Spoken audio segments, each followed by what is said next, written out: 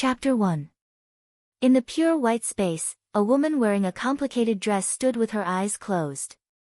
Her face was almost perfect, as if it was carved from jade. Her expression was serious. Not far in front of her, there was a ball of light the size of an adult's head.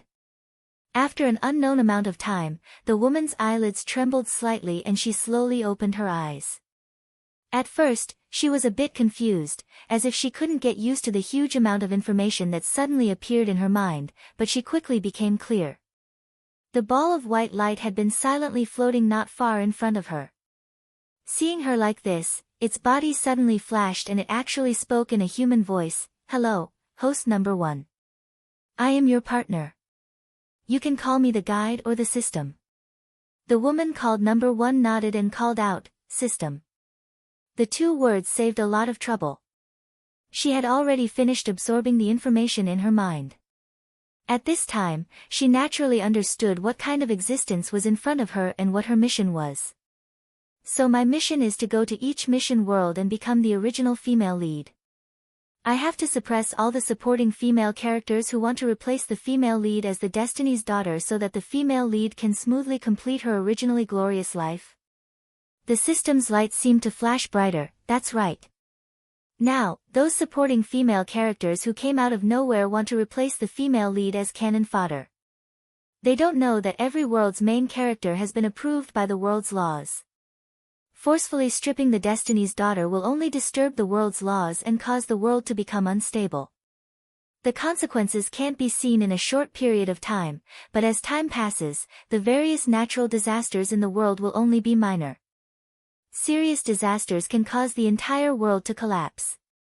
Number 1, your purpose in being created is to protect the female lead's destiny and maintain the stability of the world."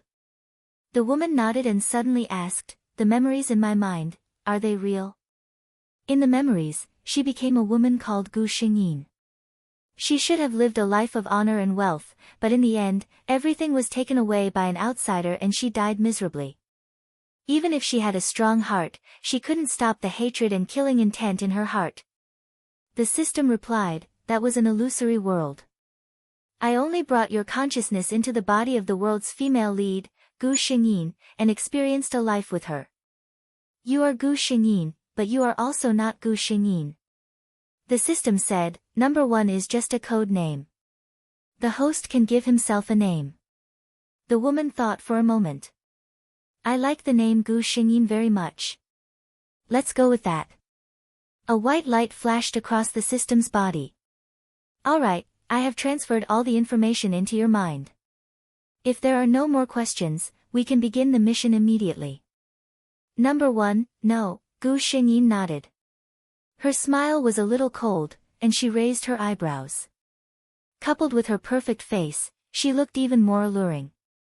"Of course, that's not a problem.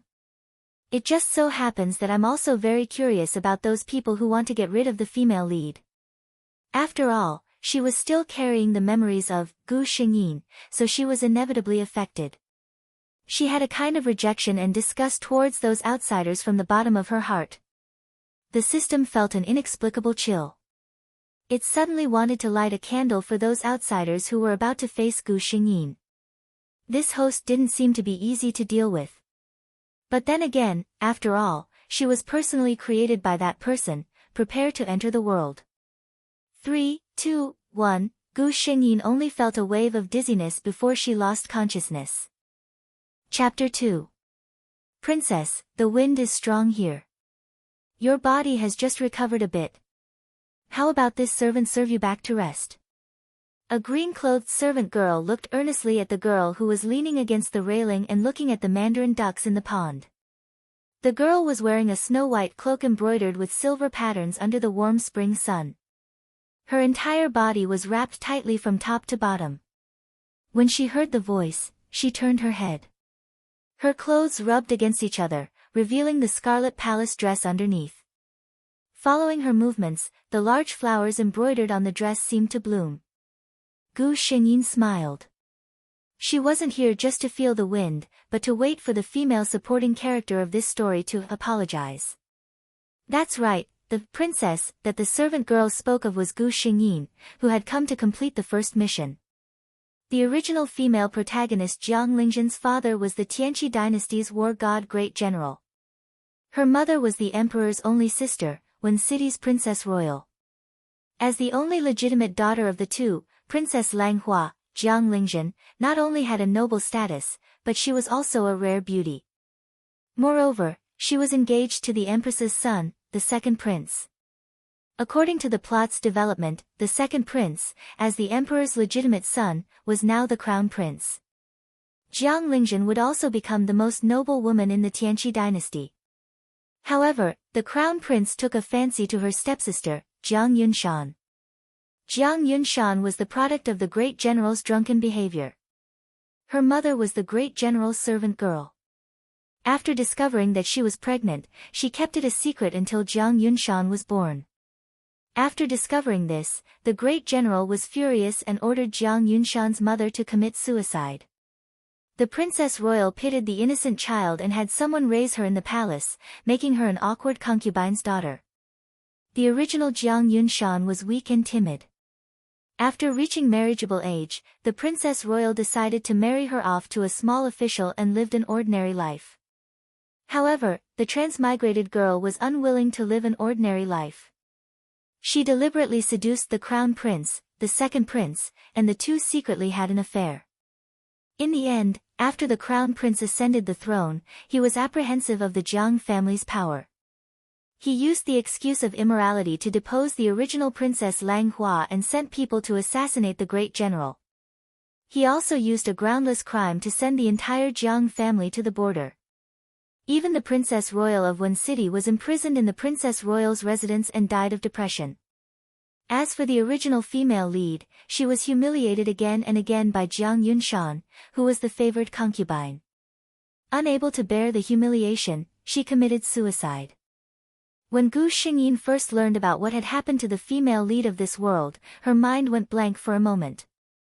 Too similar. This Jiang Lingzhen and Gu Xingyin had the same noble status. They both met Bao Xinglang and ended up in the same miserable state. The system told her the answer: I chose this world on purpose. You have Gu Xingyin's memories, so it should be easier to complete the mission if you choose a place that you are familiar with in the first world. Gu Xingyin was sitting there, waiting for the original supporting female lead, Jiang Yunshan, to take the bait. 3 days ago, when the original Jiang Lingzhen was playing in the temple fair, she was accidentally bumped by someone and fell down. She hit her head and fainted. The one who woke up was Gu Xingyin. At that time, there were so many people at the temple fair that no one knew how Jiang Lingzhen fell down. Although the great elder princess was angry, she just sent a group of servants to vent her anger. However, at this time, Jiang Yunshan, who had been replaced by the transmigrated girl, ran over to show her sisterly affection. Gu Xingyin, who knew that the culprit of Jiang Lingzhen's fall was Jiang Yunshan, said that she would definitely repay her kindness. Chapter 3. Your Grace, second miss is here to visit you. Another maidservant, Hu Zhu, who had been waiting outside the pavilion, came up to report. Gu Xingyin secretly thought, she really came. From a distance, she saw a graceful white figure walking towards her. She is really a little beauty. Gu Xingyin secretly praised her. Jiang Yunshan had willow-shaped eyebrows, almond-shaped eyes, and a face like a hibiscus. She looked delicate and timid. She was indeed a woman who could easily attract men's affection. In contrast, although Jiang Lingzhen was beautiful, she looked like her mother, great elder princess of Wen City. Her phoenix-like eyes were cold and her brows were dignified. Because of her noble status, she had cultivated an inviolable aura since she was a child. She lacked the weakness of a girl. Before Jiang Yunshan could reach Jiang Lingzhen, the tears in her eyes began to fall. Jiang Lingzhen clicked his tongue in amazement as he watched. Younger sister is here to apologize to elder sister. If I had been a little more careful that day, or advised elder sister not to go to that crowded place, perhaps elder sister would not have suffered so much. Jiang Yunshan's face was filled with remorse. Gu Xingyin sneered. It sounded like she cared about Jiang Lingzhen, but in fact, she implied that it was Jiang Lingzhen who insisted on going to the crowded place. She couldn't blame others if she fell down. Jiang Yunshan never made waves without wind. Today, she purposely acted like this. She must be doing it for someone to see. Gu Xingyin looked at Jiang Yunshan coldly. She just sat still and didn't say anything. Don't you want to act? I'll let you act as much as you want. Jiang Yunshan originally just came here to pretend. She didn't expect that Jiang Lingzhen would really ignore her. Jiang Yunshan glared at Jiang Lingzhen with resentment. She accidentally glanced at the red dress on Jiang Lingzhen and was jealous for a moment. That was this year's tribute, flowing light brocade. Except for the Empress and Empress Dowager's palace, only Great Elder Princess got one. At this moment, Jiang Lingzhen was wearing it. She had already acted, so she couldn't give up halfway. She had to work hard to wipe her eyes. Her poor pair of eyes were rubbed red. It was really red and swollen. When Jiang Yunshan almost couldn't bear it anymore, the person she was waiting for finally appeared. What's going on? A young man's voice sounded. The owner of the voice was wearing a jade crown on his head. His white robe was spotless, and there was a jade belt around his waist. He looked like an elegant and noble young master. It was Jiang Lingzhen's fiancé, the crown prince of the Tianqi dynasty, Ji Yi. Your Highness. Gu Xingyin stood up and bowed. Ji Yi quickly reached out to help Gu Xingyin up. Cousin, you don't have to be so polite. You and I are cousins, and we are engaged. There's really no need to be so formal. Ji Yi was very satisfied with his cousin's fiancée. Her background was good, and her looks were even better. Who in the imperial city didn't envy the crown prince's luck with women? Yunshan greets cousin. When Jiang Yunshan saw that the crown prince didn't even look at her, she couldn't help but grit her teeth and call out tenderly. Only then did Ji Yi notice Jiang Yunshan. He was a bit impatient at first, but when he saw Jiang Yunshan's pitiful appearance, his expression softened. You are? Jiang Yunshan gently bowed. Her neck was slightly bent, revealing her creamy skin. This concubine is the young miss of the great general's residence. I am ranked second. Jiang Yunshan's original body was as timid as a mouse. When she saw the crown prince, she would hide far away. How could she have the chance to see him? The crown prince frowned and thought for a while. Oh, so it's the great general's maidservant's daughter. Gu Xingyin looked at Jiang Yunshan with a smile. Her face became very interesting. Chapter 4. Gu Xingyin knew that Jiang Yunshan came from a different world and was very sensitive to her identity as a concubine's daughter. In the original plot, she had the emperor change her birth to a noble one after she had the 6 concubines. It was as if that would really make her superior. Gu Xingyin's mission in this world was to prevent Jiang Lingzhen's tragic fate and make her the most noble woman in Tianqi dynasty. In order to do this, Jiang Yunshan, the biggest hidden danger, could not be left alive. Before that, Jiang Lingzhen did not mind letting her have a taste of being looked down upon. After all, in the original plot, Jiang Lingzhen was humiliated by her and committed suicide. Jiang Yunshan's hands, which were hidden in her sleeves, were bleeding from her fingernails. However, her face was filled with tears. Yunshan knows that her status is low and cannot bear to be associated with cousin Crown Prince. However, Yunshan admires cousin Crown Prince's majesty and could not help herself. If there is any disrespect, cousin Crown Prince, please forgive me. After she finished speaking, she covered her face and planned to leave. The Crown Prince had always been a person who had tender feelings for the fairer sex. How could he endure this beauty's tears? What's more, Jiang Yunshan was a beautiful woman who had her entire heart and eyes filled with him. The Crown Prince only felt that his pride as a man had been greatly satisfied. He quickly stopped Jiang Yunshan and coaxed her to stay with a smile. Gu Xingyin watched this farce from the side and thought to herself, how could such an idiot become the Crown Prince? Since her mission was to become the most noble woman in Tian Qi dynasty, then in order to not make herself too disgusted, it would be better for the position of the most noble man to be changed to someone else. On the other side, the crown prince asked Jiang Yunshan what she had been doing. Jiang Yunshan took the opportunity to tell him what had happened. As expected, the crown prince immediately looked at Gu Xingyin with disapproval. Cousin Yunshan, the matter of you falling down was not Cousin Yunshan's fault. She is pure and kind and has personally come to apologize. Why are you so calculative? Gu Xingyin hated men like the crown prince who lost his principles when he saw a beauty. Gu Xingyin met such a man and ended up in such a miserable state. She lazily looked at her round and glossy nails and said, Your Highness, the crown prince's words are very strange. I was just sitting here and looking at the scenery. My Shu sister ran over to complain without any explanation. I just woke up from a coma and my mind is groggy, so I don't understand what she is doing. She glanced at Jiang Yunshan, but seeing Crown Prince come over, I kind of understand. She did not want to see this pair, so she simply held her head in her hands. Her hand and the maid, Hu Zhu and Lin Lang, who had been standing to the side, immediately came over with a nervous expression on their faces. Princess, do you feel unwell? Let me go take a rest, go back and rest. Let me help me go back to rest. After she finished speaking, she nodded at the two and left with the help of the two maids. Ji Yi looked at her pale face. Compared to her usual awe-inspiring appearance, there was a hint of gentleness, which added to her charm. His heart moved and he wanted to follow her. Suddenly, a cry of "Io" came from the side.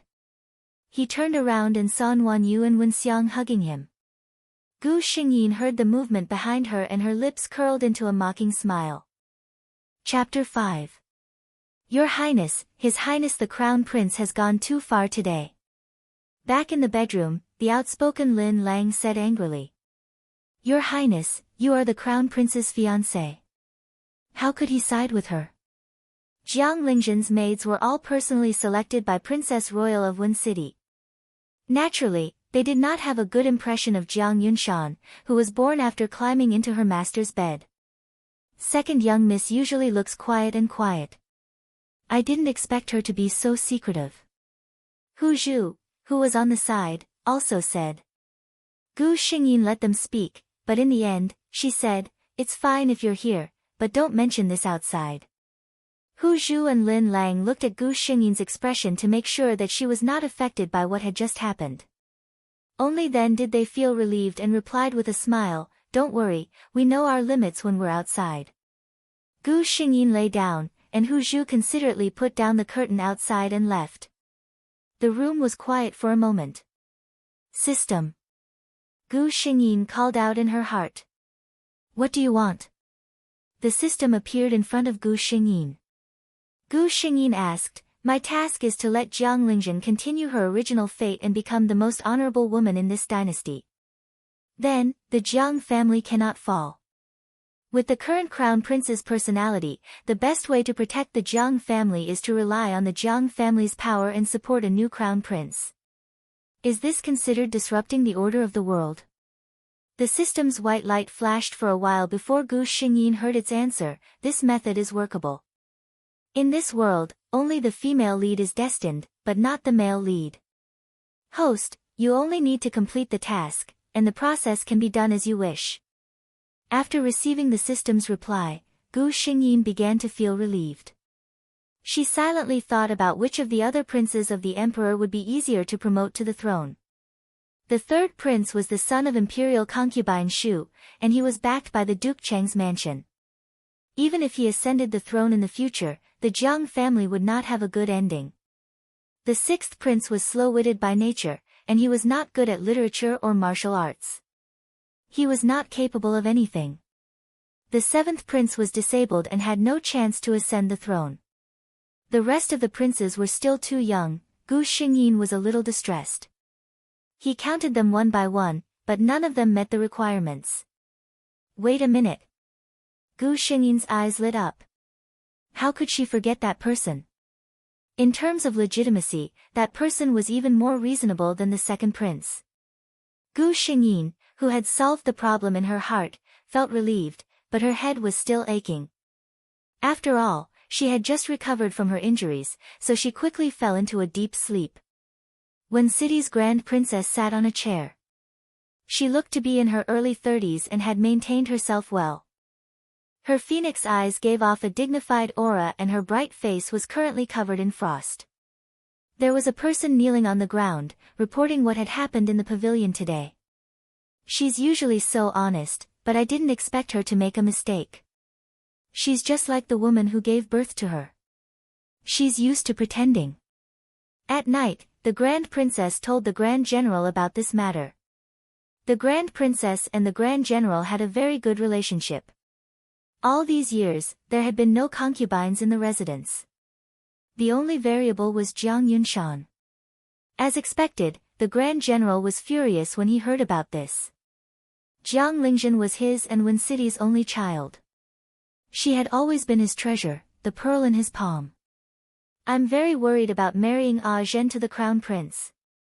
With the Crown Prince's personality, Zhen will definitely suffer a lot in the future. Wen City's Grand Princess said. The Grand General deeply agreed. Originally, they were not willing to let Zhen marry into the imperial family. Zhen's marriage to the Crown Prince was decided verbally by the Empress when Zhen was born. There was no actual decree. Now that they thought about it, they could make a fuss about it. What Gu Xingyin didn't know was that before she could think of a plan, her parents were already discussing how to separate her from the Crown Prince. Chapter 6. Jiang Lingzhen sat in the carriage and looked outside through the gap between the shaking of the carriage. Princess Royal of Wen City was a Buddhist. This time, her daughter met with such a disaster, so she still had a knot in her heart. This time, taking advantage of Jiang Lingzhen's good health, she immediately took her daughter to the most famous temple in the Tianqi dynasty, Hidden Dragon Temple, to worship. Gu Xingyin was naturally happy. The Hidden Dragon Temple was very beautiful. Even if she had nothing to do, she could still visit it. Not to mention, this time, Gu Xingyin wanted to see the legendary person in the Hidden Dragon Temple. Jiang Yunshan's carriage followed behind. She didn't know what method she used to persuade Princess Royal of Wen City, who had always ignored her, to follow them to the Hidden Dragon Temple. Jiang Yunshan naturally had her own purpose. In the original story, the Crown Prince and Jiang Lingzhen had fallen in love in the Hidden Dragon Temple. Now that she had a good impression of the Crown Prince, she couldn't let Jiang Lingzhen have a chance to get close to the Crown Prince. Jiang Yunshan's index finger touched a little cold. She touched the smooth jade bottle in her sleeve and a smile appeared on her face. After Jiang Lingzhen followed Princess Royal of Wen City to worship the Buddha, she told Princess Royal of Wen City that she wanted to get some fresh air. Then, she took her two maids, Hu Zhu and Lin Lang, to the back of the mountain. She was familiar with the plot of this world. Naturally, she knew that there was an extraordinary Buddhist living in the Hidden Dragon Temple.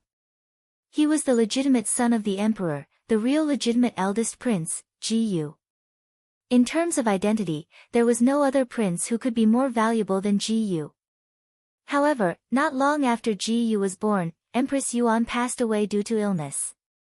Therefore, the emperor thought that this son would bring bad karma to his family, so he didn't like him. Ji Yu grew up in the palace until he was 10 years old.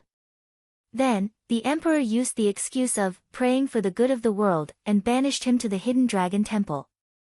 In the original story, this legitimate eldest prince didn't appear in many scenes. He was really like a Buddhist living quietly in the Hidden Dragon Temple. Gu Xingyin ordered Hu Zhu and Lin Lang to follow them from a distance, while she slowly enjoyed the scenery in the temple's backyard. Although she had Gu Xingyin's memories, she could only be considered as a spectator.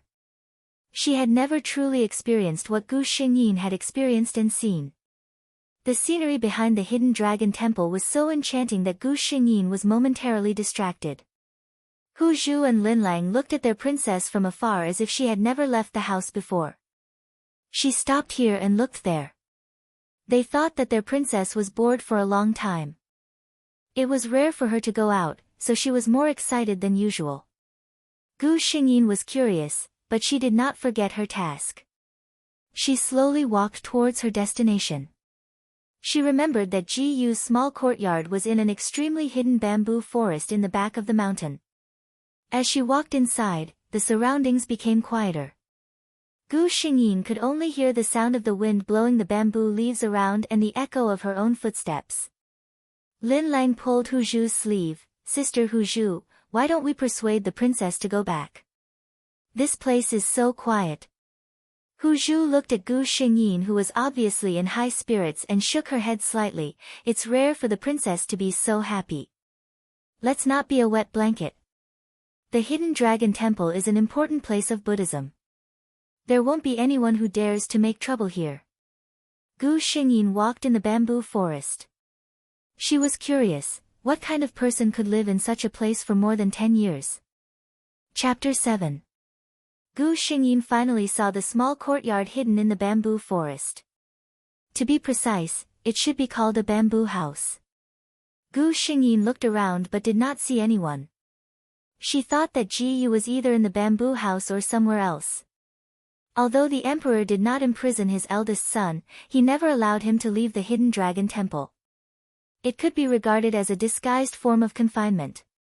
"Greetings, young lady." Gu Xingyin was stunned, and a clear voice came from behind her. She turned her head slightly. The moment she saw the person, her eyes widened slightly. This man, his appearance was really... Gu Xingyin did not know how to describe it. Perhaps because he lived in the temple for many years, the eldest son of the emperor did not look like a person of the secular world. Ji Yu was only a secluded cultivator, so he did not need to shave his head. His long hair was tied up with a green hair band, and he was wearing a green robe without any decorations. There were no patterns on his robe, but it made people feel that no luxurious clothes made of pearls and jade would be more suitable for him than this. He stood in front of Gu Xingyin, holding a peach blossom that had just been plucked from the branch in his hand, and bowed his head to greet her with a warm smile. "Greetings, young lady." Gu Xingyin vaguely remembered the illusion of Buddha's smile when he picked up a flower. Ji Yu's smile was quite refined and free from the secular world. She came to her senses and bowed with a smile. "I came to the Hidden Dragon Temple with my family to fulfill a vow. I came out to take a breath of fresh air and was attracted by the beautiful scenery in the mountain. I unconsciously came here and felt a little tired. May I ask for a cup of water from you?" Ji Yu and Ji Yi looked somewhat similar, which was why Gu Xingyin could recognize Ji Yu at a glance. Hearing Gu Xingyin's words, Ji Yu was slightly stunned, and then smiled. "Young lady, please follow me." He led Gu Xingyin to the bamboo building. After entering the building, Gu Xingyin discovered that the bamboo building had an independent courtyard. There was a man-made vine frame to shade the courtyard from the sun. It was a rather interesting place. Hu Zhu and Lin Lang had already walked to Gu Xingyin's side. Ji Yu invited Gu Xingyin to sit down and entered the room herself. When he came out, there was a pot of tea in his hand. Gu Xingyin thanked him and raised his hand to take it. "Miss." Hu Zhu reminded her in a low voice. This thing of unknown origin should not be eaten casually. Gu Xingyin smiled carelessly and took a sip of the tea. "Eh." Gu Xingyin exclaimed, "Good tea." Ji Yu smiled faintly. "It's just an insignificant skill. It's not worthy of praise from the young lady." Gu Xingyin thought, "If I don't do this, how can I continue to communicate with you?" Thus, Gu Xingyin began to chat with Ji Yu through this tea ceremony. Unexpectedly, the two of them were quite congenial. Originally, Gu Xingyin only approached Ji Yu with a purpose. However, after chatting, she found that Ji Yu had a similar point of view as her on many things. This made her very surprised. Unknowingly, the two of them talked for more than half an hour.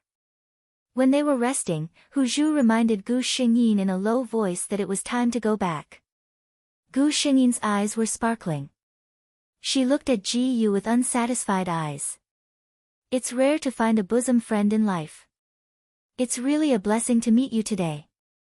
Ji Yu was also in high spirits, but he only said to her, "This bamboo building is located in a remote area. Shall I send you out?" Gu Xingyin and her servants followed the path that Ji Yu took. When they passed through a dense forest, they suddenly heard a strange sound.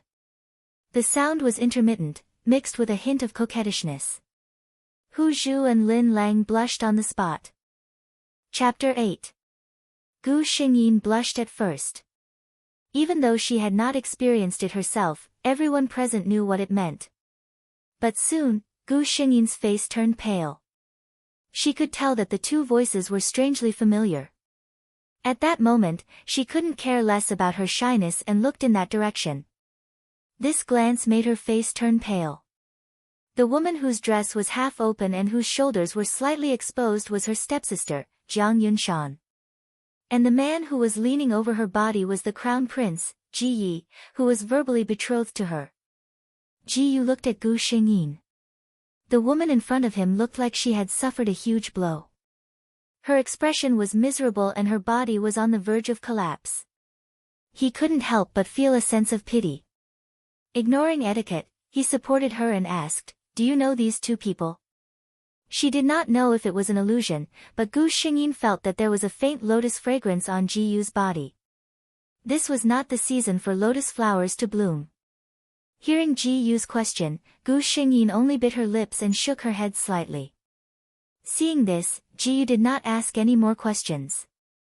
He gestured to the two women behind him who were also shocked. The few of them quietly retreated. The few of them walked in silence. Ji Yu sent them all the way to the exit of the back mountain.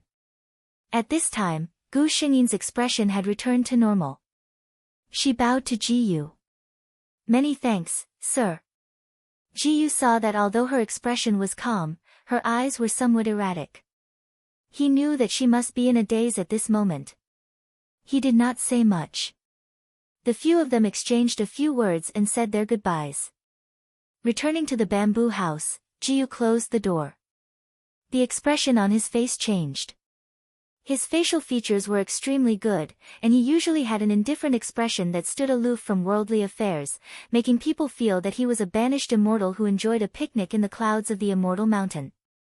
However, at this moment, that benevolent and tolerant smile was hidden, and a pair of gentle eyes actually revealed a piercingly cold killing intent.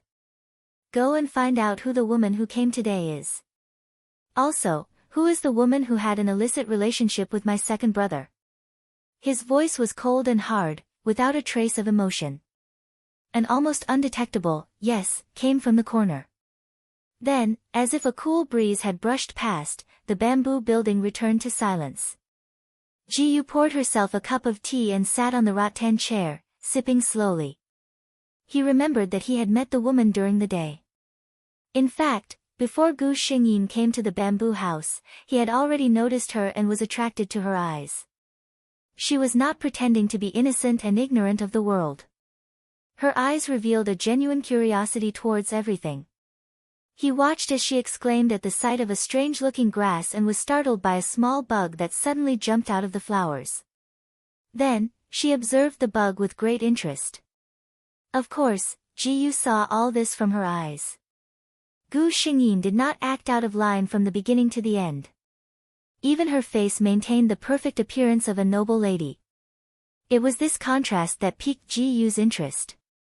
Of course, he did not know that this phenomenon, in a distant world, had a name called contrast mo. He was cold by nature and was thrown into this place by his biological father to live alone for more than 10 years.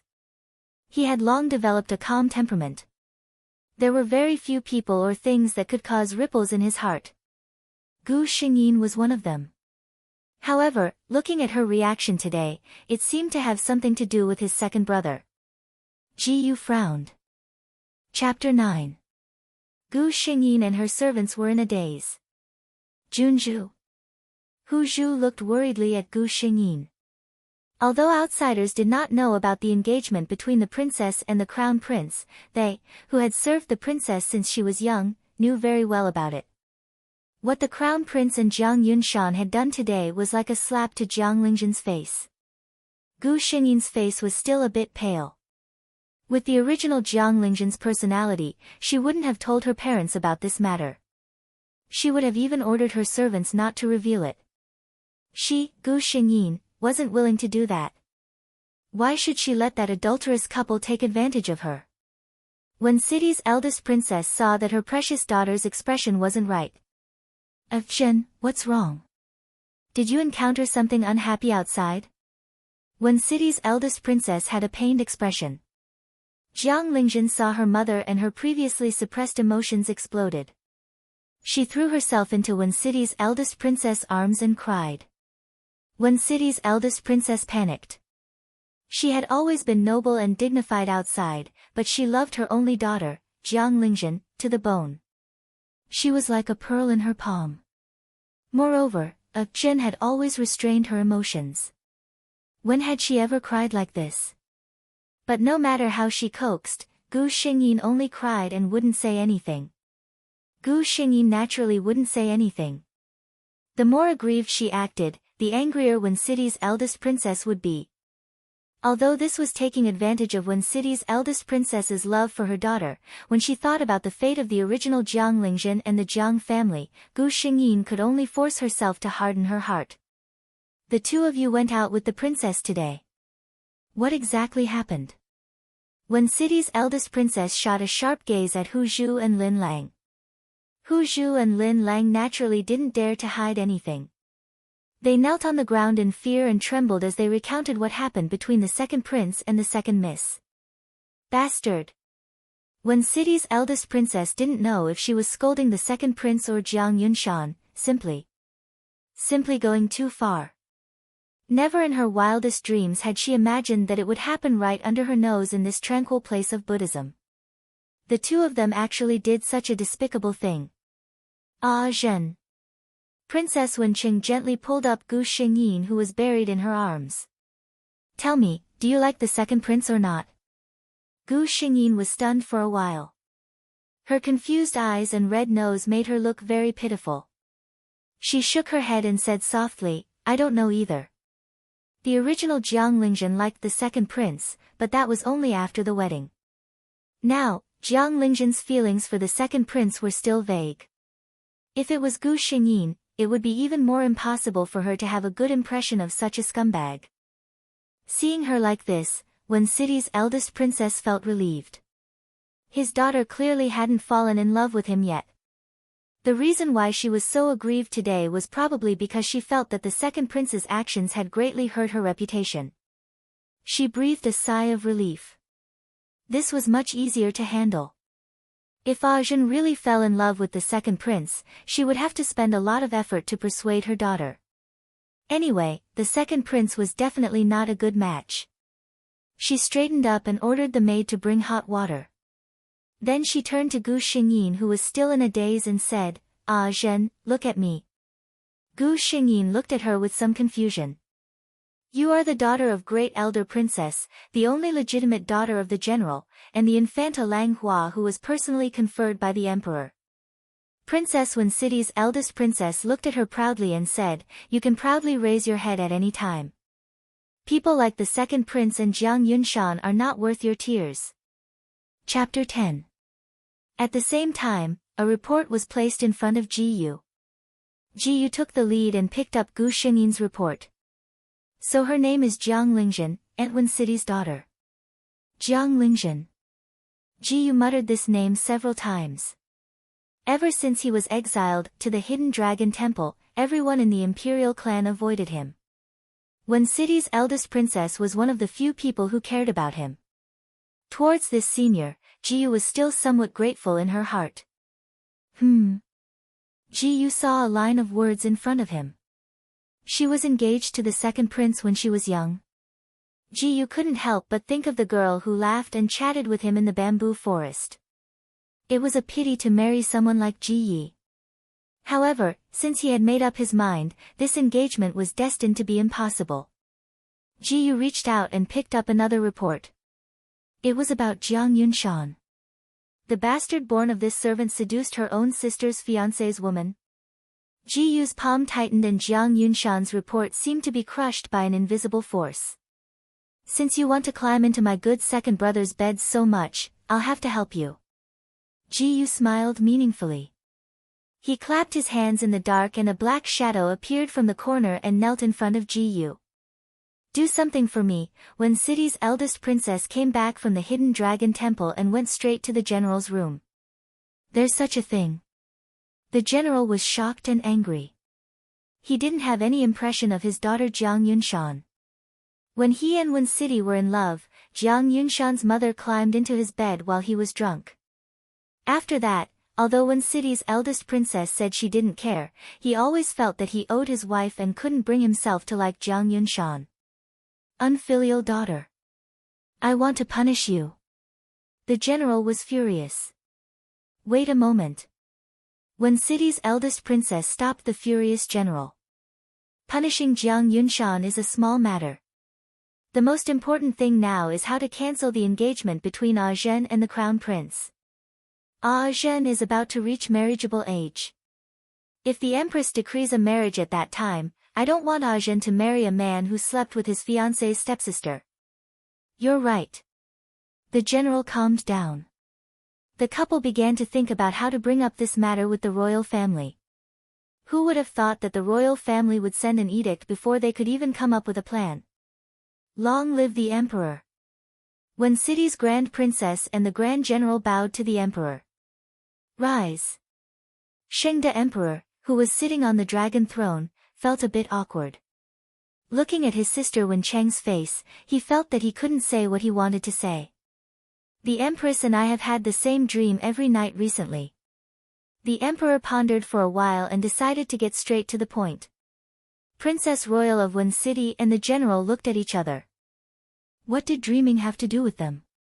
What the emperor said next shocked them.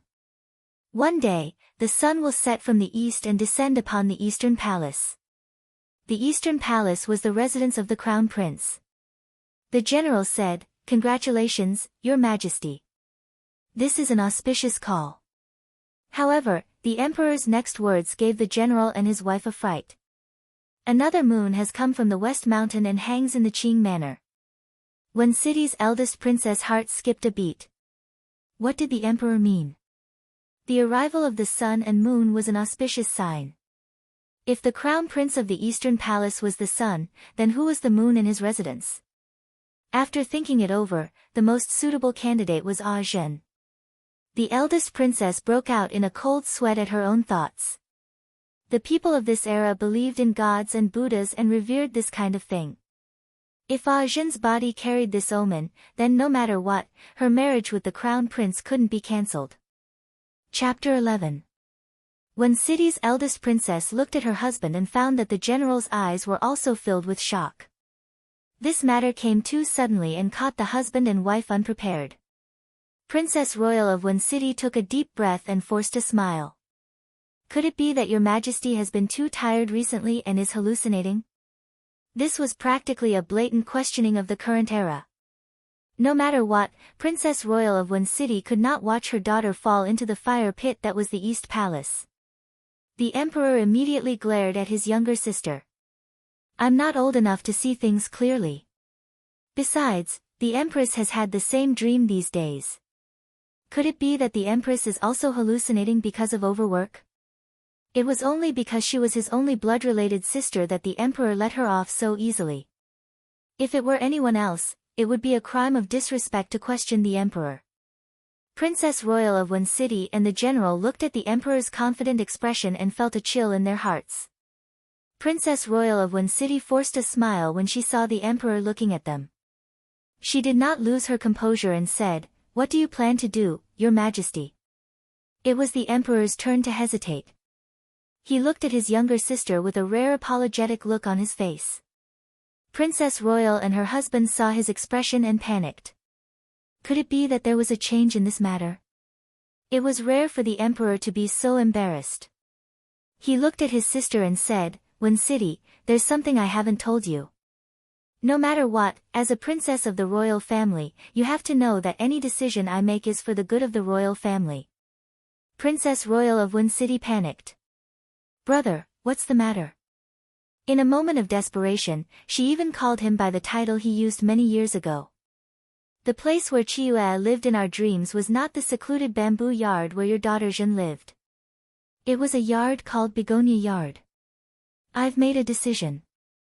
On the 8th of next month, the crown prince will welcome your concubine's daughter into the mansion as a concubine. The emperor deeply felt that this decision was unfair to Princess Royal of Wen City and the general. He knew about the engagement between the crown prince and Princess Langhua, Jiang Lingjun. Now, the crown prince was going to welcome his concubine's sister into the mansion. In the Tianqi dynasty, there had never been a precedent of a sister serving the same husband. Besides, it was a humiliation to Jiang Lingjun. In this way, the engagement between Jiang Lingjun and the crown prince was bound to be cancelled. Wen City's grand princess was stunned. The emperor thought that his news was hard for her to accept, but he didn't know that she wasn't upset, but pleasantly surprised. The heavens really took pity on him. Wen City's grand princess was pleasantly surprised. She never thought that just a moment ago, she was still worried about her daughter's fate, and in the next second, she would receive such good news. Moreover, the marriage contract that had troubled her for a long time had been resolved. When she came back to her senses, she heard the emperor continue. I know that this matter has wronged Ah Zhen. I watched her grow up, and I doted on her so much. I have always hoped that she could marry into our imperial family. Sigh, this time, it is our imperial family that has let her down. Tomorrow, I will issue an edict to grant Ah Zhen the title of Princess Qingyang. Your fief, the Qingyang county near Wen City, will be bestowed to her. Wen City's eldest princess was a little dizzy from this big persimmon. Bestowing land? The infanta of this dynasty did not have the right to be enfeoffed. Even the princesses had to be enfeoffed based on how much they were favored. Wen City's grand princess was the former emperor's legitimate daughter, and the current emperor's biological sister. Because of this honor, she was given her own fief. She didn't expect the imperial family to be so generous in compensating her. A princess with a fief was much more honorable than a princess of the royal family. Chapter 12. The emperor saw that the eldest princess and her husband had no objection, so he felt even more guilty. The next day, he gave Gu Xingyin an even more generous reward. The eldest princess and her husband returned home happily. When the eldest princess returned home, she called her daughter and told her what the emperor had told her today. After that, the eldest princess of Wen City carefully looked at her daughter's expression. She saw that her daughter was happy and not disappointed, so she was completely relieved. She was afraid that Ah Zhen couldn't bear to give up the noble status of crown princess. She couldn't think straight and entered the deep palace where people could eat people without blinking. Princess Royal of Wen City had grown up in the palace since she was a child. She knew a lot about the tricks in the harem. Gu Xingyin was naturally happy. She was worried about how to get rid of the engagement with Ji Yi. She didn't expect that this would happen. However, this didn't happen in the original plot. Gu Xingyin called the system. The system flashed and replied, checking. Unable to check. Maybe the world's laws automatically filled in. There is no abnormal situation. Please carry out the task as usual. Well, Gu Xingyin saw that she couldn't get the answer, so she didn't bother about this matter. This is too convenient for Jiang Yunshan. Princess Wenqing said angrily. It was already a great honor for a concubine's daughter to marry the crown prince as a concubine. The eldest princess didn't doubt that with this auspicious omen, if Jiang Yunshan's family background was not so bad, there was no way to shut the mouth of the officials in the imperial court.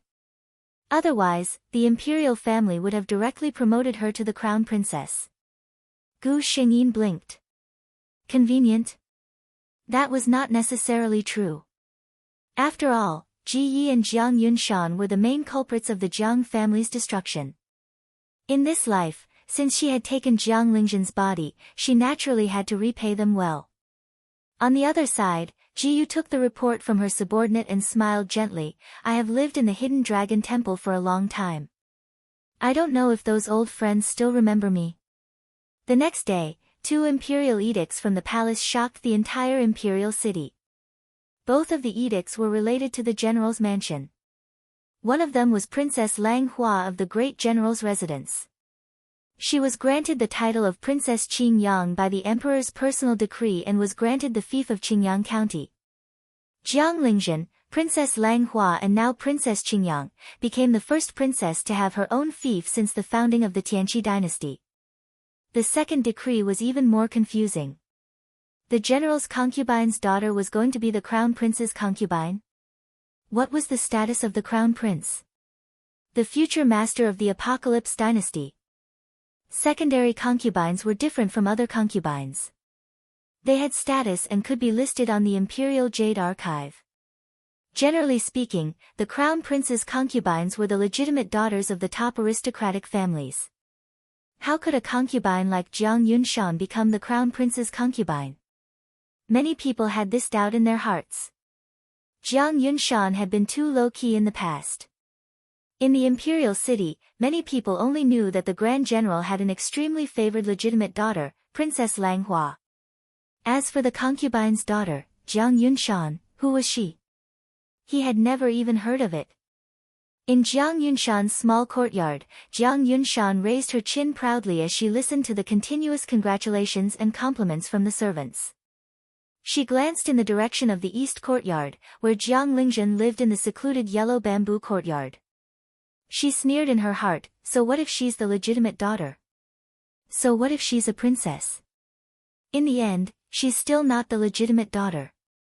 Even her fiancé is one of my people. She looked at the crimson butterfly embroidered dress she was wearing. This was a tribute from the palace.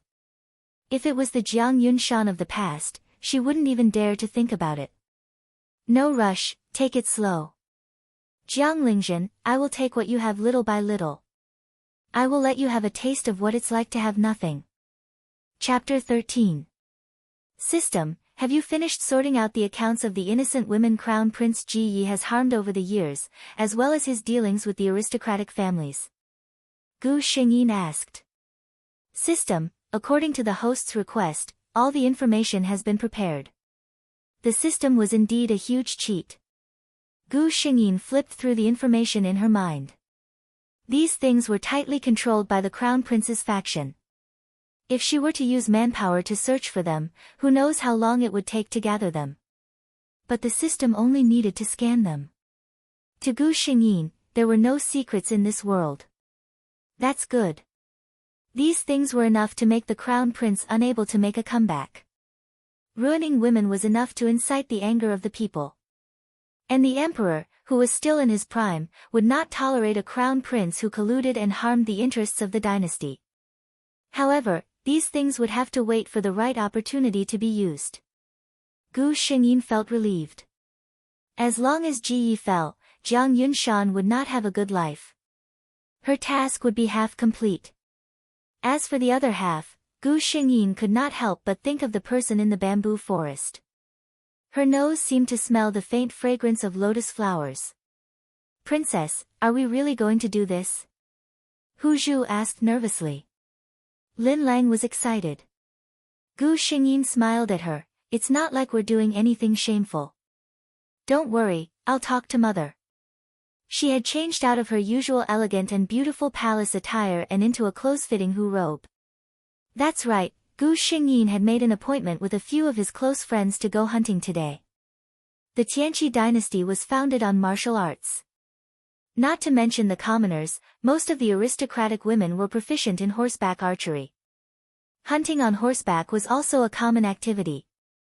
Ever since he fell down at the temple fair, Princess Royal of Wen City did not allow Jiang Lingzhen to leave the residence alone. In other words, ever since Gu Xingyin came to this world, he had not left the residence except for that one time when he followed Princess Royal of Wen City to the Hidden Dragon Temple. As a created human, Gu Xingyin said that although she had the system in hand, and her musical, chess, calligraphy, and painting abilities were perfect, she had never practiced them. She was looking forward to this mounted archery competition. After changing her clothes, Gu Xingyin asked her two personal maidservants to wait on her, while she went to settle the matter of leaving the mansion. She didn't go to Princess Royal's room. Instead, she went to the general's room. Compared to the Princess Royal who was occasionally strict with her daughter, the general who was obedient to Jiang Lingjun was obviously easier to deal with. Sure enough, with a blink of her wet eyes and a pout of her pink and tender lips, as well as a sweet father, the general, who had always been known for his cold-bloodedness, was immediately defeated. He even personally sent his daughter to the gate of the mansion. He was the one who taught Jiang Lingjun how to ride a horse. After watching his daughter leave with a smile on her face, the general put away his fatherly smile and instructed someone in the dark, "Follow the princess well. Don't let anyone who doesn't have eyes hurt her." Yes. When Princess Royal of Wen City received the news, Gu Xingyin had already left. Is she worried that I won't agree? She even deliberately hid it from me. Princess Royal didn't know whether to laugh or cry. She put on a serious face and said, "When the princess comes back, have her come to my room. Let's see how I take care of her." The mama who had been following behind Princess Royal of Wen City secretly complained, "Princess, can you restrain the smile in your eyes a bit before saying this?" Chapter 14. Ah Zhen. Seeing Gu Xingyin coming, several young ladies who were chatting in the distance waved at her. Gu Xingyin urged his horse over. Sure enough, everyone was wearing the same attire as Gu Xingyin. Not far away, several strong and valiant horses were quietly grazing with their heads lowered. "I haven't seen you for a long time." The one who spoke was the Duke of Danyang County. He was one of Jiang Lingjun's best friends. He was also one of the few people who knew about the marriage between Jiang Lingjun and the Crown Prince. "I was thrown down last time. Mother doesn't allow me to go out." Gu Xingyin replied with a smile. He had a very good impression of this girl with a bright smile. In the original plot, after Jiang Lingjun was in trouble, she was the only one who did not abandon Jiang Lingjun and wholeheartedly wanted to save her from the cage. The Duke of Danyang County saw Jiang Lingjun's bright smile without a trace of gloominess. After hearing that Jiang Yunshan was taken as a concubine, he was relieved. "Let's go. My father found me a good horse from the western region a few days ago. Today I will show you." The Duke of Danyang County laughed. The group of young ladies rode their horses and galloped into the distance. The horse of the county magistrate of Danyang County was indeed 1 in 1,000. She quickly left the others far behind. The only one who could keep up with her was Gu Xingyin. "Ha, Ah Zhen, let's not care about them. I will secretly take you to a good place," the Duke of Danyang County said excitedly to Gu Xingyin. Gu Xing's interest was piqued by being chased. He ignored Hu Zhu's call and followed the county lord of Danyang County, disappearing without a trace. Oh no! As they ran, Gu Xingyin found that something was wrong. The horse under her was showing signs of going crazy. There was something wrong with the horse. "Danyang! Something is wrong with my horse," Gu Xingyin shouted to Danyang. Danyang was shocked when he heard this. He looked in Gu Xingyin's direction and his expression changed immediately. "Ah Zhen, calm down. I'll go over slowly." The county lord of Danyang County steered his horse closer to Liang Zhen, intending to pull Gu Xingyin onto his horse when the time came. Who knew that Gu Xingyin's horse was not in its right mind? When it saw other horses approaching, it raised its hind legs and kicked them fiercely. Hiss! The horse of Danyang County's county magistrate cried out in pain. Fortunately, it still remembered its master and tried its best not to fall. However, it refused to get close to Gu Xingyin's horse again. When County Princess Danyang finally calmed down, Gu Xingyin had already disappeared. Ah Zhen! Danyang panicked. If something happened to Ah Zhen, Gu Xingyin was not having a good time. She did not know what stimulated the horse, but it only knew how to gallop. She was being jolted, and sometimes the leaves by the roadside would hit her body. It hurt. System. Gu Xingyin called out to the system in his mind. "What's going on?" The system replied, "The ingredients of hallucinogens were detected from the horse you were riding." Gu Xingyin's expression turned cold. "So, it was done by someone?" The system replied, this was in the original plot. Did the host forget? Gu Xingyin recalled. Yes, the transmigrator Jiang Yunshan had poisoned Jiang Lingzhen's horse once. That time, Jiang Lingzhen fell from the horse and broke his left arm. He had to rest for half a year. But wasn't that 2 years later? The system replied, the host changed the fate of the original body. Naturally, the plot of the world also changed. But now, I advise the host not to think too much. Quickly deal with the situation in front of you. Gu Xingyin came back to her senses. There was no road in front of her. Instead, it was a smooth stone wall. The horse under her did not show any signs of stopping. Ah! Chapter 15. Gu Xingyin closed her eyes, steeled her heart, and prepared to jump off the horse. She had no choice. If she let it crash into the stone wall, she would be crippled even if she didn't die. Just as Gu Xingyin was about to jump off, she suddenly heard the system's puzzled eh. At the same time, a strong and powerful arm was placed around her waist, and with a slight force, Gu Xingyin was lifted into the air and fell into a broad embrace. Her breath was suddenly filled with a light lotus fragrance, and Gu Xingyin immediately knew who the person behind her was. She heard a scream, and subconsciously wanted to look at the horse she was sitting on, but Ji Yu raised his hand to cover her eyes. Don't look. A clear voice sounded in her ears. She silently thought for a moment, and the scene was probably a little bloody, so she obediently nodded and didn't look over there.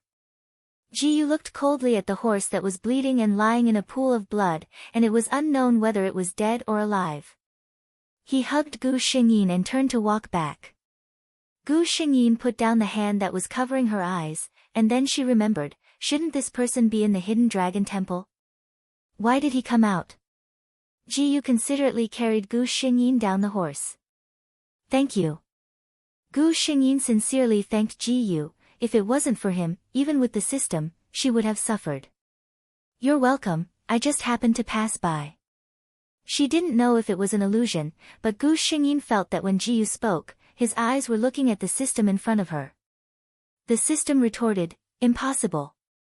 Other than the host, no one can see me. Then her eyes must be playing tricks on her, and Gu Xingyin didn't care about this. By the way, why are you here? Gu Xingyin asked. Ji Yu smiled, I have nothing to do, so I came out for a walk. Gu Xingyin thought to herself, a person who is grounded can still walk around so calmly. It seems that this eldest prince is being looked down upon by everyone. She was a little excited. The more powerful Ji Yu was, the higher her chances of completing the mission, right? Gu Xingyin suddenly felt a trace of warmth on her cheek. She looked up and saw Ji Yu's focused gaze. There's a dead leaf here. Looking at the focused face of the man in front of him, Gu Xingyin suddenly felt his heart skip a beat. System, he's really handsome. For some reason, the system didn't answer her. Ji Yu smiled as she looked at Jiang Lingzhen's slightly flushed face. Then, she evaded his gaze and looked elsewhere. Ah, this place is so beautiful. Gu Xingyin did not notice that behind her was a vast sea of flowers. What flower is this? Gu Xingyin was a little curious. She gently leaned over and sniffed it. She had never seen this kind of blue flower before. Ji Yu followed her and squatted down. This kind of flower comes from a tribe in the south. It's called evoking emotion. It is said that if a young man in that tribe is interested in a girl, he will bring the girl to the evoking emotion flower. The girl will know that the person in front of her likes her and prays for her response. His voice was gentle and pleasant to listen to. The beautiful story that came out of his mouth added a touch of affection. Gu Xingyin felt the heat coming from beside her. She only felt her heart beat faster. What did he mean by bringing her here? And telling such a story? While she was in a daze, a delicate and beautiful evoking emotion flower suddenly appeared in front of her. Behind the flower was Ji Yu's gentle smile. I think this flower suits you very well. Chapter 16. At this moment, the wind was still. Gu Xingyin was at a loss.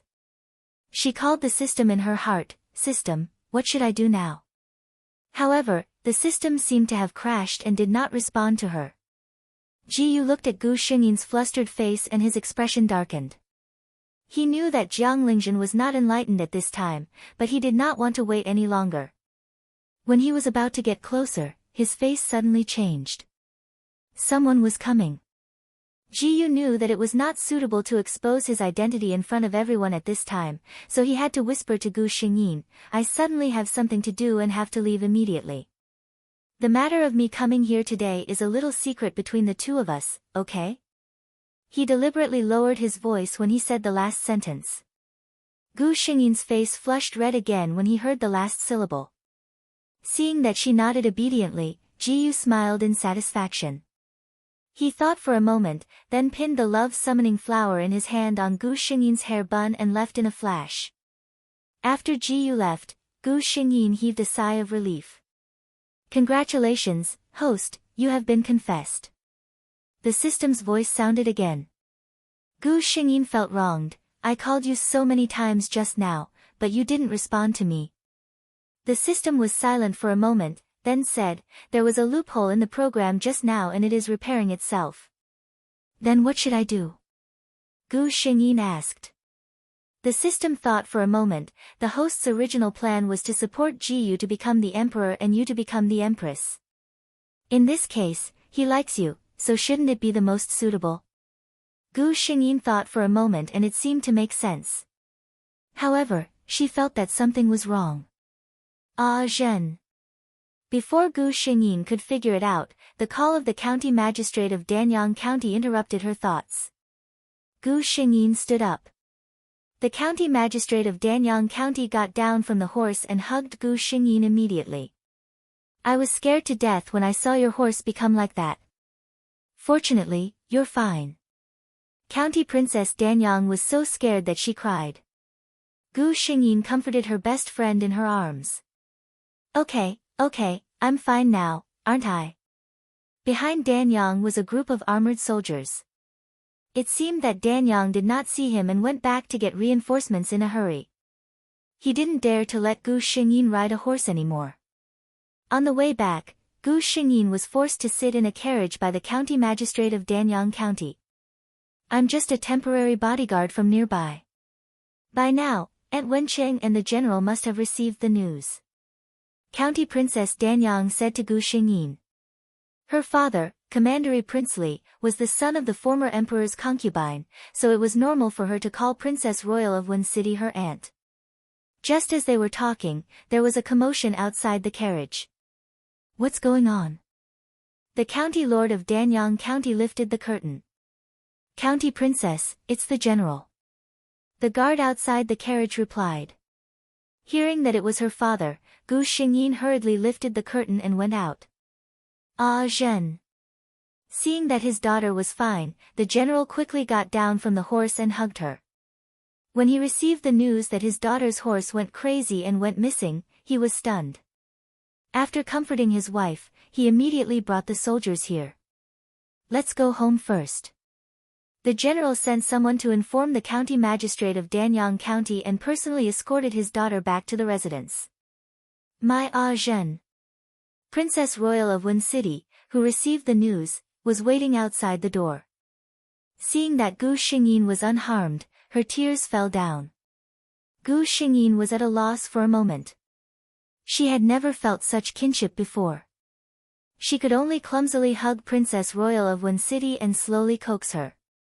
After coaxing her mother with great difficulty, Gu Xingyin was pulled in front of Princess Royal and her husband and asked about the whole story. Chapter 17. Your horse suddenly went berserk without any warning. Wen City's Grand Princess and the Grand General's faces were frosty. Hearing this, if they still couldn't see that someone was targeting Ah Zhen, then they would have lived in vain.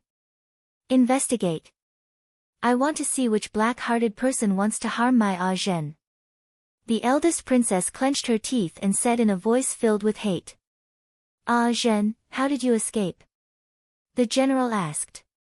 When they found their daughter, she was clearly unharmed. Gu Xingyin thought of Ji Yu's face and her face turned red. Someone suddenly appeared to save me. But he left after saving me. I don't know who it is. The general and eldest princess saw their daughter's red face and didn't think much of it, thinking that she was still in shock. Seeing Gu Xingyin's tired face, they didn't ask anything else and let her go back to her room to rest. Although Jiang Yunshan's matter was done secretly, it wasn't without traces. The eldest princess quickly locked onto her as a suspect, but she couldn't find any evidence. Mother, are you suspecting your daughter? Although your daughter isn't Mother's biological daughter, I have always been respectful to Mother and have never dared to disobey my elder sister. Mother actually suspects your daughter of having bad intentions. Like this, your daughter might as well die here to prove my innocence. Jiang Yunshan said this and was about to slam her head into a pillar. Of course it wouldn't succeed. Jiang Yunshan gave a cold laugh in her heart. She was already the crown prince's concubine and without any evidence, the eldest princess couldn't do anything to her. As expected, the eldest princess waved her hand to send her away. Jiang Yunshan, who had returned to her room, looked at the girl in the mirror. Her originally delicate figure, under the contrast of her luxurious clothes, now had too more dignified elegance. Was this the taste of power? If she was still a lowly concubine's daughter, even if there was no evidence, the eldest princess could kill her with a single sentence. Not enough, not enough. Just being the crown prince's concubine was not enough to shake a giant like the Jiang family. After Jiang Yunshan left, the eldest princess angrily threw the teacup in her hand to the ground. Your Highness, be careful of your body. The mama that had served the eldest princess since she was young comforted her. Look at her. Does she really think that just because she became the crown prince's concubine, she can look down on me? The more Wen City's eldest princess thought about it, the angrier she got. So what if the sun and the moon reflect each other? This consort wants to see just how big of a storm a secondary consort of the crown prince who can't give birth to a child can cause. The eldest princess's expression was cold. Compared to her, Jiang Yunshan was still too inexperienced. At the same time, a document appeared on Ji Yu's desk. This woman again. Ji Yu looked at the name Jiang Yunshan as if she was looking at a dead object. Aunt Wenqing made a move. However, I think it's still too light to end her bloodline. Why is she jealous of Ah Zhen? Honorable status? Stunning looks? Since that's the case, let's destroy them all. With just a few words, Jiang Yunshan's fate was decided. Gu Xingyin was talking to the system. Do you think I should take revenge on Jiang Yunshan? The system said, Host, someone has already fought back for you. Jiang Yunshan won't be able to jump around for much longer. For the rest of your life, all you need to do is to be a quiet and pampered beauty for the rest of your life. Gu Xingyin. What's the point of me coming here? The system said, maybe it's to encourage Ji Yu, the original background, to work hard and reach the peak of life. Chapter 18. Jiang Yunshan sat in the middle of the crowd, listening to the young ladies who used to be of noble status flattering her in a veiled manner. Given her previous status, she naturally wasn't qualified to attend the 70th birthday of the Duke Jin Estate's Dowager Duchess. But now, Jiang Yunshan looked around with satisfaction. Who would dare to look down on her now? Little did she know that the noble young ladies in the distance were whispering, is this the concubine-born young lady of the general's estate? She's just a so-so. I don't know what kind of luck she had to be chosen by the imperial family.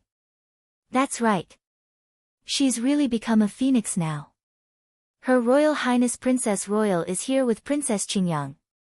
When the voice sounded, the noisy reception hall suddenly quieted down. The Dowager Duchess, who was over 70 years old, personally stood up to welcome the Princess Royal. Jiang Yunshan clenched the handkerchief in her hand. When she came, the Dowager Duchess didn't even look at her and only sent her daughter-in-law to welcome her. As for Jiang Lingzhen, the moment she came in, the people who were originally around her all gathered around her. Jiang Yunshan could even see that many people were looking at her and Jiang Lingzhen, obviously comparing the two of them. She lowered her head and looked at her clothes. They were newly made and were made of fabric bestowed by the palace.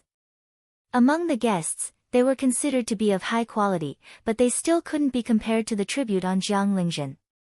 Now that she only had one sister left, she would send one of the rare things she obtained to the Princess Royal's estate. The Princess Royal loved her daughter like a treasure, so these rare things were almost all used on Princess Qingyang, Jiang Lingjun. Jiang Yunshan heard the women around her talking about the pigeon egg-sized eastern pearls on the tip of Princess Qingyang's shoes. They were the treasures presented by the northeastern king. The empress received a pair, the Empress Dowager, who had been worshipping Buddha for a long time, received a pair, and the last pair was given to the Princess Royal. Who knew that Jiang Lingjun would decorate it on the tip of her shoes? Just this pair of eastern pearls overshadowed the limelight of all the women present. Needless to say, the other things on Princess Qingyang were all rare treasures. Jiang Yunshan only felt that all the gazes were sneering at her. She couldn't stay any longer and told the people around her that she wanted to go out for a walk. She didn't know that when she saw her mother come over, she didn't get up to greet her. Instead, she avoided her.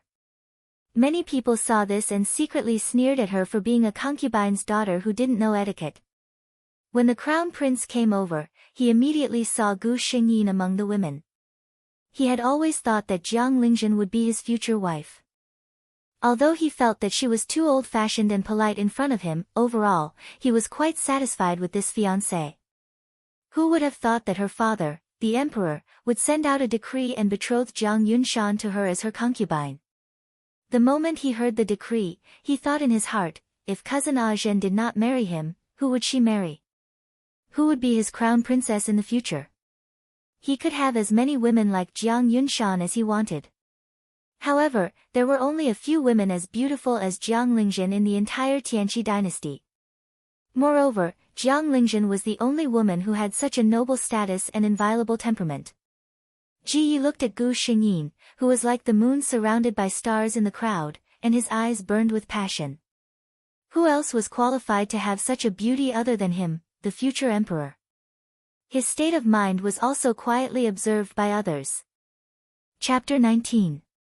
Gu Xingyin also noticed the possessive gaze of the crown prince. She only felt disgusted. Why was he pretending to be affectionate now? If he really had feelings for Jiang Lingjun, he wouldn't have done that with Jiang Yunshan. She felt disgusted, but she still had to pretend that she didn't know and joke with the people around her.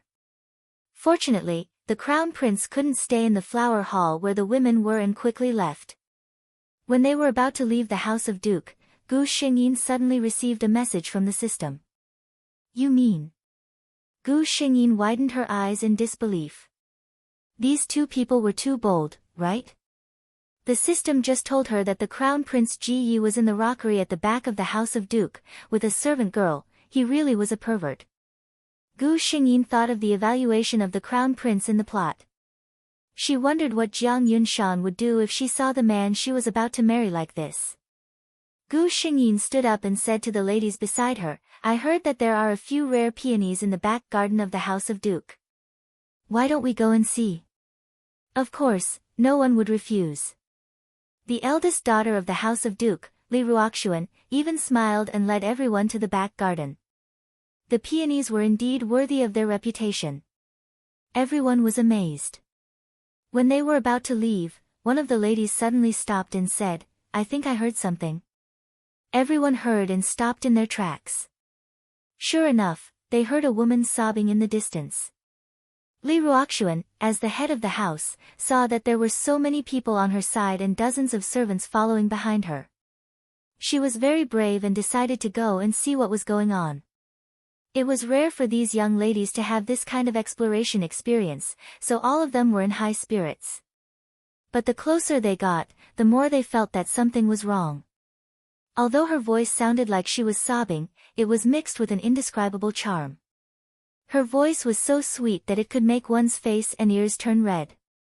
A few of the older ladies had already secretly blushed, while the younger ones who didn't know anything still had a confused look on their faces.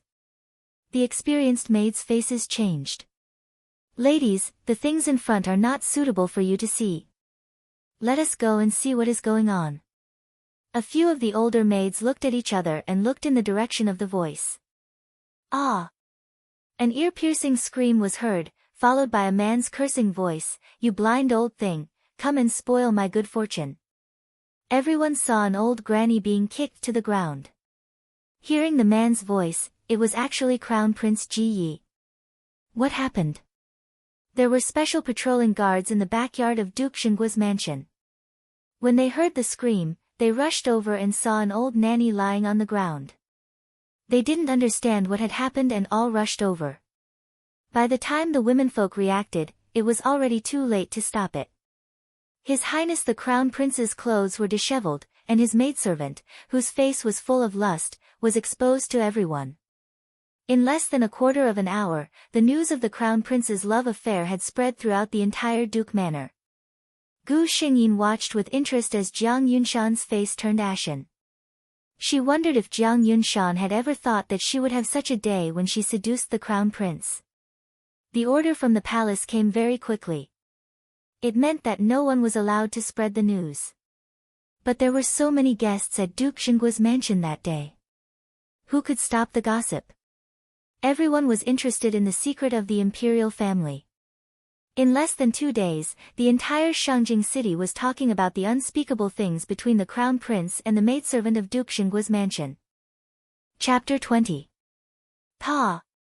Another white and blue teacup fell to the ground. Jiang Yunshan was still angry as she swept the other teacup on the table to the ground. Whenever she thought of the Guaduke Manor's people looking at her with eyes filled with schadenfreude or pity, she could not suppress the anger in her heart.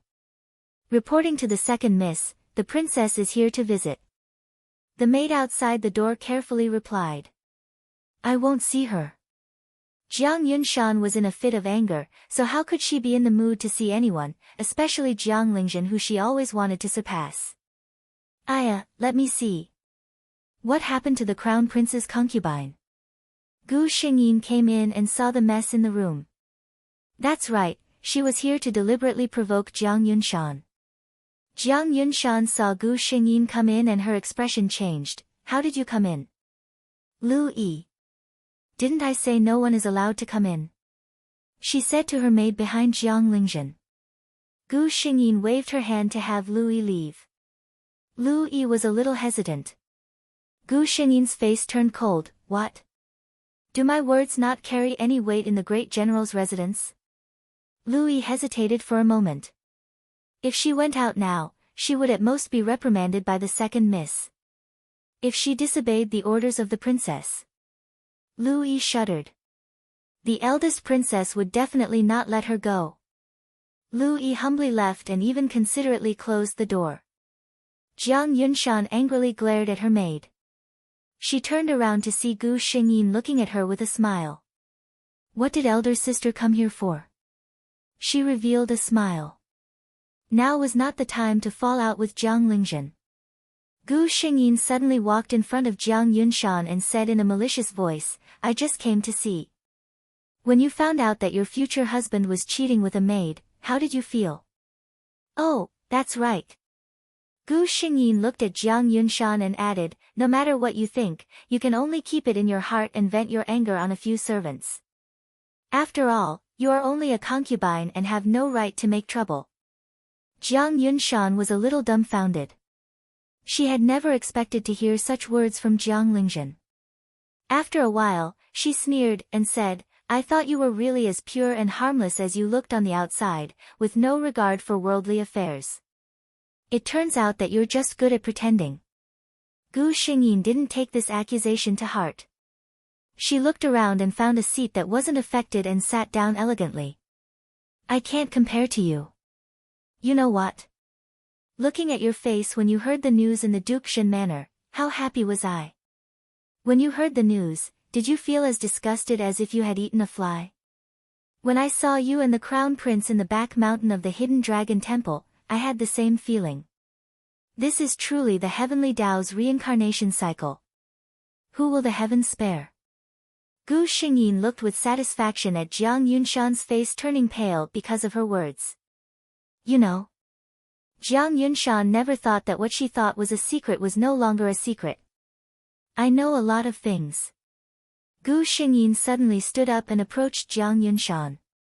Looking at her panicked face, She smiled and said in her ear, "Who pushed me down at the temple fair?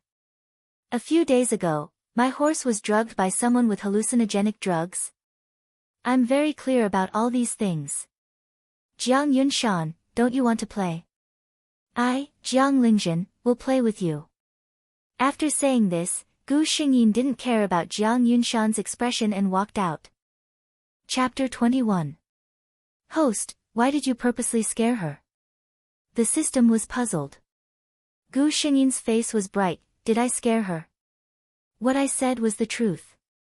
Whether she thinks too much or not, it's up to her. System, I feel that the host is developing in an incredible direction. Ji Yu received the news from his subordinates and read it carefully twice. He covered his mouth and chuckled. I thought it was a lazy and noble Persian cat, but it turned out to be a little wild cat baring its fangs and brandishing its claws. He only felt that Jiang Lingjun was more adorable like this. He couldn't wait to go to her side and see her.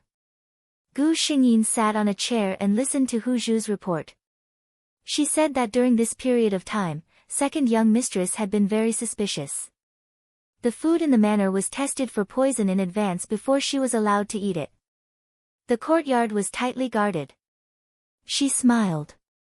Jiang Yunshan really was scaring herself. Even if she really wanted to make a move, she wouldn't choose to do it in the general's fu. After all, she was the crown prince's future Cifei. If something happened, although it wouldn't be serious, the general's fu would still be in some trouble. Soon, it was the day of Jiang Yunshan's marriage. A Cifei couldn't be married, couldn't be carried in a sedan chair, and didn't have the right to walk through the front door. In addition, the Princess Royal of Wen City really hated Jiang Yunshan, so she hastily prepared some dowry for her. It was just to give her face, so the general's fu didn't even have red lanterns. Fortunately, there was the imperial family's reward. Outsiders saw that Jiang Yunshan was very beautiful, but people with discerning eyes could see that this new crown prince Cifei was not loved by her family. The crown prince didn't care much about her.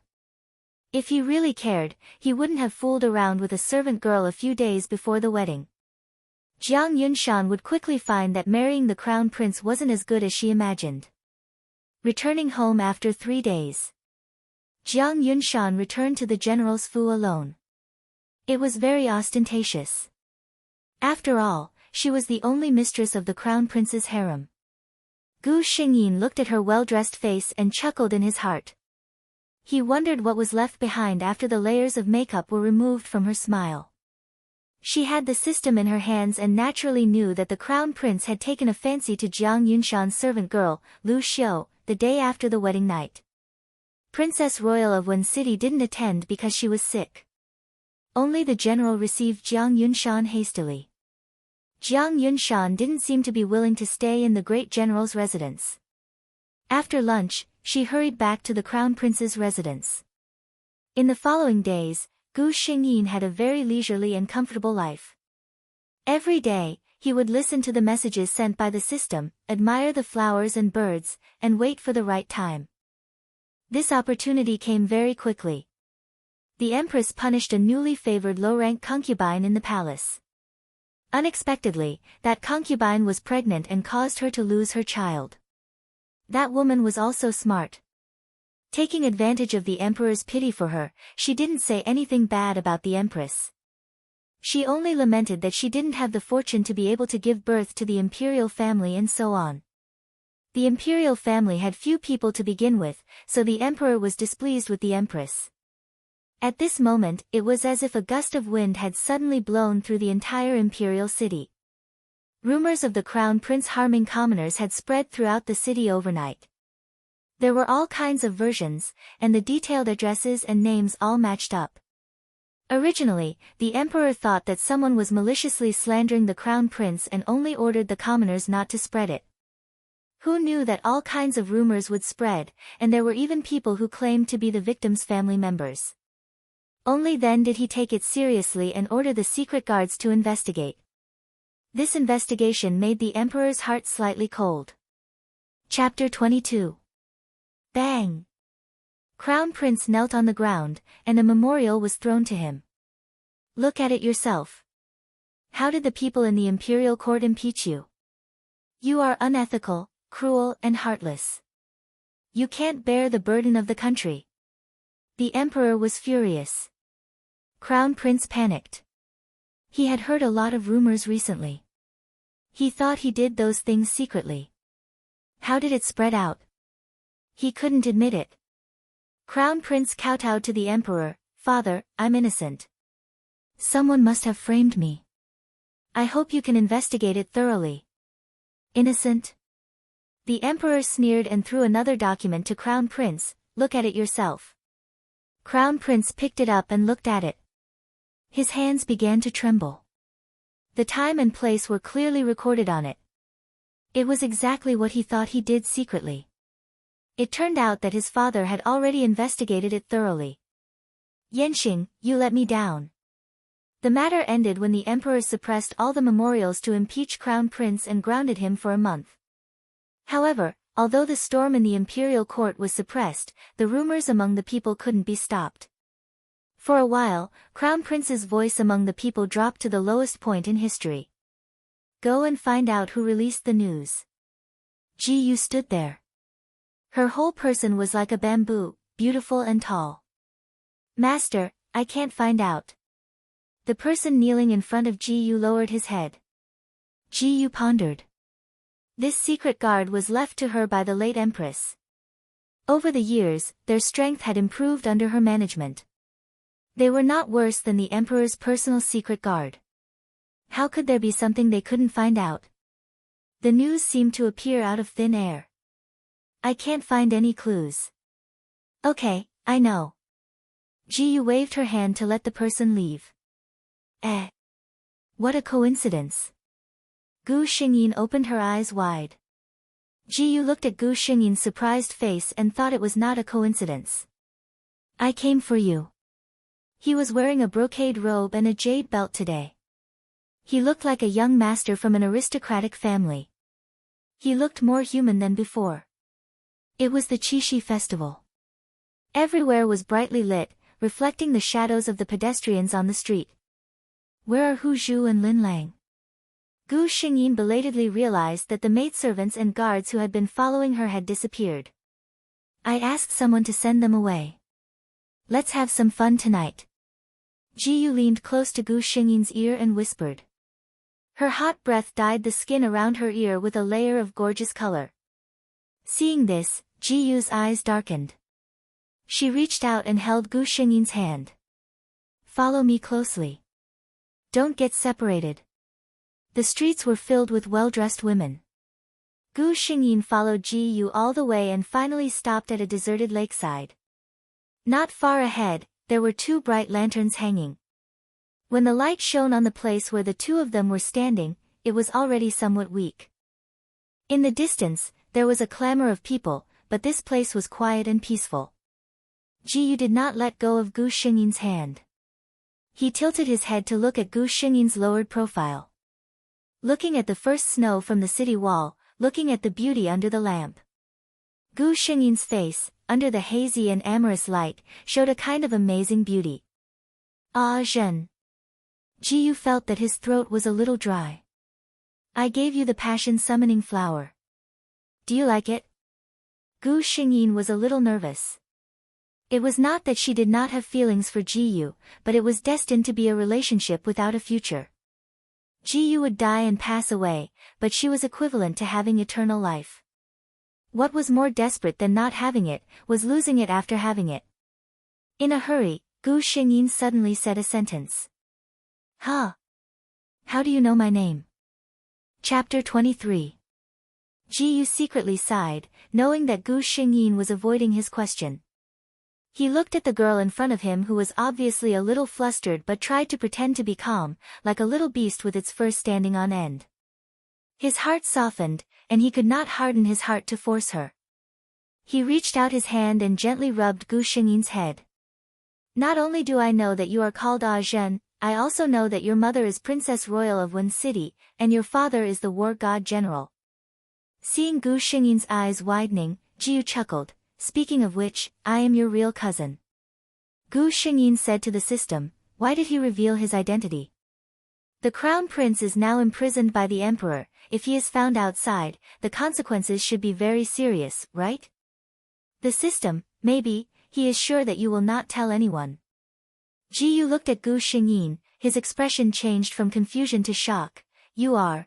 He covered Gu Xingyin's mouth. Be good, this is not the time to say this name. Ah Zhen, promise me, even if it is your mother, you will not tell her. Gu Xingyin nodded. Ji Yu let go of Gu Xingyin's hand and suddenly asked, did the crown prince come to see you recently? Gu Xingyin's face suddenly became very ugly. Yes, the crown prince came to see Gu Xingyin twice recently. The meaning behind his words was nothing more than to coax Gu Xingyin, saying that the person in his heart had always been her, asking her to wait for him. When the crown prince ascended the throne, Gu Xingyin would be the empress of the world. Of course, the crown prince was not satisfied. He had always regarded Gu Xingyin as his own. Suddenly, his fiancée became his real cousin. How could the overbearing crown prince accept this? If it was another teenage girl, she might have been moved by the crown prince's sweet words, but this Jiang Lingzhen's body was filled with Gu Xingyin. She had thoroughly seen through the crown prince's scumbag nature. Ji Yu saw her expression and knew that she was right. His expression darkened. He suddenly grabbed Gu Xingyin's hand and bent down. Gu Xingyin's eyes widened in an instant. The touch on her lips told her clearly what had happened. Ji Yu only felt that this feeling was exceptionally sweet. Looking at Gu Xingyin's dazed expression, he let out a chuckle. That chuckle was deep and seductive, and Gu Xingyin felt that the defensive wall she had built in her heart was on the verge of collapsing. Then, she blacked out as Ji Yu raised her hand to cover her eyes. Gu Xingyin sat in the carriage in a daze, recalling what had just happened. That kiss made her dizzy. After that, Ji Yu seemed to have said a few words, but she did not hear them. She knew that Ji Yu's subordinate had informed him that it was time to go back. Then Ji Yu held her hand and brought her to the market from before. The servants of the eldest princess manor were looking for her. Princess. Hu Zhu immediately saw Gu Xingyin in the crowd. She was filled with joy as she quickly ran over. Gu Xingyin turned around and found that the person holding her hand had already disappeared.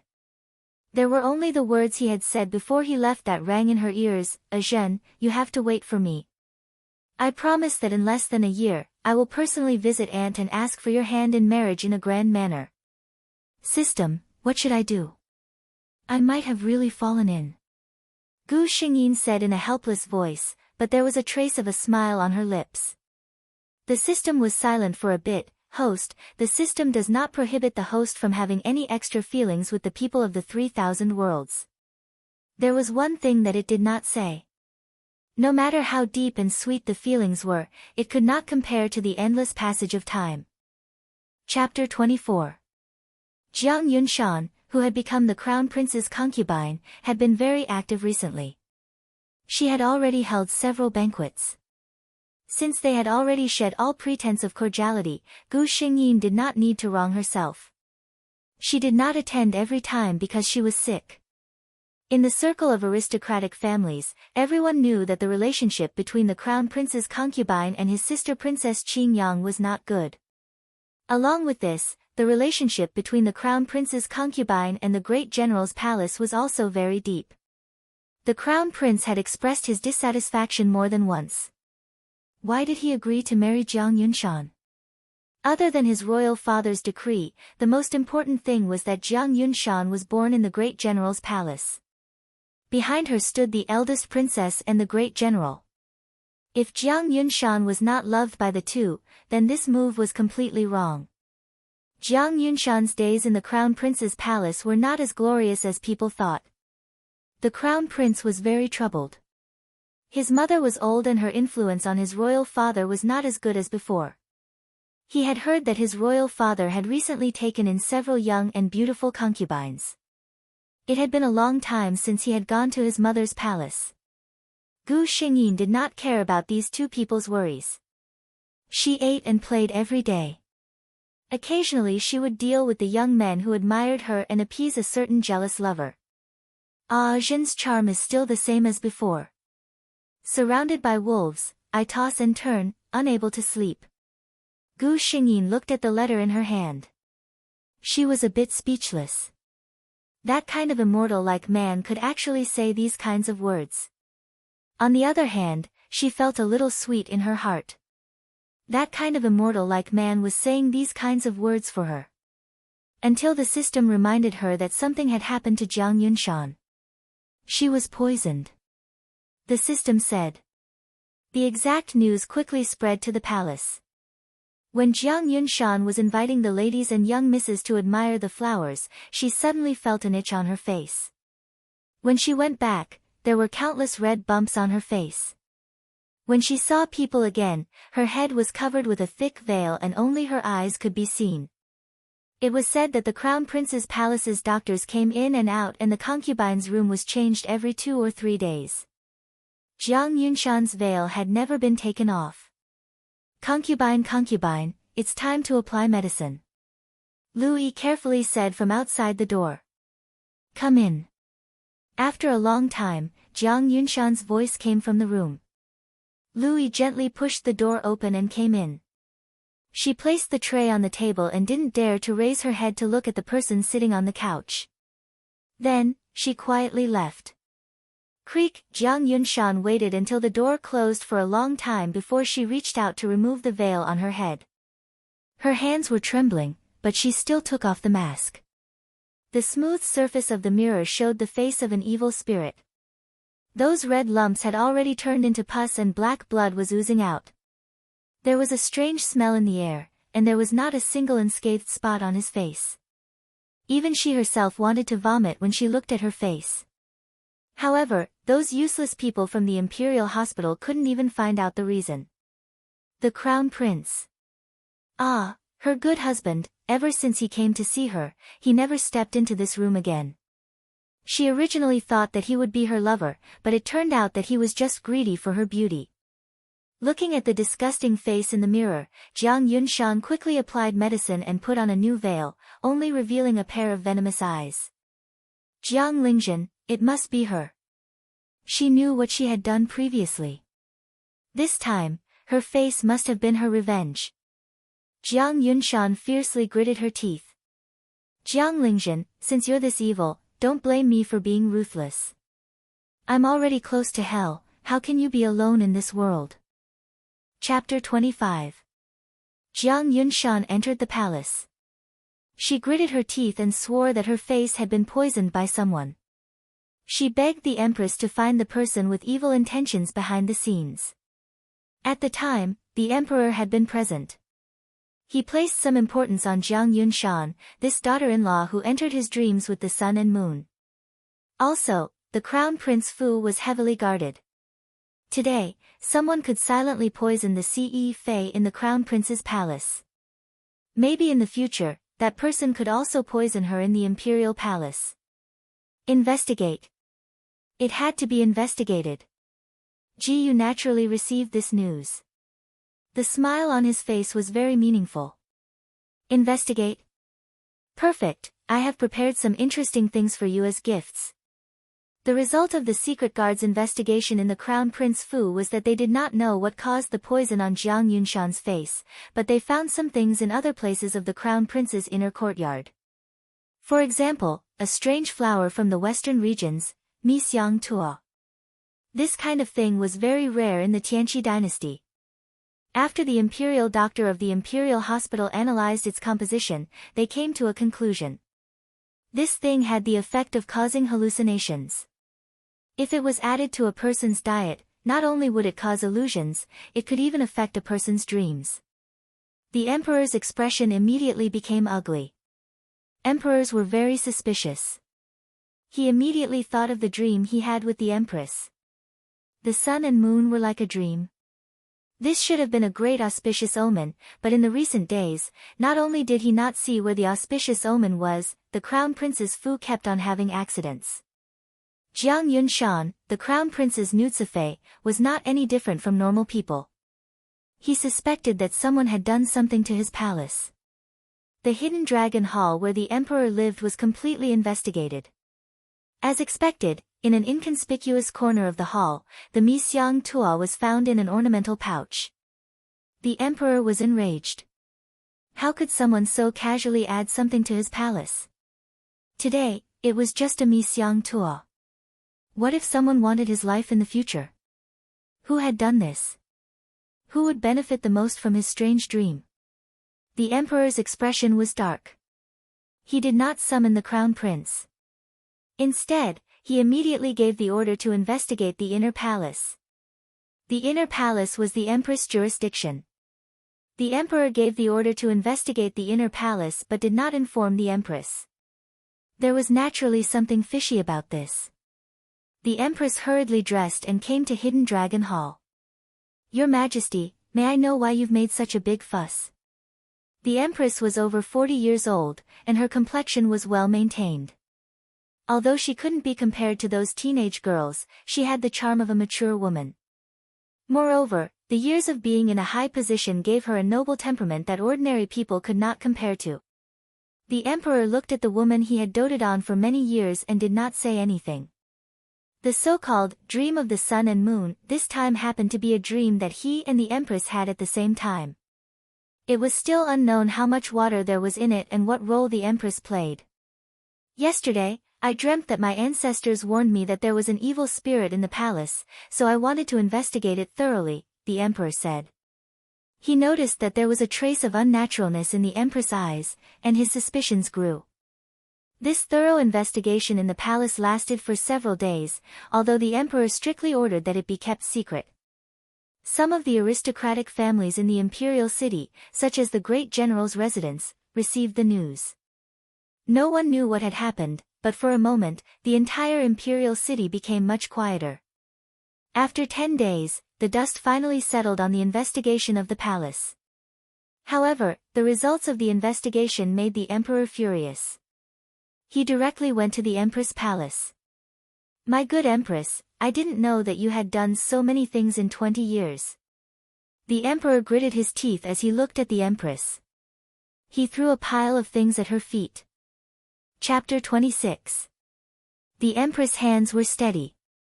She slowly picked up the documents on the ground. There was a detailed list of things, such as which opponents she had persecuted when she was young, which concubines she had caused to have miscarriages, or who she had framed. The empress was not afraid. Those people had long been a pile of bones buried under the palace. The emperor might not even remember what they looked like, let alone severely punish the empress who had accompanied him for 20 years. It was just that her image in the emperor's mind was shattered. The older she was, the harder it would be for her to be favored. She did not care about what happened to herself. She was only worried that the emperor would hate her crown prince. When she flipped to one of the places, the empress' hands trembled. She saw the name. So that was it. She wondered why the emperor was so emotional. It turned out that he had found this. The former empress, her sister, the current emperor's empress, the woman she could not erase from the heart of the man in front of her. "Your Majesty, what is the meaning of this?" After the extreme panic, the empress slowly calmed down. "What is it?" The emperor used to admire the empress' calm face, but now he felt that this face was so disgusting. Ali's difficult birth was not an accident. "I want you to tell me personally." The emperor looked at the empress with red eyes. "Didn't your Majesty already investigate clearly? Why do you still ask me?" The empress gently tidied up her slightly messy hair. "Yes, it was me. I was jealous of my sister. When she gave birth, I bribed the midwife. I planned to kill both the mother and the child. I didn't expect the little one to be so lucky." Slap. The empress' face was slapped to one side. "Vicious woman." The empress suddenly laughed. "Vicious woman? Yes, I am a vicious woman. Lila Jun was the most perfect and kindest woman. But wasn't she killed by me without a sound? I became the empress, my son became the crown prince, and she. Her son is still a monk in the temple."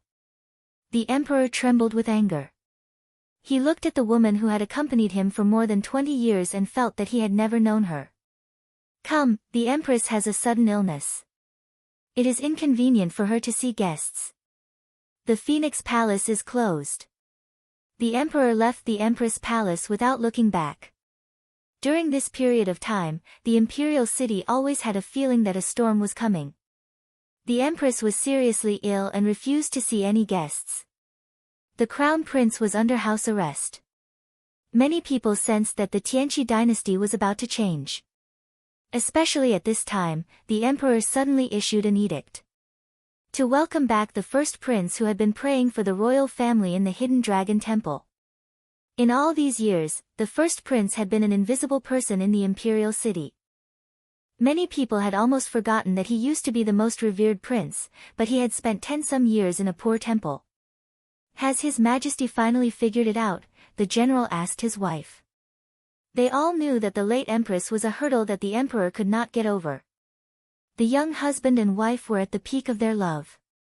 The late empress died at the most beautiful time, and from then on, she became a drop of cinnabar in the emperor's heart that could not be erased. The first prince, Jiyu, was undoubtedly lamentable. The emperor blamed the late empress' death on him and never liked him. He was the son of the first wife of the Empress Yuan. In the palace, he was even worse than a servant. In the end, the emperor did not even want to see him and sent him to the Hidden Dragon Temple when he was young.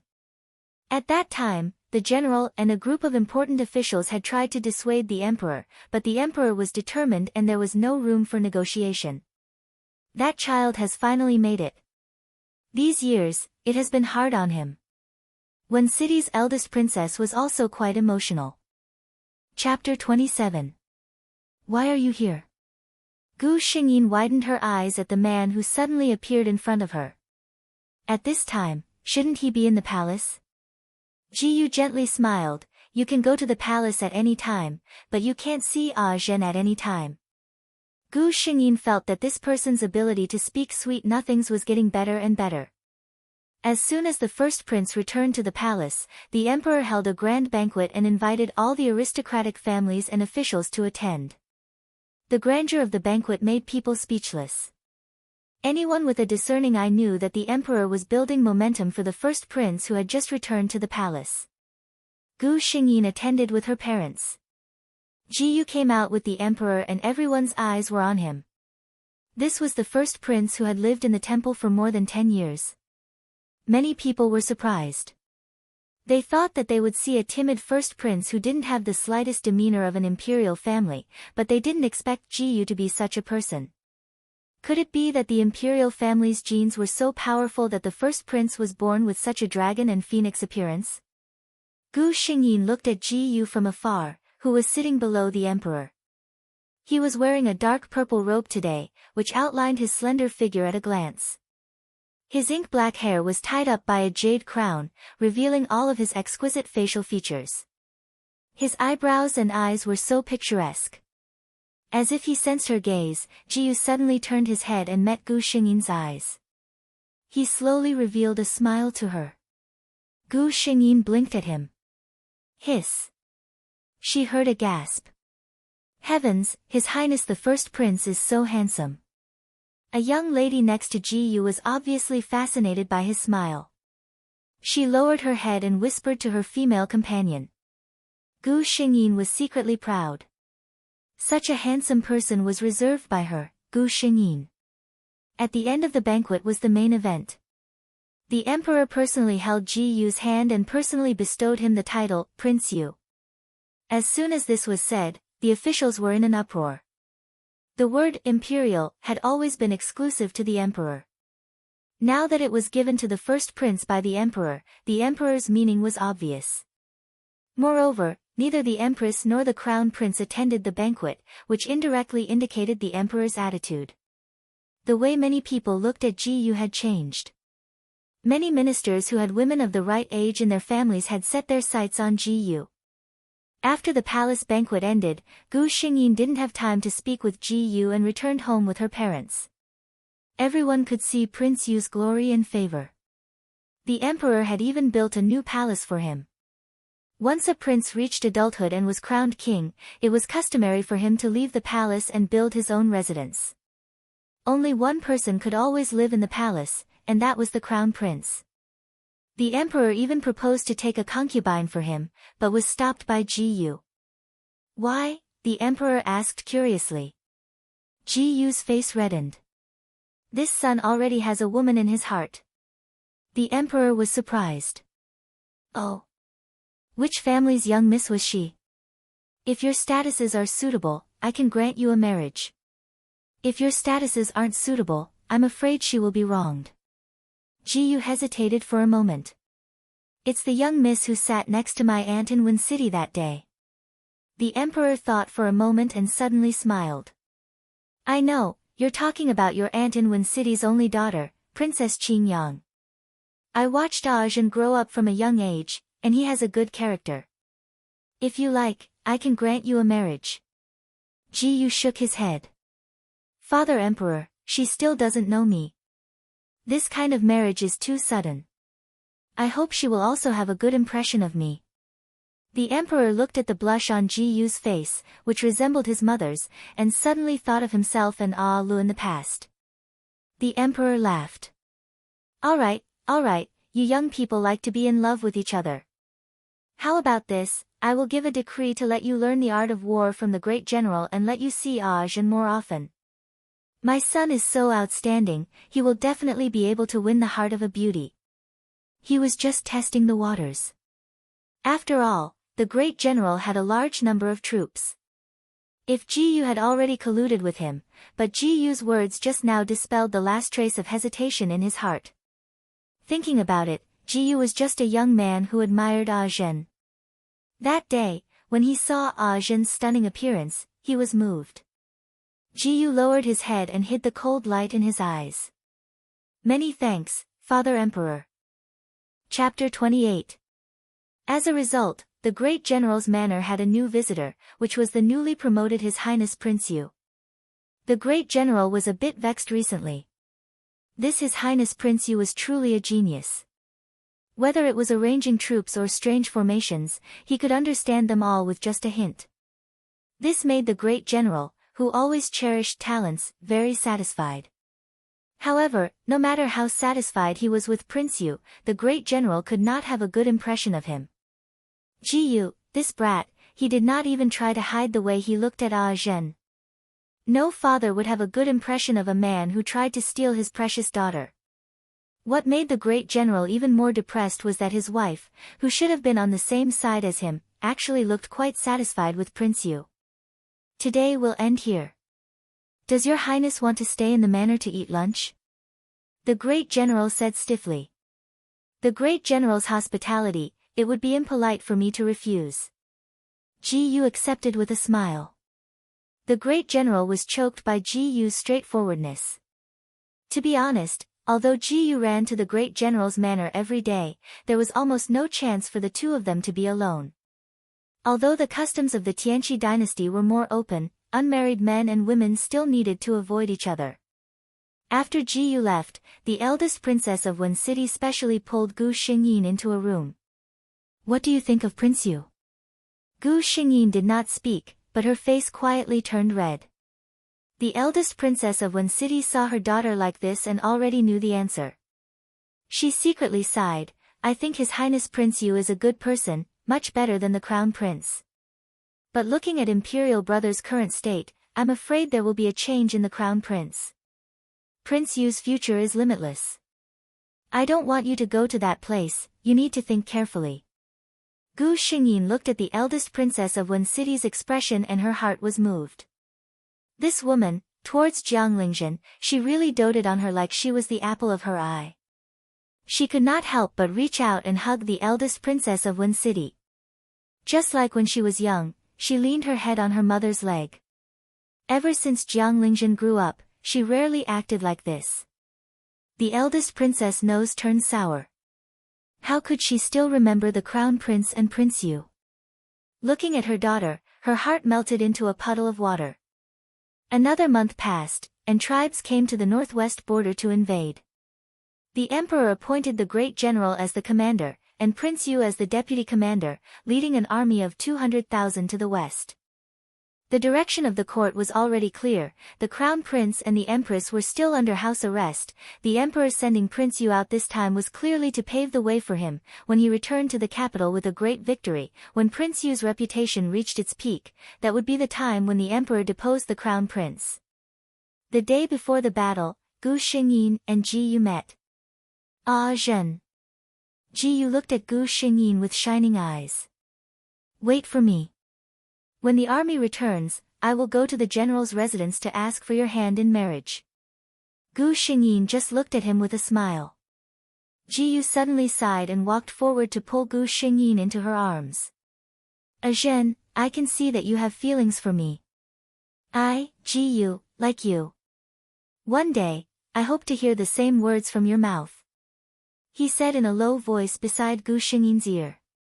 Giving Gu Xingyin a final hug, Ji Yu turned and left. He did not turn back, so he did not know that Gu Xingyin behind him was staring at his back until she could not see anything. System, he does not know that I have already said those words countless times in my heart. Gu Xingyin said quietly. I, Gu Xingyin, like Ji Yu. Chapter 29.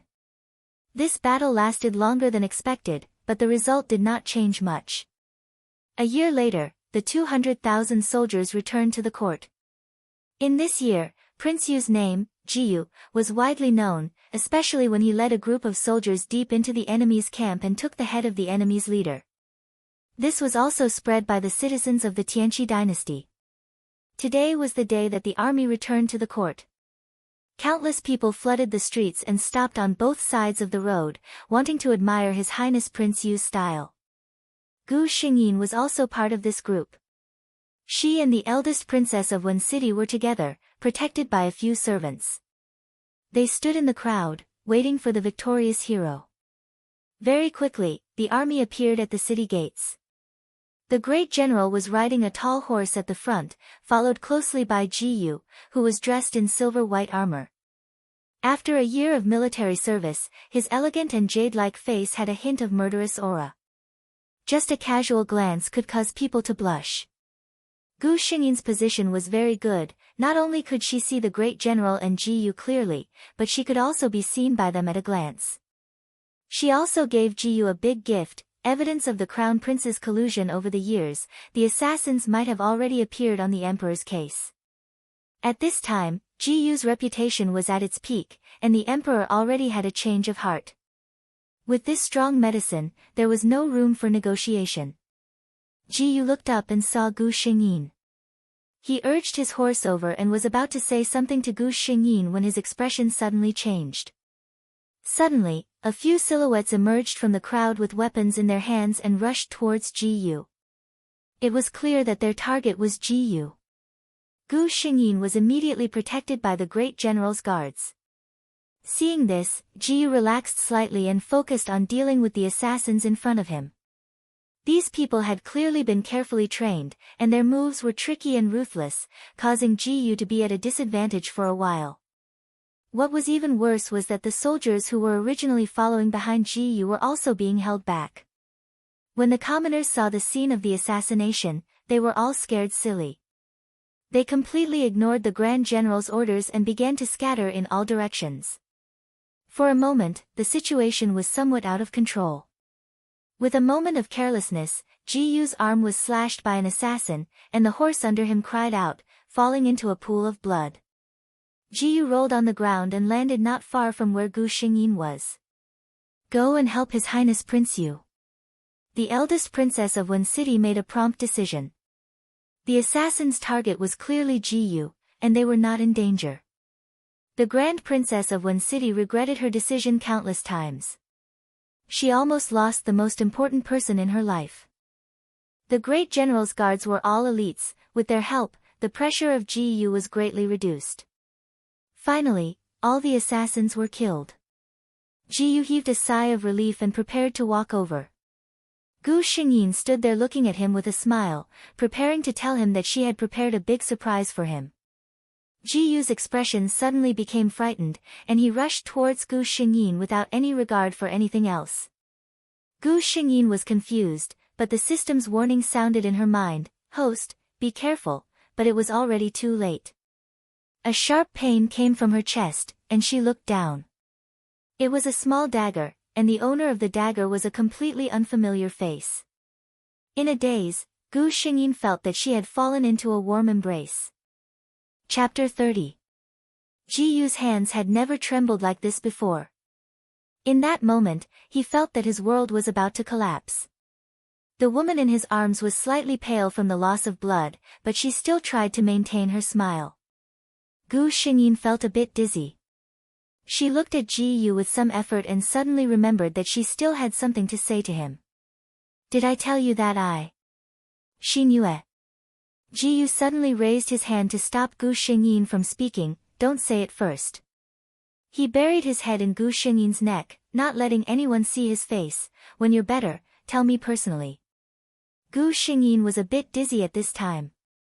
She didn't reply to Ji Yu and her consciousness fell into a deep sleep. Wen City's eldest princess almost fainted when she saw her daughter's state. She called for someone to bring the princess to the imperial physician with a trembling voice. She was surprised to see Ji Yu suddenly stand up and carefully carry Gu Xingyin. What are you doing? Wen City's eldest princess asked. Go directly to the palace, don't waste time. Ji Yu left without another word. When Gu Xingyin was awake, she didn't know what time it was. She didn't know how long she had slept. She only felt that her body was soft and she couldn't use any strength. System. Gu Xingyin shouted in her heart, where am I now? She was a bit afraid that she was in the space where she was first born. She admitted that she was a bit reluctant. She was reluctant to leave Wen City's eldest princess, reluctant to leave the general, and reluctant to leave Ji Yu. The host has been unconscious in the mission world for 6 days. It is recommended that the host wake up as soon as possible, otherwise the mission will be hard to complete. The host's voice sounded. The system blamed itself. It didn't warn the host in time, causing the host to be injured. It decided to work hard in the future and be a more responsible system. Gu Xingyin opened her eyes. Everything that entered her eyes was a bit unfamiliar. This wasn't her room, nor was it anywhere in the general's residence. Princess, you're awake. A surprised voice was heard. Gu Xingyin took a closer look. It was a palace maid wearing a light green palace dress. Looking at her dress, Gu Xingyin knew that she was in the palace at the moment. The palace maid walked over happily and poured a cup of tea for Gu Xingyin. It was still warm, so she must have prepared it all along. Another palace maid hurriedly went out. Princess, are you feeling unwell? Do you need any food? The palace maid in green asked. Gu Xingyin shook her head slightly.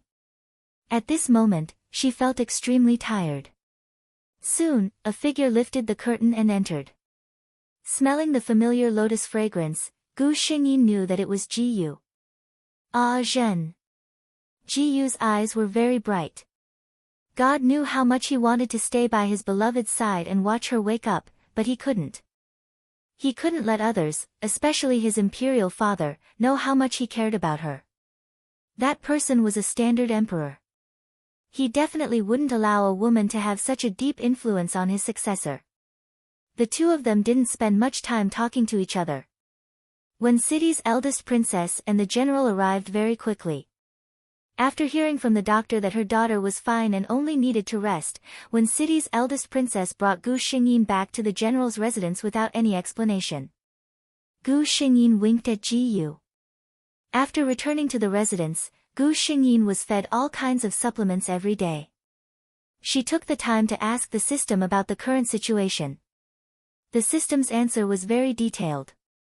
Gu Xingyin provided the evidence of the crown prince's collusion, causing the emperor to fly into a rage. This was a taboo for those in power. How could they allow others to sleep beside their bed? In the emperor's heart, this matter was much more serious than poisoning the previous empress. The crown prince was now the deposed crown prince. Chapter 31. The two groups of assassins that attacked us that day. It was clear that the group of assassins that attacked Ji Yu that day was not the same as the group that attacked her. The former's target was Ji Yu, and the latter's target was clearly Jiang Lingzhen. Gu Xingyin found it very strange. Jiang Lingzhen was considered a typical young miss of an aristocratic family. She spent most of her life in the manor, only going out occasionally. She had never offended anyone. Who was it that wanted her life? It has already been investigated. The group of assassins that attacked Ji Yu was the work of the Crown Prince and his henchmen. They were delusional in thinking that if Ji Yu was killed, the Crown Prince's position would not be shaken. But they did not know that a Crown Prince that was disliked by the Emperor no matter what, he no longer had a chance. Then the person that tried to assassinate me? Gu Xingyin asked. The system replied, it was the outsider Jiang Yunshan. Actually, Gu Xingyin had already guessed that the person that wanted Jiang Lingzhen to die the most was probably Jiang Yunshan.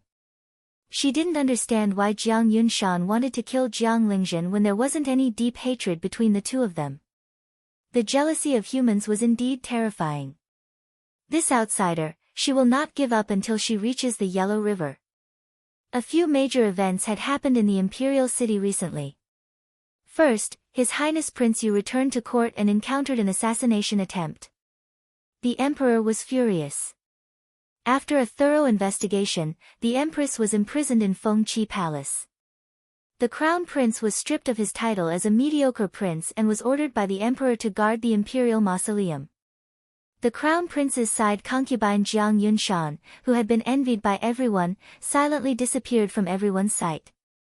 Of course, these major events were overshadowed by the two events that followed closely behind. First, during the morning court session, the emperor conferred the title of the new crown prince of the Tianqi dynasty. Ji Yu becoming the crown prince from Prince Yu was within everyone's expectations. Second, on the day the emperor conferred the title of crown prince, the general's manor also received a marriage decree from the palace.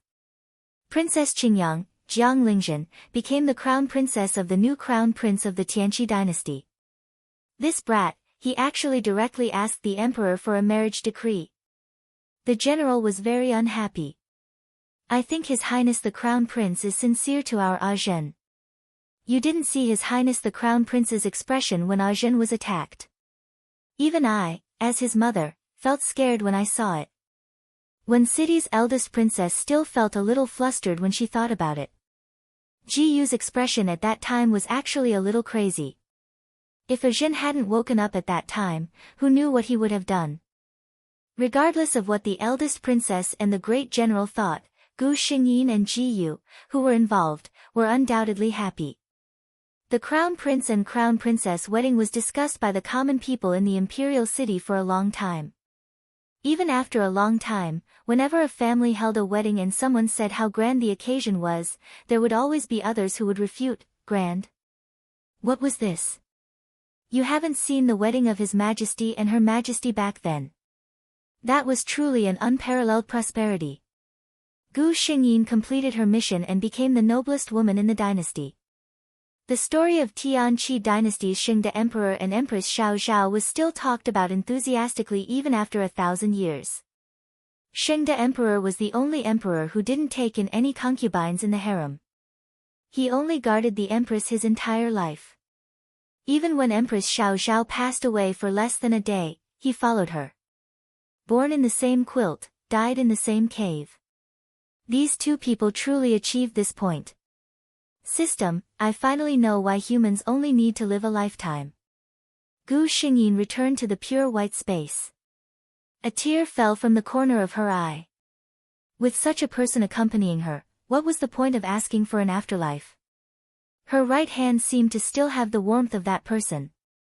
At the last moment of her life, Ji Yu held Gu Xingyin's hand. Azhen, it is Ji Yu's fortune to be able to accompany you in this life. Chapter 32. Jiang Yunshan was originally not called Jiang Yunshan. When she woke up and found herself lying in an antique room, she was very excited. Transmigration, this was a word that was used too much in her world. She never thought that it would happen to her one day. Looking at the luxurious and elegant decorations in the room, the well-dressed maids respectfully called her second miss. Every day, she only needed to admire flowers and listen to music while waiting for people to serve her. She felt that there was nothing better in life than this. However, a person's desire could never be satisfied. After receiving Jiang Yunshan's memories, she found that the original body's noble identity and luxurious life was just a laughable perception. Jiang Yunshan was only a concubine's daughter. Above her, there was an older sister who was better than her in terms of background, appearance, and talent. Jiang Lingzhen. Jiang Yunshan began to pay attention to Jiang Lingzhen.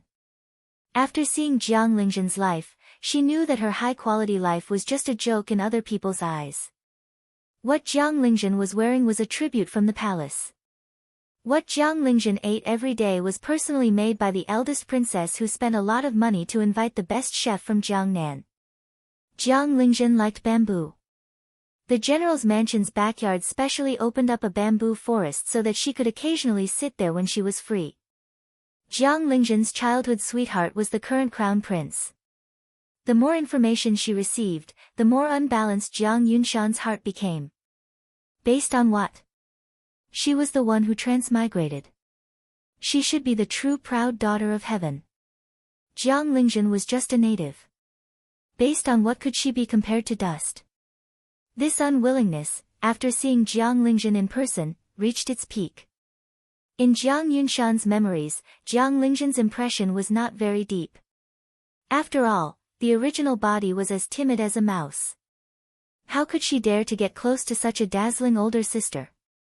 She only knew that Jiang Lingzhen was a very beautiful woman.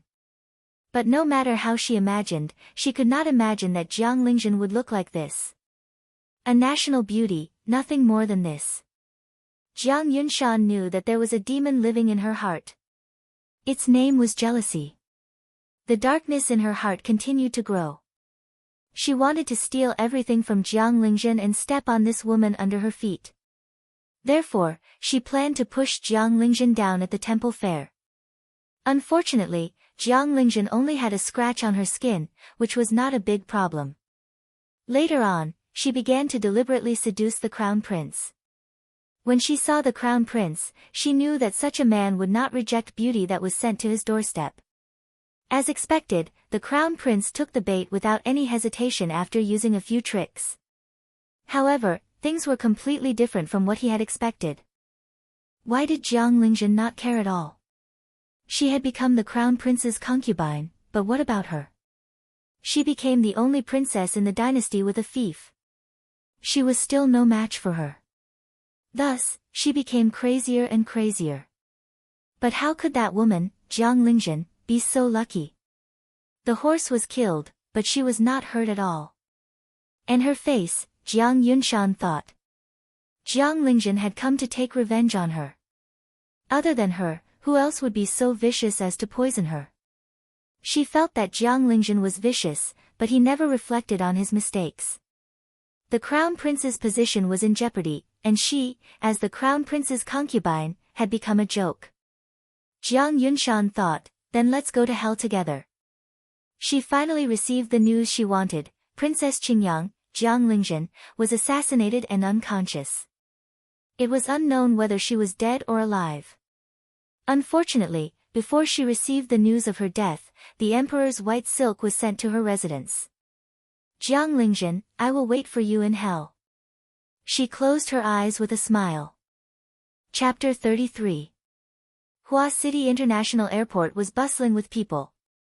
There were people coming and going here every day. People from different countries and different skin colors hurried by. Many passengers subconsciously looked in one direction when they passed by. It was a man in a suit, a pure black custom-made suit, perfectly outlining his tall and straight figure. On his handsome face, his brows were slightly furrowed, and his eyes had been looking in a certain direction of the airport. Obviously, he was waiting for someone. A few ladies who weren't in a hurry quietly stood nearby. They were curious as to who could make such a charming man wait for. Soon, they knew the answer. The man's eyes suddenly lit up. His expressionless face suddenly softened, and he quickly walked forward. Cc. Gu Xingyin, who was in the crowd, subconsciously raised her head and looked at the man walking towards her. She was looking at the man, and the people around her were looking at her. Because she was traveling, Qing Shiji was wearing relatively simple clothes. A light green waist-length dress outlined her entire figure. Wide sunglasses covered half of her face, and her light brown wavy hair added a charming feeling to her. Slender waist, long legs, fair skin, and beautiful appearance. These were the most realistic portrayals of Qing Shiji. Big brother. Qing Shiji gave the man a big smile, and then handed the suitcase in her hand to the man without hesitation. Qing Buxuan looked at his sister dotingly and played the role of a porter without complaint. If the employees in the company saw that gentle look, they would definitely exclaim that the general manager was possessed. Big brother, didn't second brother come? Qing Shiji, now Gu Xingyin, asked. Qing Buxuan replied, Qishuan has an art exhibition today. He really can't leave. Gu Xingyin pouted. No matter how busy he is, can he be more important than me, his sister? See if I don't exploit him ruthlessly when I go back. This time, Gu Xingyin was playing the role of Qing Shiji. She had the image of a little princess. She came from a wealthy family and was pampered. Therefore, she could act coquettishly and throw a tantrum. Qing Shiji was the youngest daughter of Qing Jinsheng and his wife, the head of the Qing group. Qing Jinsheng and his wife liked daughters, but they had 2 sons after their marriage. When their youngest daughter, Qing Shiji, was born, the couple was overjoyed. Not only did he personally visit a famous physiognomist to name his daughter Shiji, but he was also afraid that his daughter would not have a playmate. He even adopted a girl who was about the same age as Qing Shiji from a distant relative and raised her together. The status of the adopted daughter of the chairman of the Qing group was something that many people could only dream of. Naturally, the couple was more than willing. The adopted girl's name was Qingyiru. In name, she was Qing Shiji's older sister, which meant that she was the female supporting character in this world. When the original owner, Qing Shiji, was 18 years old, she was engaged to Yuan Hang, the second young master of the Yuan group, another group in Hua City. It was originally a marriage of equal social status. Unexpectedly, Yuan Hang fell in love with Qing Shiji's older sister, Qingyiru. Qingyiru also had feelings for Yuan Hang. The two of them had been secretly pulling each other. Even after Qing Shiji and Yuan Hang got married, they did not stop contacting each other. Qing Shiji had been neglected by her husband ever since they got married. One day, when she went out with her friends, she saw Yuan Hang and Qingyiru kissing in the parking lot. Only then did she know that her husband had an affair with her older sister. Chapter 34. Qing Shiji had been pampered by the Qing family since she was young and had never suffered such grievances. She made a scene at the Yuan Corporation and returned to the Qing family to tell her family about it. Qing Jinsheng and his wife were furious. Not only did they chase Qingyiru out of the Qing family, but they also divorced their daughter from Yuan Hang and stopped all business dealings with the Yuan Corporation. After Qingyiru was chased out of the Qing family, she lived a miserable life. She was used to living a luxurious life in the Qing family and it was difficult for her to live frugally. The money she earned could not meet her needs at all. Yuan Hang was also closely watched by the Yuan family and was not allowed to contact Qingyiru. In the end, Qingyiru had no choice but to sell her body. In the end, she contracted a terrible disease and died miserably. When she opened her eyes again, she returned to the year when she was 18 years old. The reborn Qingyiru hated Qing Shiji and the Qing family. Qing Shiji had schemed to seduce Yuan Hang. How could a young man like Yuan Hang resist a woman who had been through so much in her previous life? Soon, Yuan Hang obeyed Qingyiru's every word. Qingyiru said a lot of bad things about the Qing family to Yuan Hang openly and secretly, causing Yuan Hang to hate the Qing family, especially Qing Shiji. She even played dirty tricks on an important project of the Qing family and caused the Qing family to go bankrupt. When Qing Jinsheng and his wife went abroad for business, their plane crashed. Their eldest brother was accidentally injured by a group of drunk people in a bar and lost his life. The two artists who were devoted to art were also framed and accused of plagiarism. They could not resist the pressure of public opinion and committed suicide. Qing Shiji went from a luxurious life to an employee who had to work to pay off her debts. However, Chen Yiru refused to let her go and hired a gangster to humiliate her. In the end, Qing Shiji could not bear the humiliation and committed suicide. Chen Yiru and Yuan Heng held a wedding with everyone's blessings. Gu Xingyin came to Qing Shiji's body to reverse the changes in the world caused by Chen Yiru's rebirth. Originally, after Qing Shiji divorced Yuan Heng, she was still the eldest daughter of the Qing family and was pampered by her family for a lifetime. After Gu Xingyin received the plot transmitted by the system, she felt disgusted by Chen Yiru for no reason. It could be said that the Qing family had never mistreated Chen Yiru. Everything was the same as Qing Shiji's. What about Chen Yiru? Not only did she shamelessly seduce her younger sister's husband, everything that happened after that was her own fault. After her rebirth, she actually treated the Qing family as her lifelong enemy and caused their family to be destroyed.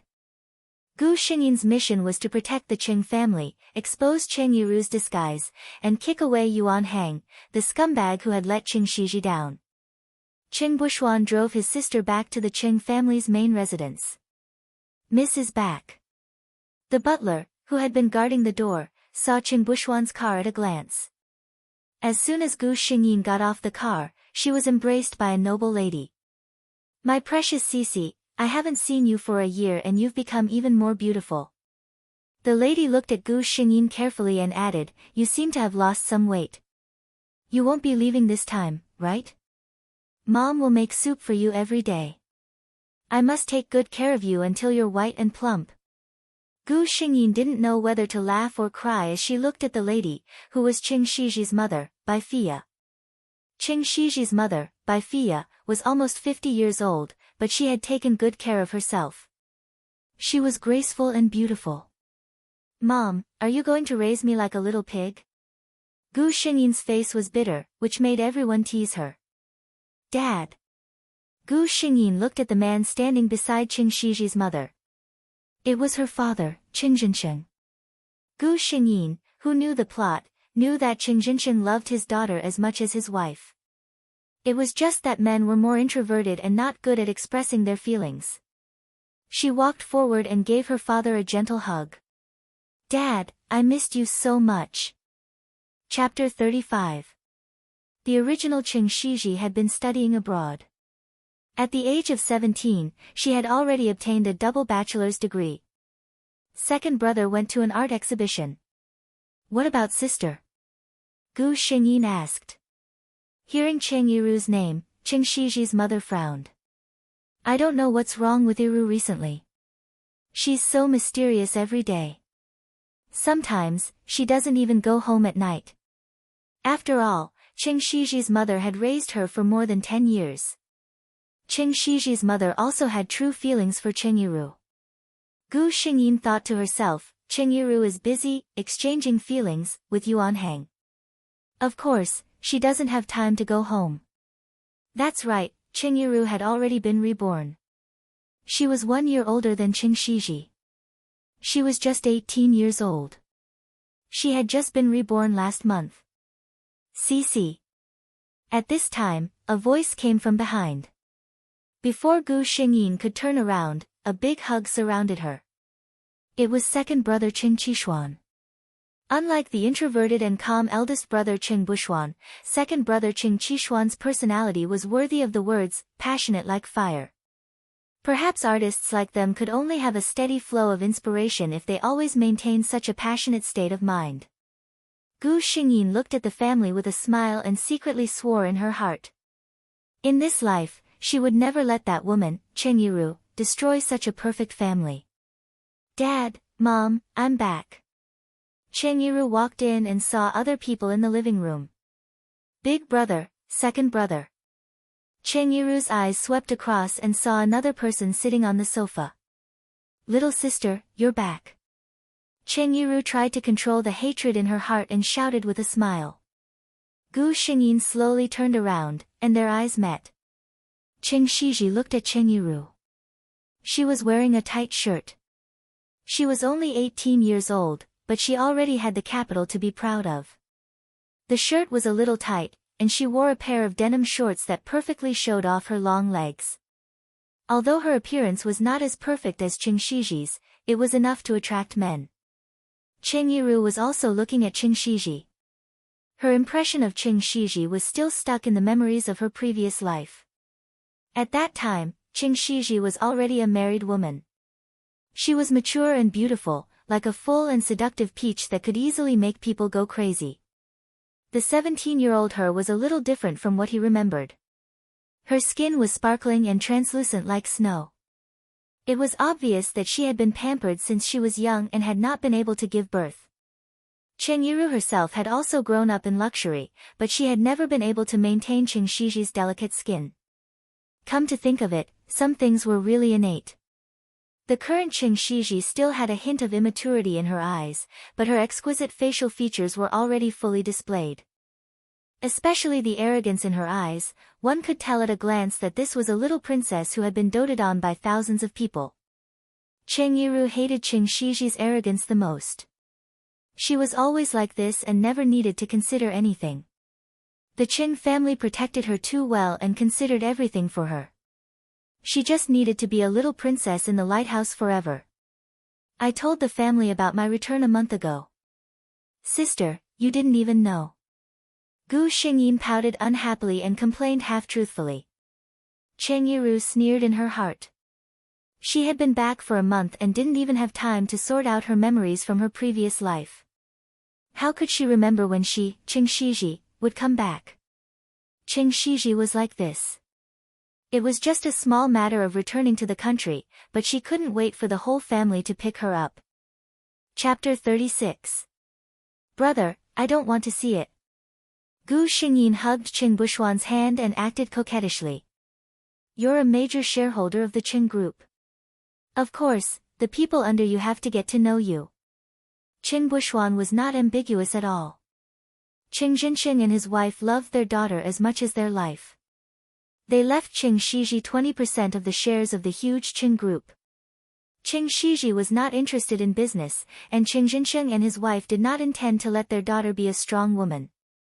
These shares and dividends alone were enough for Qing Shiji to live like a princess for the rest of her life. The headquarters of the Qing Group was located in a commercial office building in the center of Hua City. The new receptionist watched the general manager walk into the elevator with a perfect smile on her face. After that, she said to her companion excitedly, "Oh my God, the general manager is really handsome. But who is the girl beside him? She looks so young, but she's so beautiful. She can make the usually serious general manager smile so gently. Could she be his fiancée?" Another girl took out a mirror to see if her makeup was smudged. After hearing her companion's words, she sneered and said, "What fiancé? Haven't you heard that our general manager has a sister?" The new receptionist was puzzled. Didn't the general manager's sister come to the company a few days ago? A few days ago, Qing Yiru came to the company. The old employee smiled. One is his biological daughter, and the other is his adopted daughter. Tell me, which one is the general manager's sister? Qing Jinqing and his wife never hid the fact that Qing Yiru was their adopted daughter. Therefore, when the Yuan group chose the marriage partner, they did not consider Qing Yiru at all. Who is the girl beside your general manager? A man in a suit with a piercingly cold aura looked calmly at Gu Xingyin, who had one hand on Qing Buxuan's body. The casual public relations manager breathed a sigh of relief.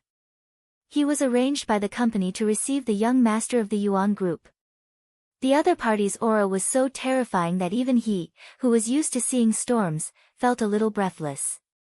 Seeing that the young master of the Yuan group was attracted by other things, he breathed a sigh of relief and quickly replied, "That's our chairman's youngest daughter, the general manager's sister, Miss Qing Shiji." Qing Shiji. Yuan Su repeated this name a few times in his heart. He felt an inexplicable sense of familiarity when he looked at Qing Shiji. After thinking about it carefully, Yuan Su was sure that he had never seen her before. Thinking about it again, wasn't Qing Shiji from the Qing group the girl that his family wanted to marry? Was she Yuan Hang's future wife? For some reason, when Yuan Su thought of this possibility, he actually felt slightly irritated. It seemed that he needed to take a good rest after finishing all the work at hand. Yuan Su attributed this irritation to work being too busy. As if sensing something, Gu Xingyin turned around in confusion, but all she saw was a back view. Shaking her head, Gu Xingyin laughed at herself. She actually felt that Ji Yu was looking at her. But how was that possible? That person was different from him. He was no longer around. Thinking of Ji Yu, Gu Xingyin's mood instantly fell. What's wrong, Cece? Qing Buxuan noticed that something was wrong with his sister. Gu Xingyin shook her head, I'm just a little tired. Qing Buxuan saw that his sister looked tired, so he did not suspect anything, then go to my lounge and sit for a while. I'll ask someone to send you home later. Gu Xingyin nodded. Chapter 37. Miss Cheng, I've heard a lot about you. A young man walked toward Gu Xingyin with a glass of red wine. Gu Xingyin smiled at him, picked up the cup in his hand, and took a sip. After sending the man away, Qing Shiji looked around and found an inconspicuous corner to sit down. This banquet was to celebrate the collaboration between the Qing group and the Yuan group on a big project. The Yuan group and the Qing group were giants in Hua City's business world. Almost all the famous people in Hua City's business world came to this banquet. As the only daughter of the Qing family, Qing Shiji was naturally favored by countless people. Moreover, Qing Jinqing was famous for loving his daughter as much as his life. For many young men with average social status, if they could marry Qing Shiji, it was equivalent to climbing up the Qing Corporation's big tree.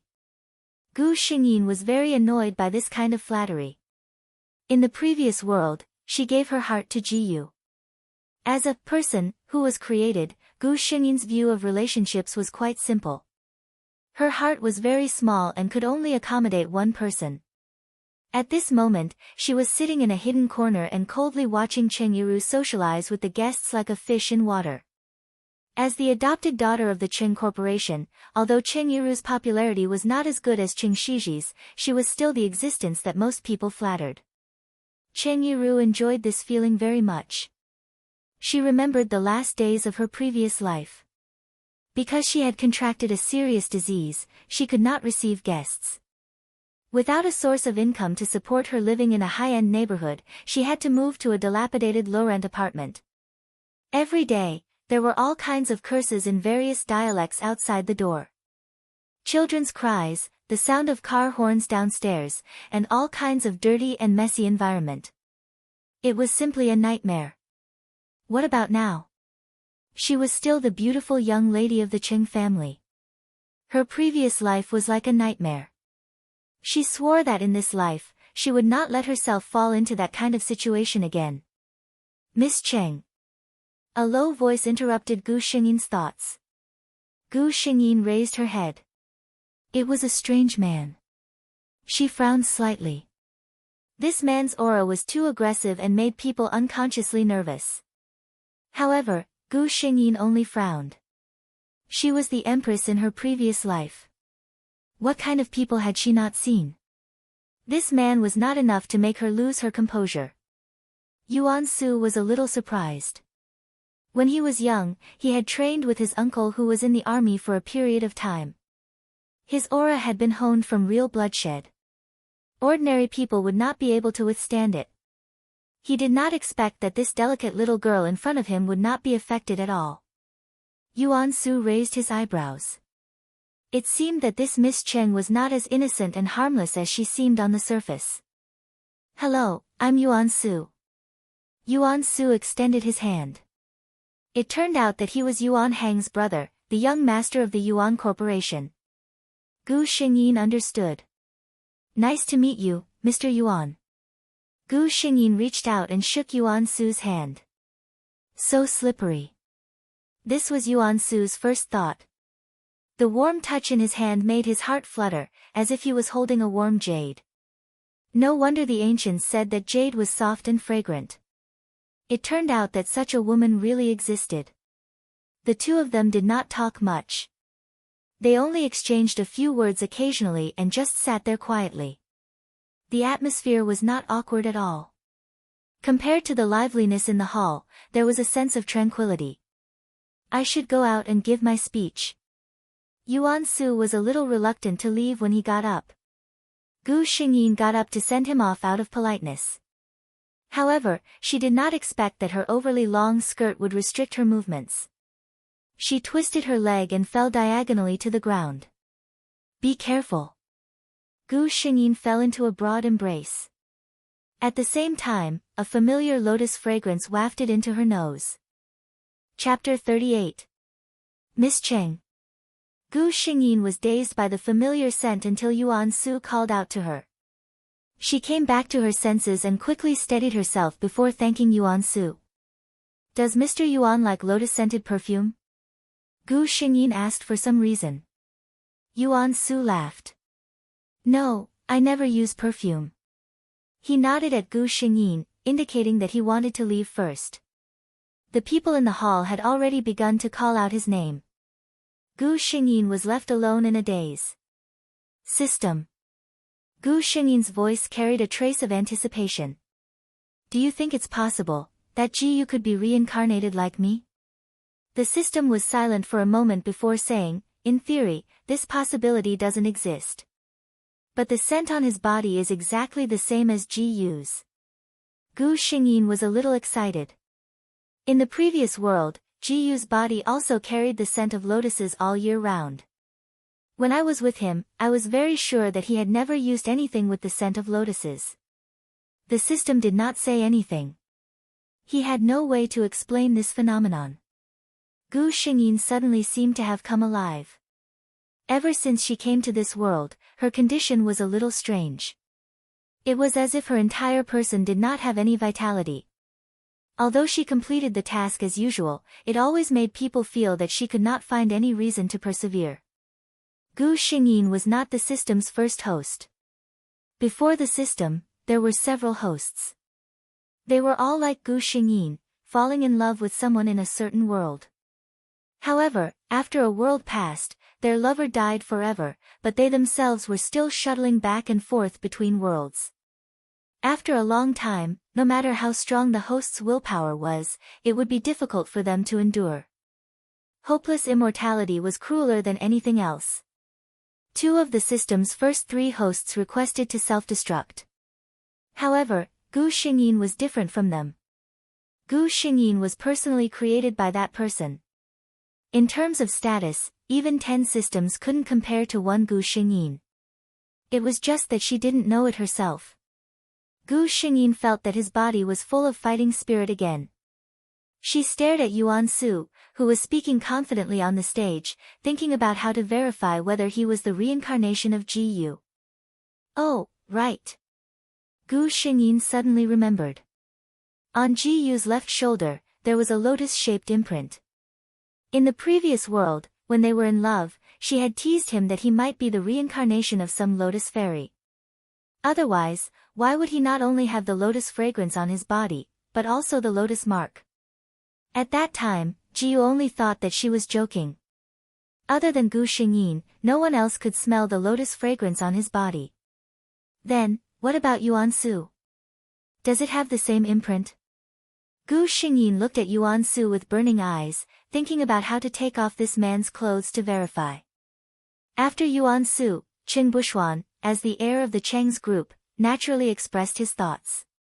Finally, please allow me to introduce my sister, the little princess of the Cheng's group, Qing Shiji. Qing Buxuan looked at Qing Shiji with a smile. It didn't matter that Shiji didn't like business.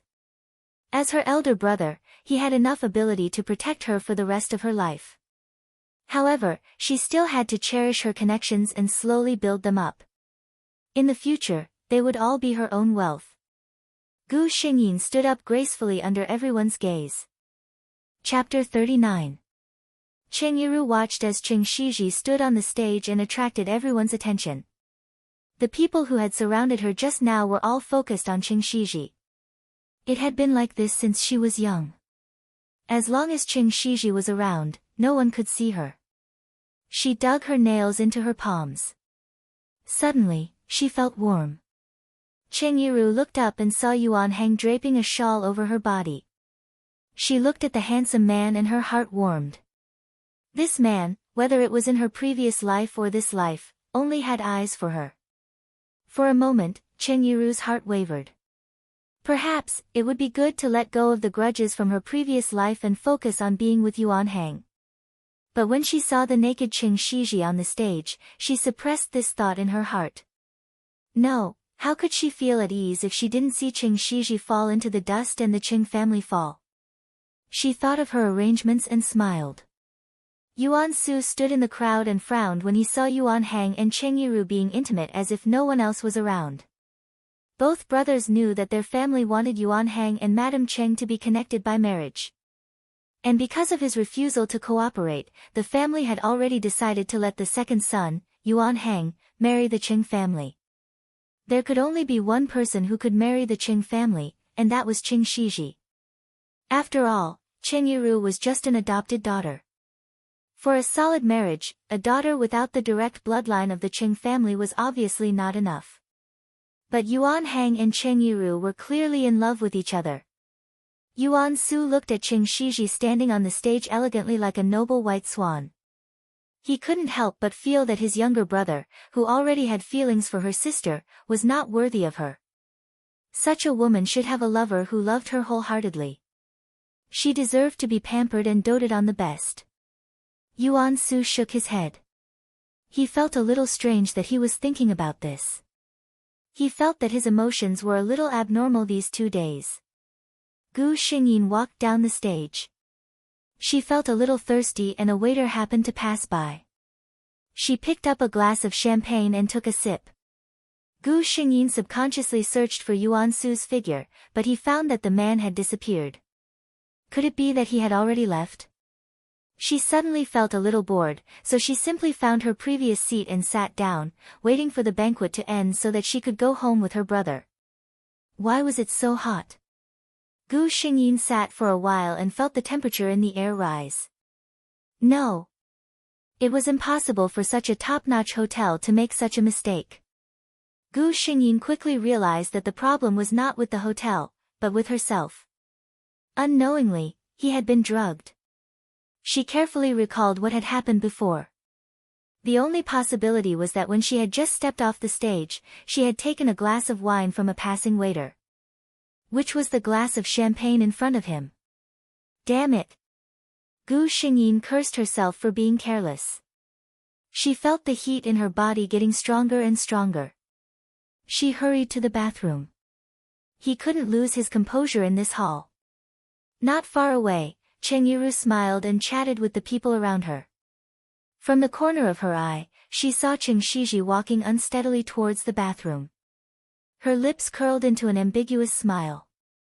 She apologized to the people around her and walked to the side to pick up her phone.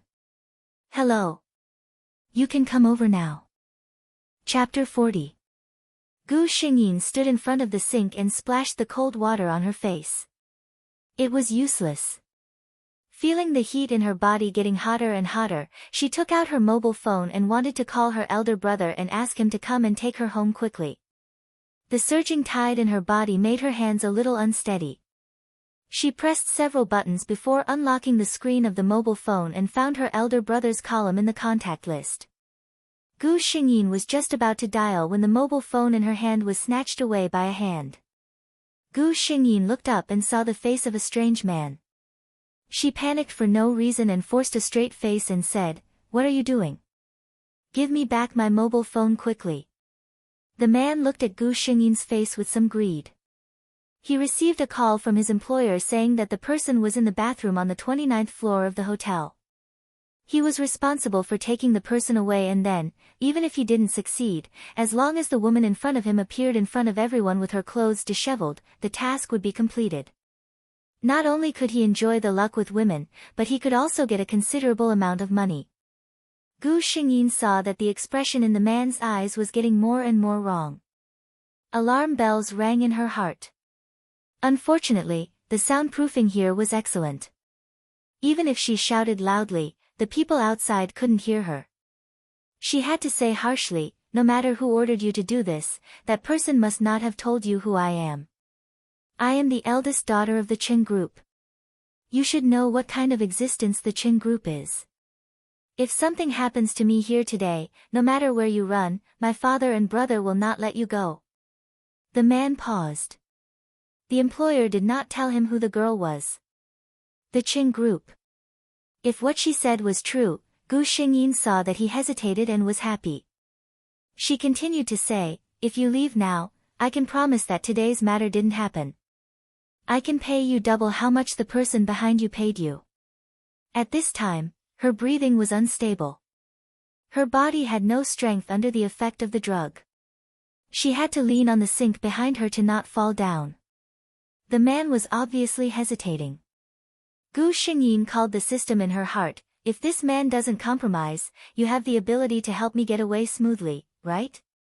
The system immediately replied, don't worry, as your guide, I have the responsibility to ensure your safety when you are not around the mission target. Gu Xingyin no longer had the energy to discuss the scope of this non-mission objective with the system. No. I almost fell into your trap. Do you think I don't know you rich people? It's good to talk face to face, but the moment you turn around, he'll stab you in the back. The man had clearly made his decision. He looked at Gu Xingyin and said, it's not a loss for me to enjoy a beauty like you. As soon as he finished speaking, his hand had already reached out to grab Gu Xingyin. Gu Xingyin was wearing a champagne-colored off-the-shoulder evening gown today, and she was already in a precarious situation. System. Seeing that the man's hand was about to reach elsewhere, Gu Xingyin hurriedly shouted. However, the system was not as fast as the other person. A black figure quickly ran over and fiercely punched the face of the man who was imprisoning Gu Xingyin. A familiar lotus fragrance filled Gu Xingyin's body. She suddenly felt very wronged. She turned around and threw herself into the man's arms. Her mouth twitched and tears rolled down. Chapter 41. Yuan Su had no time to care about the man moaning on the ground. He was a little upset at that time, so he walked outside. Just as he was about to smoke in the bathroom, an inexplicable feeling filled his heart. He had a feeling that something bad was about to happen. His sixth sense had been very accurate since he was young, and this special sense had helped him avoid several disasters. Following his senses, Yuan Su walked to the ladies' bathroom. At first, Yuan Su was still hesitating whether to enter or not, but as soon as he put his hand on the door handle, he realized that something was wrong. The door was locked. This kind of bathroom had a separate cubicle inside. Logically speaking, unless the hotel had repaired the door, it was impossible for it to be locked from the outside. The premonition in his heart grew stronger and stronger. Without any time to think, Yuan Su kicked the door open. Then, he saw a scene that made his eyes pop out of their sockets. Gu Xingyin, who had been dazzling in the hall a moment ago, was now being pressed down by a wretched man. Looking at her dazed expression and blurred eyes, it was obvious that she had been drugged. Yuan Su only felt that at that moment, all the blood in his body rushed to his brain. He had never lost control like this before. He punched the man until he couldn't get up. He took off his suit and covered Qing Shiji with it. Unexpectedly, when Qing Shiji saw him, she pouted and threw herself into his arms and cried. The girl in his arms cried so pitifully that Yuan Su felt that his heart was about to be crushed by her cries. Looking at the man on the ground, Yuan Su knew that Gu Xingyin's current state was not suitable for others to see. He leaned over, picked her up, and left. When he passed by the man on the ground, he deliberately paused for a moment and took the phone from his hand. He raised his foot and stepped on the man's right hand. He had seen that the man had used this hand to touch Gu Xingyin. Crack. The sound of bones cracking could be heard. Ignoring the man's wailing behind him, Yuan Su carried Gu Xingyin out. When the people in the hall heard the commotion and rushed over, they only saw a broken door and a man lying on the ground moaning and rolling on the ground. Cheng Yiru was annoyed. She didn't expect Qing Shiji to be able to escape under such circumstances. Yuan Su carried Qing Shiji and walked through a special passageway. This hotel belonged to the Yuan family and only a few people knew about this passageway. He brought Gu Xingyin to his private room in the hotel, put her on the bed, and went into the bathroom to turn on the water for her. When he came out and saw the person on the bed, he was stunned for a moment. Gu Xingyin's mind was already in a blur. She only felt that it was very hot, and the dress on her body had already slipped off as she was constantly rubbing and pulling. What appeared in front of Yuan Su was a body that made one's blood boil. She was young and inexperienced, yet infinitely attractive. Yuan Su felt his blood rushing to his head. With his status, there were naturally many women who threw themselves at him, but there had never been a woman like Qing Shiji who could give him such an impulse. Thinking of this young lady's age, she seemed to be underage. Yuan Su cursed himself for being such a beast. He picked her up with a blanket and put her in the bathtub that had already been filled with water. He didn't expect that Gu Xingyin, who was in his arms, would not cooperate at all. In a daze, Gu Xingyin sensed Ji Yu's breath and felt relieved. When she sensed that he was about to leave, she naturally clung to him and refused to let go. Chapter 42. Yuan Su helplessly looked at the little woman who held him tightly and refused to let go. There was a doting smile at the corner of his mouth that even he himself didn't notice. He was willing to be a mother for once. Fortunately, although the drug Gu Xingyin was drugged with had an aphrodisiac effect, it did not necessarily need to be relieved. After Yuan Su bathed Gu Xingyin, her face was still flushed, but it was no longer as obvious as before that she was drugged. Yuan Su took out his mobile phone and called Qing Bushuan. Qing Bushuan's face changed when he received the phone call. He said goodbye to the people around him and left in a hurry. Yuan Su hung up the phone and quietly stared at Gu Xingyin's peaceful sleeping face. After a long time, he leaned over and kissed her forehead. "Little girl, if you provoke me, it won't be so easy to get away." Qing Bushuan almost trotted all the way. The first thing he asked when he saw Yuan Su was, "Is Cici okay?" Yuan Su wasn't so gentle to others.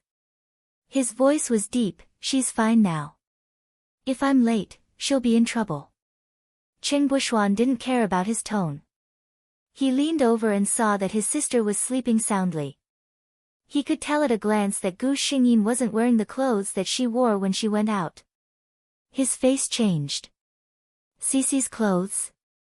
Yuan Su's face didn't change. "When I found her, her clothes were already ruined, so I changed them for her." Qing Bushuan, it was obviously his sister who was taken advantage of, but he couldn't refute it. It felt really suffocating. But the next moment, his mind was attracted by Yuan Su's words. What did he mean by ruined clothes? Yuan Su knew what he was thinking when he saw his expression. "Don't worry, Cici is fine." Qing Bushuan, "Wait, are you familiar with my sister?" Cici called him so smoothly. "But remember to check her after you take her back. She was drugged with an aphrodisiac. Although she looks fine, it's better to check." Qing Bushuan nodded. He didn't ask Gu Xingyin to get up. He leaned over and carried his sister away. Yuan Su suddenly realized that he was actually feeling jealous about this. They were biological siblings. He watched as Qing Bushuan carried Gu Xingyin and left through the special passage. After all, Gu Xingyin's current appearance was not suitable for others to see. When the two figures disappeared from his sight, Yuan Su retracted his gaze and casually made a call. "Hello, in half an hour, get me all the surveillance footage for today." His gaze was cold. No matter who it was, since they dared to touch the person he fancied, they should be prepared to bear the consequences. Once the big boss gave the order, his subordinates moved quickly. In less than half an hour, the things that Yuan Su wanted appeared in front of him one by one. Chen Yiru. Yuan Su looked at the surveillance footage that was never shown to outsiders. His voice was so cold that it could freeze. "Brother, that's impossible. You must have misunderstood Yiru." Yuan Hang looked at the things his brother showed him and said angrily. "Yiji is so weak and kind. How could she do something like frame her sister?" Yuan Hang didn't believe it at all. He even suspected that Qing Shiji had directed and acted out all of this. Did that woman Qing Shiji say that? "Let me tell you, brother, don't be fooled by her appearance. She is a vicious woman. You don't even know how she treated Iru. Cheng Yiru's baptism of Yuan Hang was quite successful. When she mentioned Qing Shiji, Yuan Hang's face was full of disgust. Chapter 43.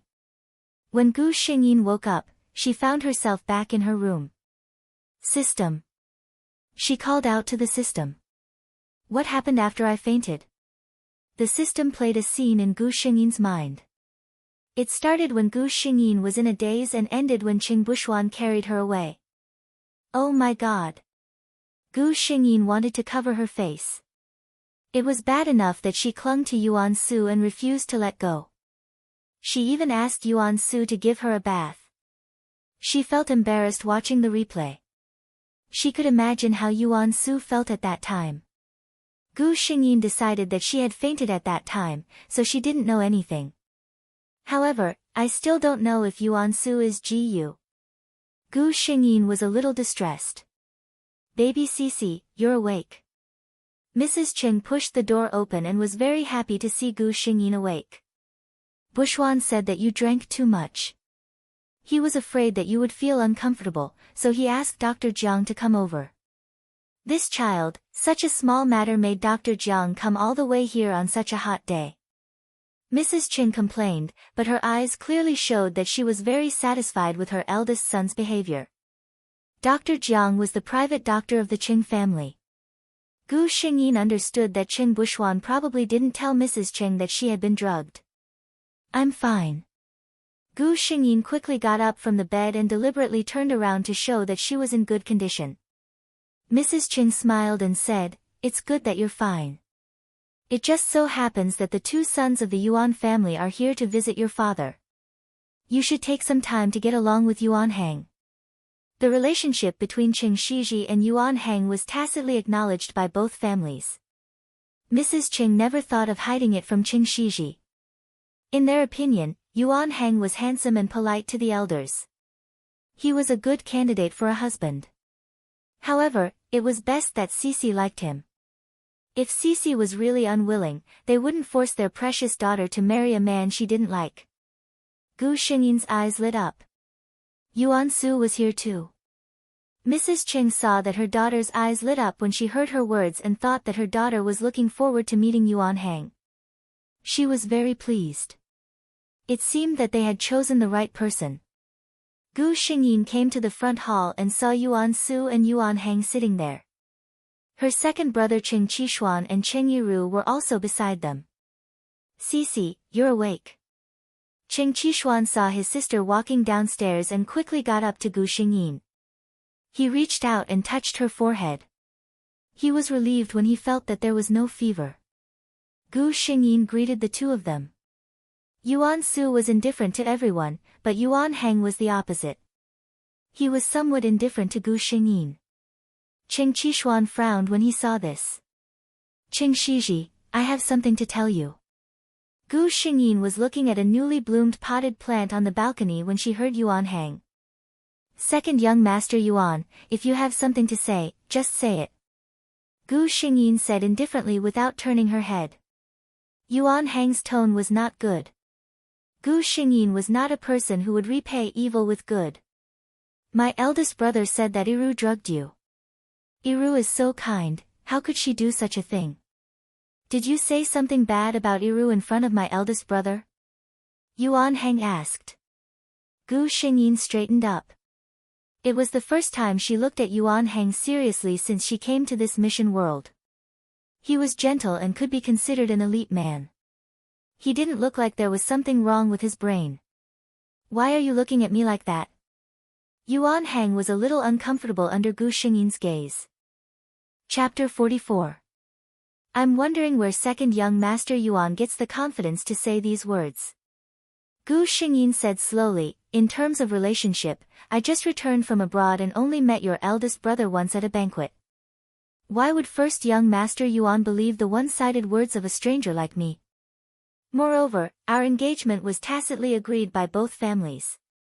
I don't believe that second young master Yuan is unaware of it. Your fiancé was almost drugged at the banquet. Not only did you turn a blind eye to it, but you even questioned me because of someone else. Not to mention, how could Qingyiru be so shameless that I, Qing Shiji, would not hesitate to drug myself just to frame her? Second young Master Yuan, before you speak next time, please bring your IQ with you. Otherwise, I can still explain so much to you calmly this time. Next time, I'll just leave. Yuan Hang's face turned red at her words. Qing Shiji, you. I have an appointment with someone to go for a facial in the afternoon. Second young Master Yuan, please excuse me. Gu Xingyin did not even look at him. She really did not like a man who was so easily deceived by women. After Gu Xingyin left, Yuan Su walked out from around the corner. His eyes were shockingly bright.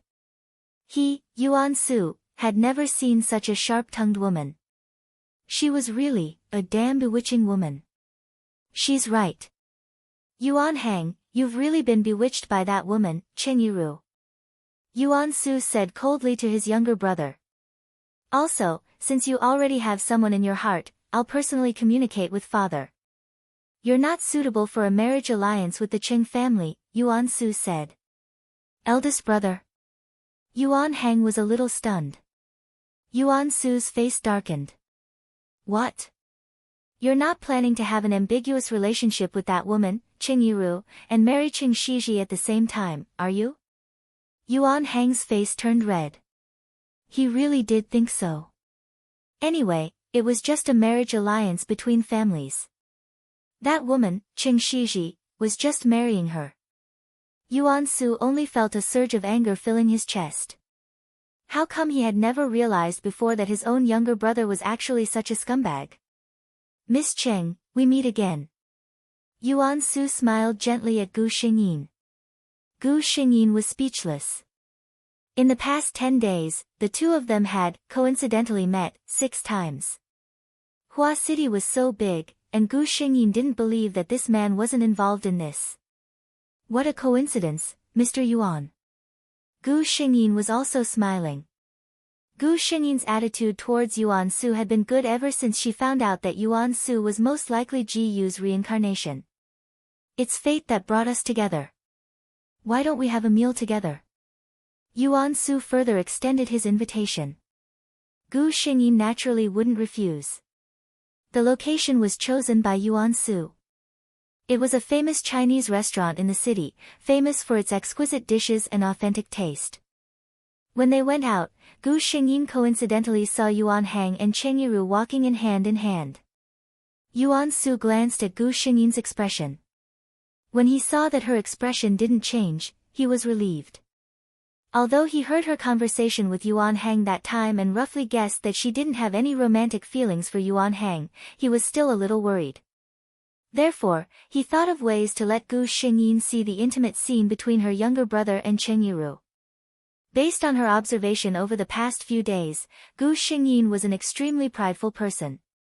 He was a man who had someone else in his heart. No matter how much she liked him before, there was no possibility between the two of them. Chapter 45. Of course, Gu Xingyin saw Yuan Hang and Qingyiru. She was familiar with the plot and knew that the two of them had been together for a long time. However, Yuan Su was still by her side. She turned to Yuan Su and said, I'm sure Mr. Yuan knows about the relationship between me and second young Master Yuan. Now it seems that second young Master Yuan likes my sister more.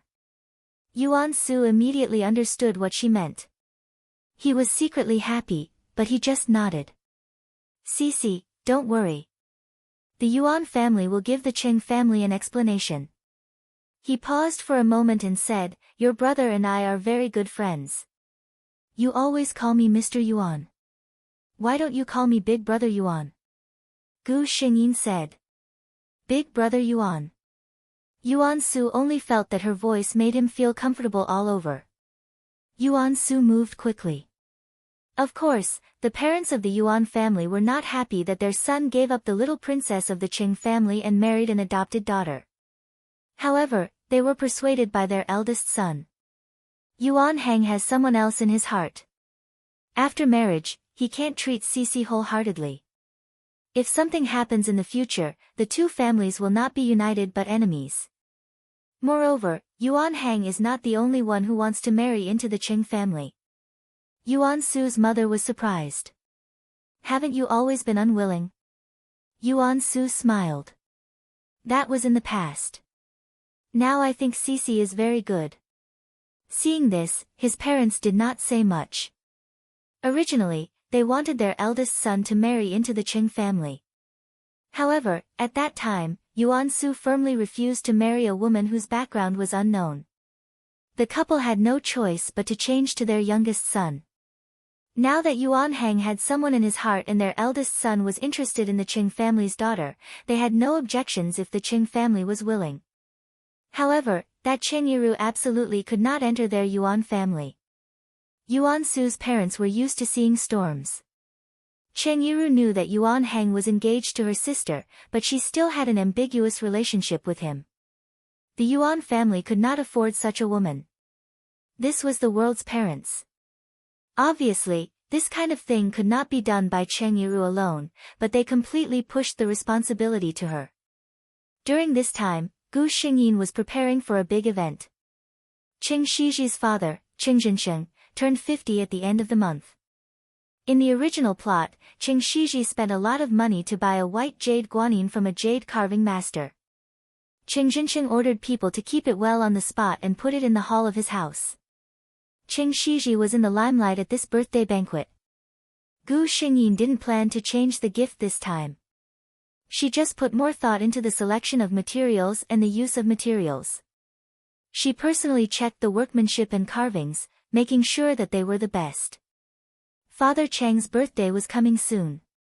Because his beloved youngest daughter had proudly said that she had prepared a big gift for him, Qing Zhensheng specially announced that the gifts from his children would be made public in front of all the guests. Qing Buxuan had always been rich and generous, and his gifts were as expensive as ever. Qing Qishuan presented an oil painting that he had personally painted. The people in the painting were Father and Mother Cheng. Next was Qing Yiru's turn. Qing Yiru had dressed up carefully today. The pure white dress outlined her voluptuous figure, and her slightly curly hair added a charm to her. She noticed that all the guests were looking at her. She couldn't help but glance in Qing Shiji's direction and clap her hands lightly. 2 bodyguards in suits carried something covered with a red cloth into the hall. Qing Yiru personally went forward and lifted the red cloth. Chapter 46. The red cloth covering the gift was removed, and the item carried by the 2 bodyguards appeared in front of the guests. There was a burst of exclamations. Yuan Su's face turned ashen when he saw the item covered by the red cloth. The gift that Qing Yiru had ordered was a white jade guanyin. Yuan Su knew that Qing Shiji had been preparing a birthday gift for her father. He also knew how much effort she had put into this gift. He had accompanied her and watched her go to the master in charge of the carving every day. She had personally checked every detail and refused to compromise. However, Qing Yiru had presented a guanyin in front of her, making her efforts of the past 2 months a joke. She had tried so hard to give her father a surprise, but someone else had beaten her to it. With Qing Yiru in front of her, if Qing Shiji presented the same gift again, it would only make people feel that it was boring. Qing Yiru was still saying. This white jade guanyin was completed in half a year by an overseas master I invited. I also specially asked Master Hui Jing to consecrate it. Your daughter wishes you happiness as great as the East Sea and longevity as long as the South Mountains. The guests praised Qing Yiru's father for having a filial daughter. Qing Yiru's father was also grinning from ear to ear. Qing Yiru smiled proudly. Of course, she knew what Qing Shiji's gift was. In her previous life, Qing Shiji had made a name for herself with a white jade guanyin. This time, she had deliberately presented this white jade guanyin in front of her. Qing Shiji, can you still present the gift in your hand? Yuan Su looked at Qing Shiji worriedly. He was surprised to find that Qing Shiji did not seem to care very much. Qing Shiji was communicating with the system. I was careless. I forgot that Qing Yiru has the memory of her previous life. She clearly wants to use this opportunity to humiliate me. The system did not expect this either. Host, quickly think of a solution. At this time, only Qing Shiji's gift had not been presented. It was rumored that Qing Jinqing doted on this youngest daughter the most. The guests present were secretly guessing what Gu Xingyin would present. Chen Yiru sneered. Qing Shiji, what will you do? If you take out the white jade guanyin that you have prepared, it will undoubtedly be disappointing. I don't believe that you would be able to prepare anything in such a short period of time if you were to change it at the last minute. She was in a good mood and was waiting for Qing Shiji to make a fool of herself. Everyone looked at Gu Xingyin, but she didn't say anything. Qing Jinqing also noticed that something was wrong. He smiled and said, "What's wrong? Could it be that my Cece doesn't want others to see the present that she gave to Dad? Does she want Dad to go back and see it alone?" If Gu Xingyin really didn't prepare a gift, as long as she responded to his words, the awkwardness would be resolved.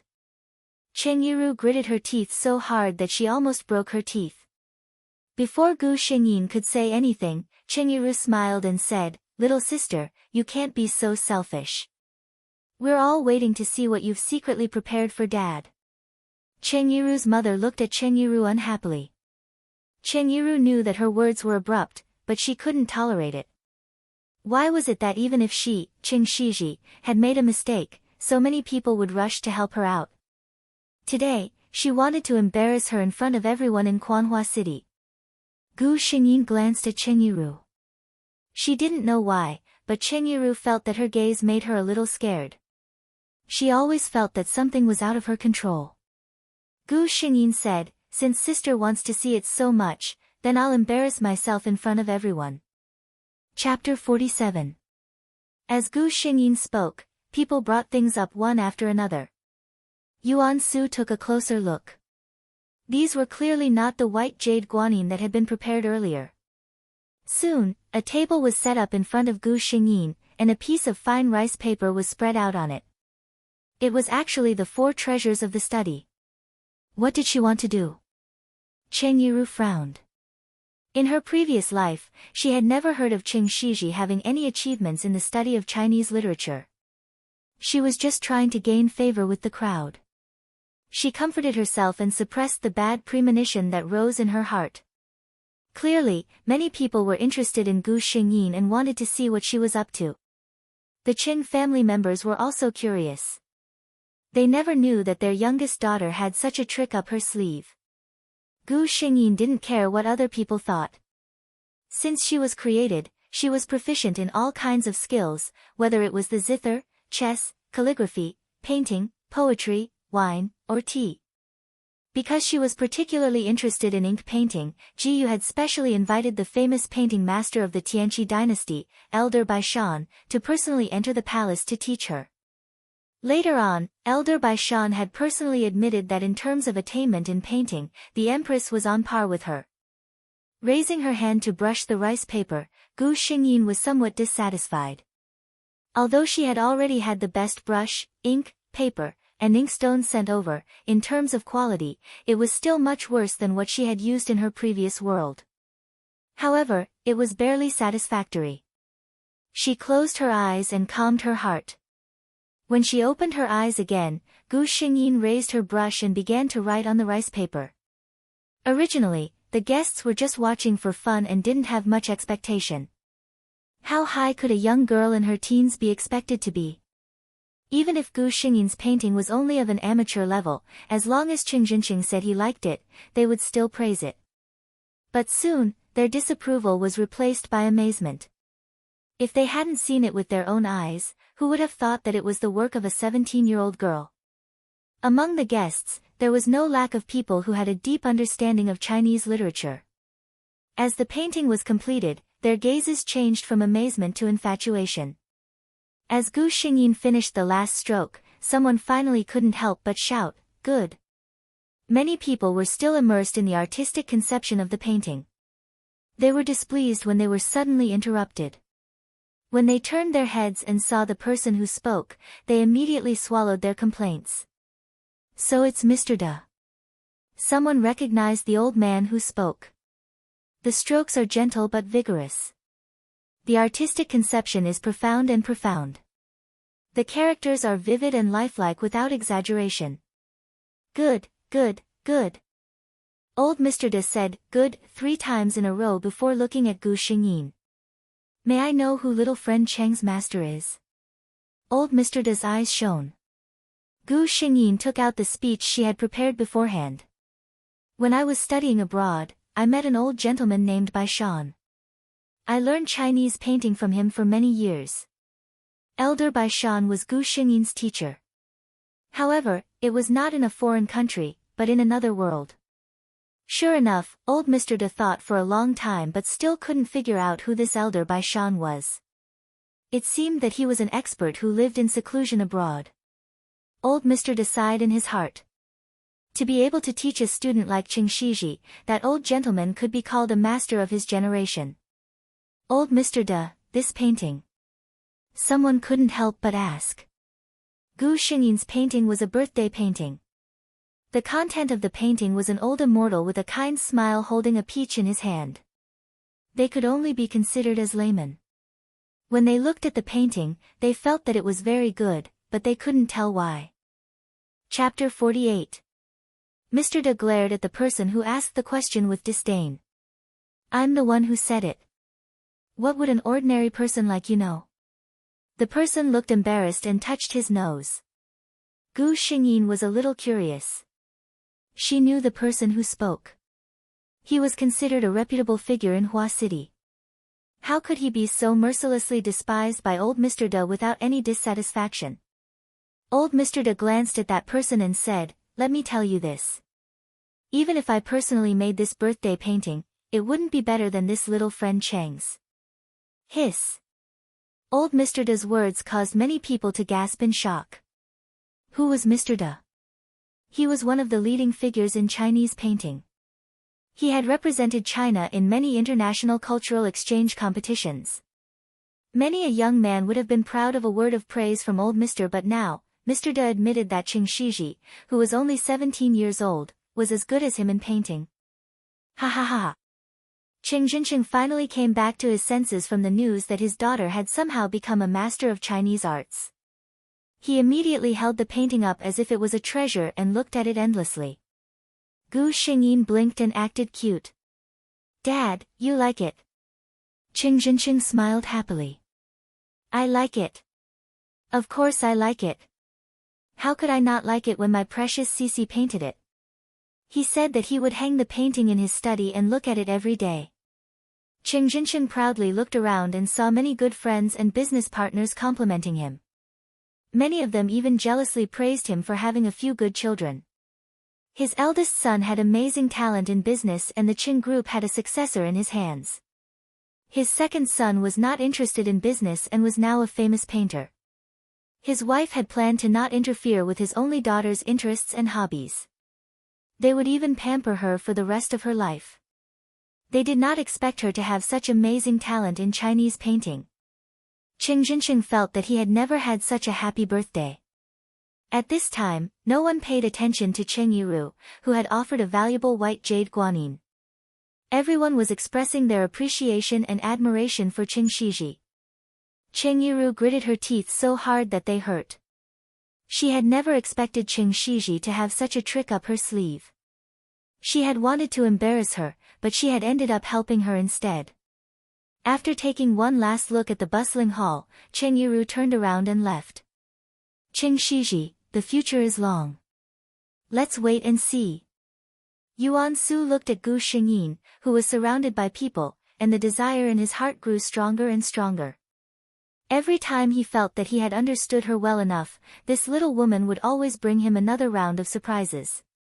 She was like a gift that had been carefully wrapped. Only after unwrapping layer by layer would one be able to see the beauty inside. However, Qing Shiji was so dazzling that she didn't want others to see her. Yuan Su's eyes flashed with a strange light. He really wanted to lock this little woman up and put her in a place where only he could see her. He wanted her to shine only for him. Gu Xingyin felt a little cold inexplicably. She shivered and looked up in confusion. The weather was good today. She turned to look in Yuan Su's direction. He gave her a gentle smile. Chapter 49. After Cheng Jinqing's birthday, Cheng Shiji's reputation had spread throughout the upper circle of Hua City. Many madams from wealthy families would intentionally or unintentionally inquire about Cheng Shiji's situation when they were chatting with Cheng Shiji's mother. When they heard that she had no plans to go abroad after returning to China, they were all full of smiles and began to introduce their sons and nephews. A young lady like Cheng Shiji had a good status and good looks. For a family like theirs, these two characteristics were not considered too rare. However, Cheng Shiji was someone who had been personally praised by old Mr. Da. Based on this alone, no one else could compare to her. For a business family like theirs, they were already wealthy enough. If they wanted to further their reputation, the fastest way was to find a daughter-in-law who was noble enough. Cheng Shiji's mother was all smiles as she dealt with these madams, but her mouth was tight. Their Sisi was only 17 years old. Moreover, there was the Yuan family who had long been in agreement. At this time, Cheng Shiji's mother never expected that when she returned home, there would be a huge surprise waiting for her. What do these mean? Cheng Shiji's mother looked at the photos on the table with some disbelief and her eldest son who was silent. Cheng Jinqing was also sitting there with a livid expression. His chest was heaving up and down. It was obvious that he was very angry. The second son, Cheng Qishuan, said, "A few days ago, when Big Brother and I went shopping, we saw Yuan Hang and Yiru shopping together. They all grew up together. Originally, it wasn't a big deal, but when they left, they even kissed. Only then did we realize that something was wrong.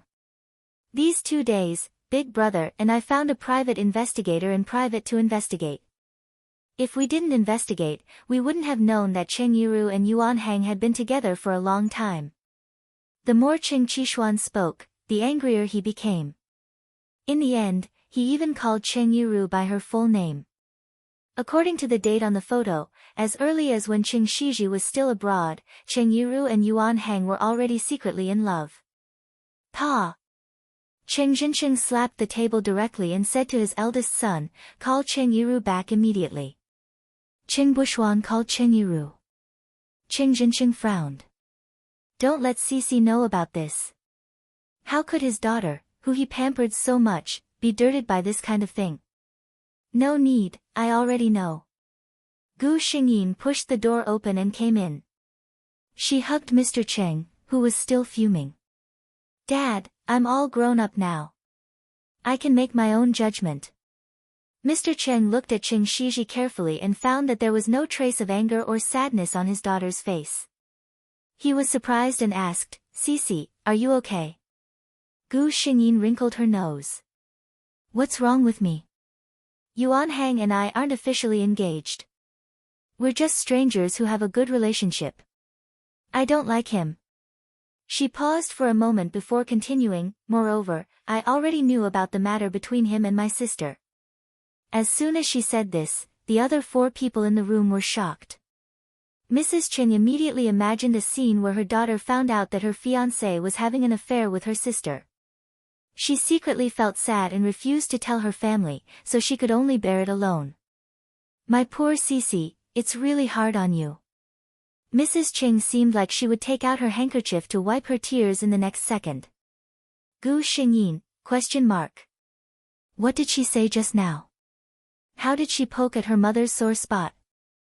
Chapter 50. Gu Xingyin said to the 4 of them, Actually, I've long wanted to tell Mom and Dad to cancel the engagement with Yuan Hang. I don't like him. Mother Cheng took Gu Xingyin's hand. You child, you should have told your father and me about this earlier. Yuan Hang, that kid is such a scoundrel.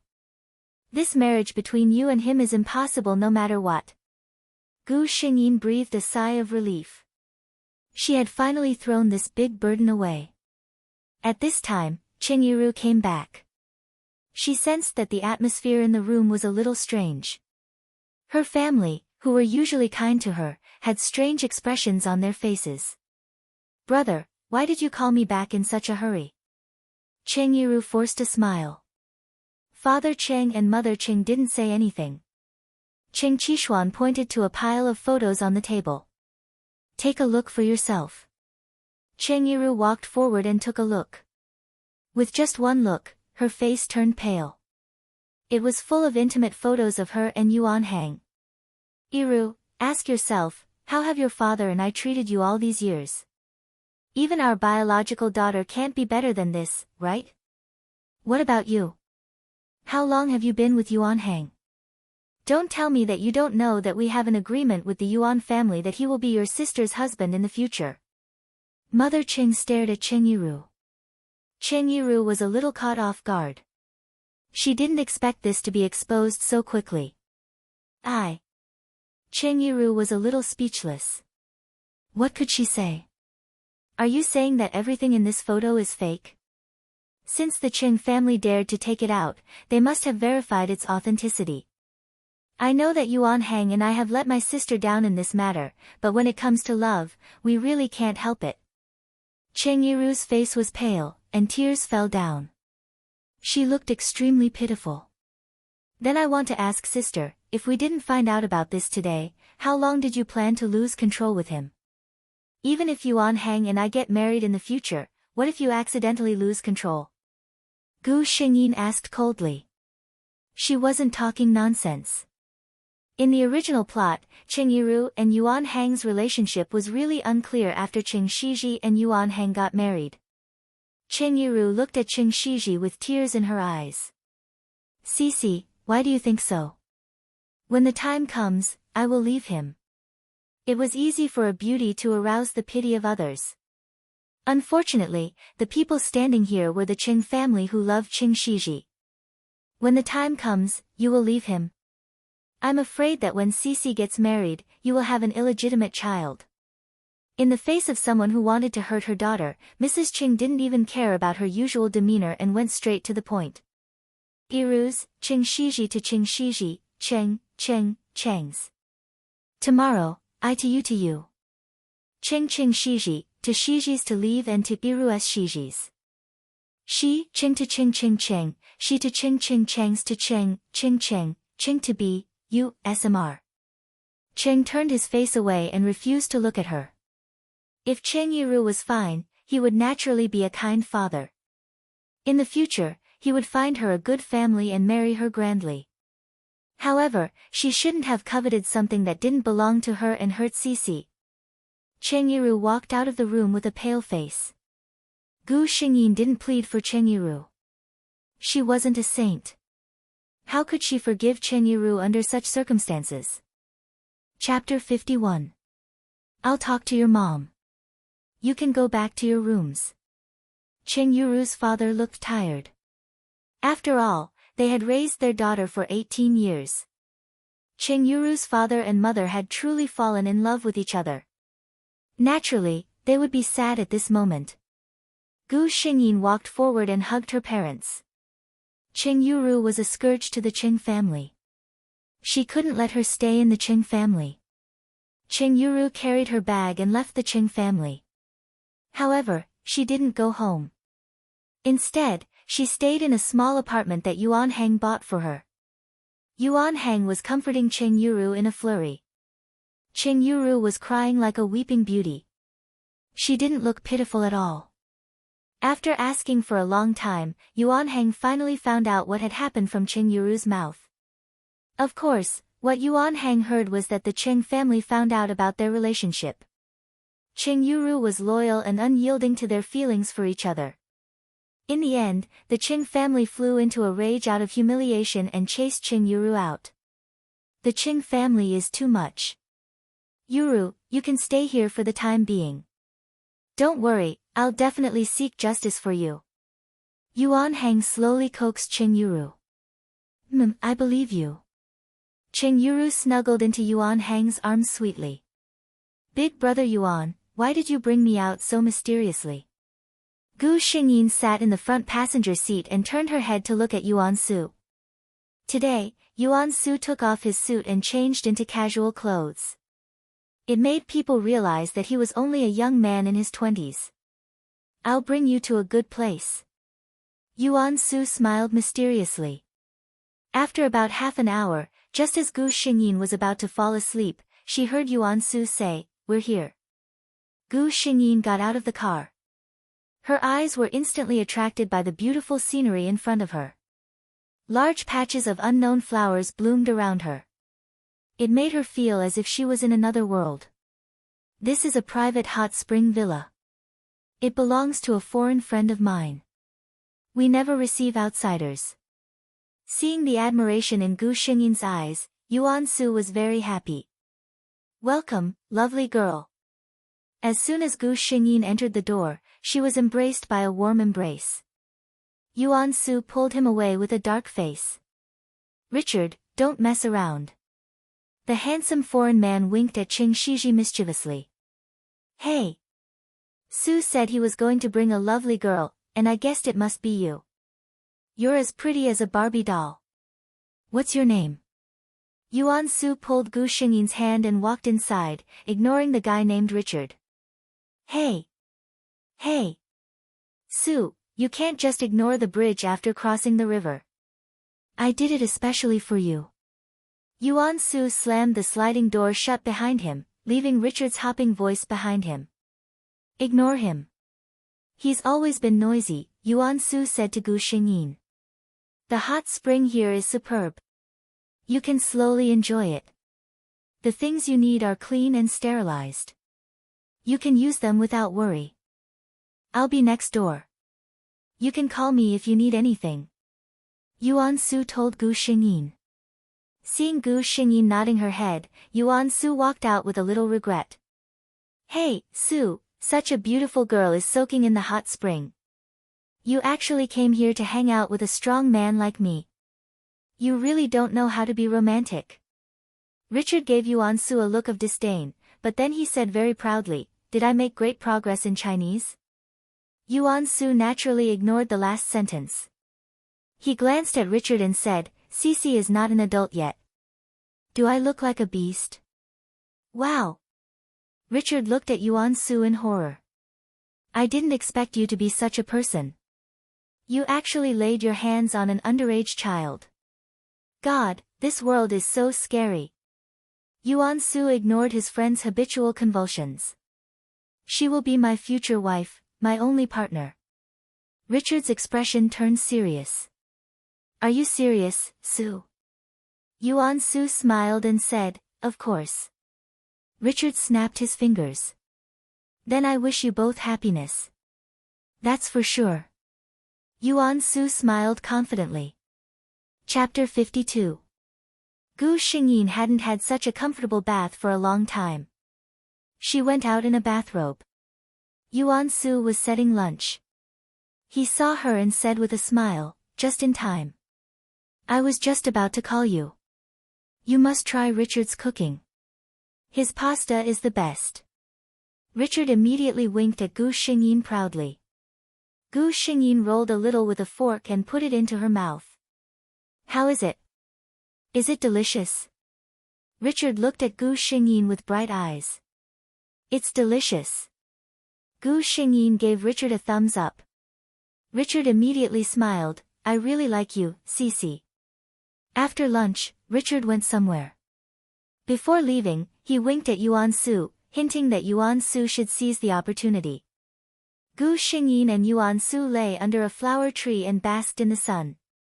Why are you so assured to follow me out? Aren't you afraid that I will sell you? Yuan Su joked.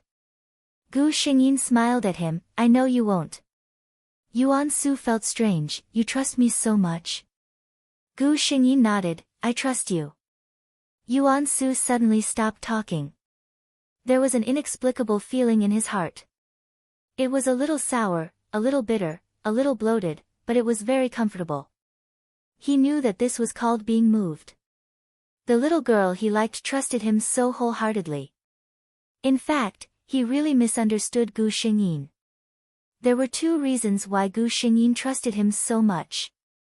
First, Gu Xingyin was a little confused because of the lotus smell on him and Gu. Second, with the system in hand, Gu Xingyin was not afraid that someone would do something bad to her. Gu Xingyin suddenly stood up and stood in front of Yuan Su, Brother Yuan, don't move. Yuan Su was puzzled, what's wrong? Gu Xingyin smiled slyly, close your eyes and don't move. Yuan-su was a little confused, but he still obediently closed his eyes. Gotcha. Yuan-su opened his eyes and saw Gu Xingyin putting away her phone with a satisfied smile.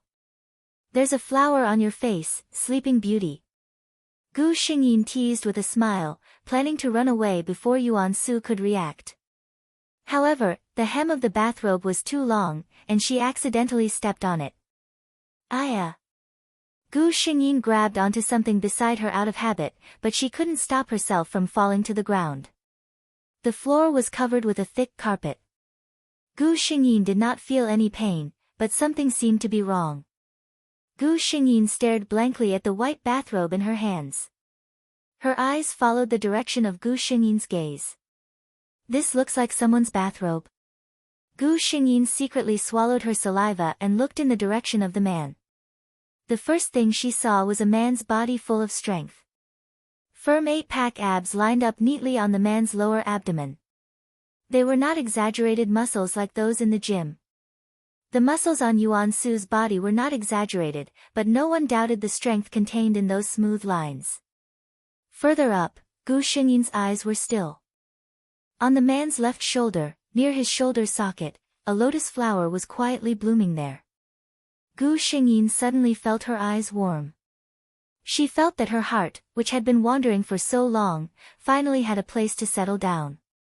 Until a pair of strong hands pulled her up from the ground. Gu Xingyin looked at Yuan-su's face, which was completely different from his face in her previous life. Are you satisfied with what you see? Yuan-su looked at the little woman who seemed to be in a daze and asked in a hoarse voice. Chapter 53. Gu Xingyin hadn't recovered from the fact that Yuan-su was really Gu. Yuan-su looked at the little girl staring at him blankly and felt that he couldn't hold it in anymore. Gu Xingyin's lips felt warm. When the two of them left the hot spring villa, Richard gave Yuan-su a thumbs up behind Gu Xingyin's back. Looking at the little girl's blushing face and affectionate eyes, Richard was sure that Yuan-su must have made a move when they were alone. Looking at the situation, the result seemed to be good. Richard touched his chin.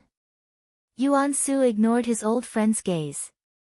After saying goodbye to him, he leaned over to help Gu Xingyin fasten her seatbelt and drove her back to Hua City. Soon, they arrived at the Qing family's mansion.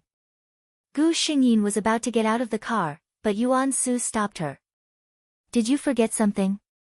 Yuan-su looked at Gu Xingyin seriously. Gu Xingyin blinked and blinked again. All right, she accepted her fate. She leaned over and kissed the man's face. Yuan-su returned her kiss and let her out of the car. This person was really. After Gu Xingyin got out of the car, she secretly ridiculed a certain someone for being indecent. Her hand involuntarily touched the place where she was kissed and a sweet smile appeared on her face.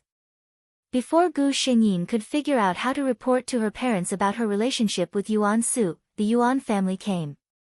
Brother Cheng, it's our second son who has let Cece down. Father Yuan looked sincerely at Cheng Jinsheng and his wife who didn't look too good. They were good friends who grew up together when they were young and their relationship had been good all these years. Otherwise, they wouldn't have thought of becoming in-laws. We've already taught Yuan Hang a lesson. Don't worry, Yuan Hang won't do it again. Mother Yuan said. Father Cheng said coldly, we can't give him a second chance. Brother Yuan, let's call off the marriage agreement between the two families. The Yuan couple looked at each other and thought that the Cheng family really meant it. Don't be like that, Brother Cheng. I know Yuan Hang is insensible, but I have another kid, right? What do you think of our Yuan-su? Mother Yuan received her son's gaze and pulled herself together to ask Father Cheng. What's the meaning of this? Before Mr. Cheng could say anything, Mrs. Cheng flared up. It's not like our Cece can't get married. What do you mean by the older brother can't do it? Who do you think our Cece is? Yuan-su knew that things were bad. Mrs. Cheng must have misunderstood his mother. Mother Yuan was also annoyed that she hadn't thought about what she had just said. Thinking about it carefully, what she had just said was indeed a bit inappropriate. Yuan-su looked at Mr. and Mrs. Cheng sincerely.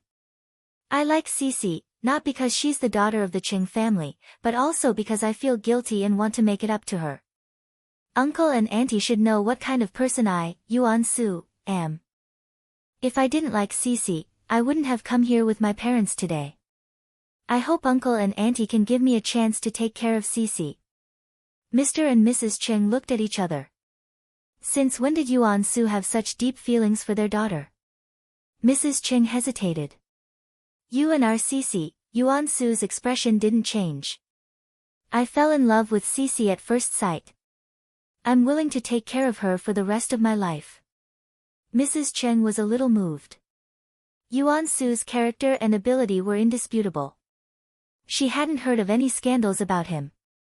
He was indeed a good candidate for a husband. Chapter 54. The previous marriage agreement between the Yuan family and the Qing family is cancelled. Mr. Cheng said. As for you wanting to pursue our Cece. Mr. Cheng saw that Yuan Su's eyes lit up because of his words. I won't interfere in the affairs of you young people. Yuan Su's heart calmed down. Mr. Cheng's words meant that he would not stop him from being together with Cece. Gu Xingyin was not interested in business. She accepted Mr. Da's invitation and joined an organization that was said to be the Chinese Classical Culture and Art Association. In the entire organization, except for her, the youngest person was already white-haired. When she first went there, Gu Xingyin was questioned by others. However, after she painted a landscape painting, no one dared to question her anymore. After pursuing Gu Xingyin for a year, Yuan Su finally won the approval of the Qing family. The two of them held a grand engagement ceremony in the biggest hotel in Hua City. Gu Xingyin was living a carefree life now. She flew abroad several times a year to attend international cultural exchange meetings.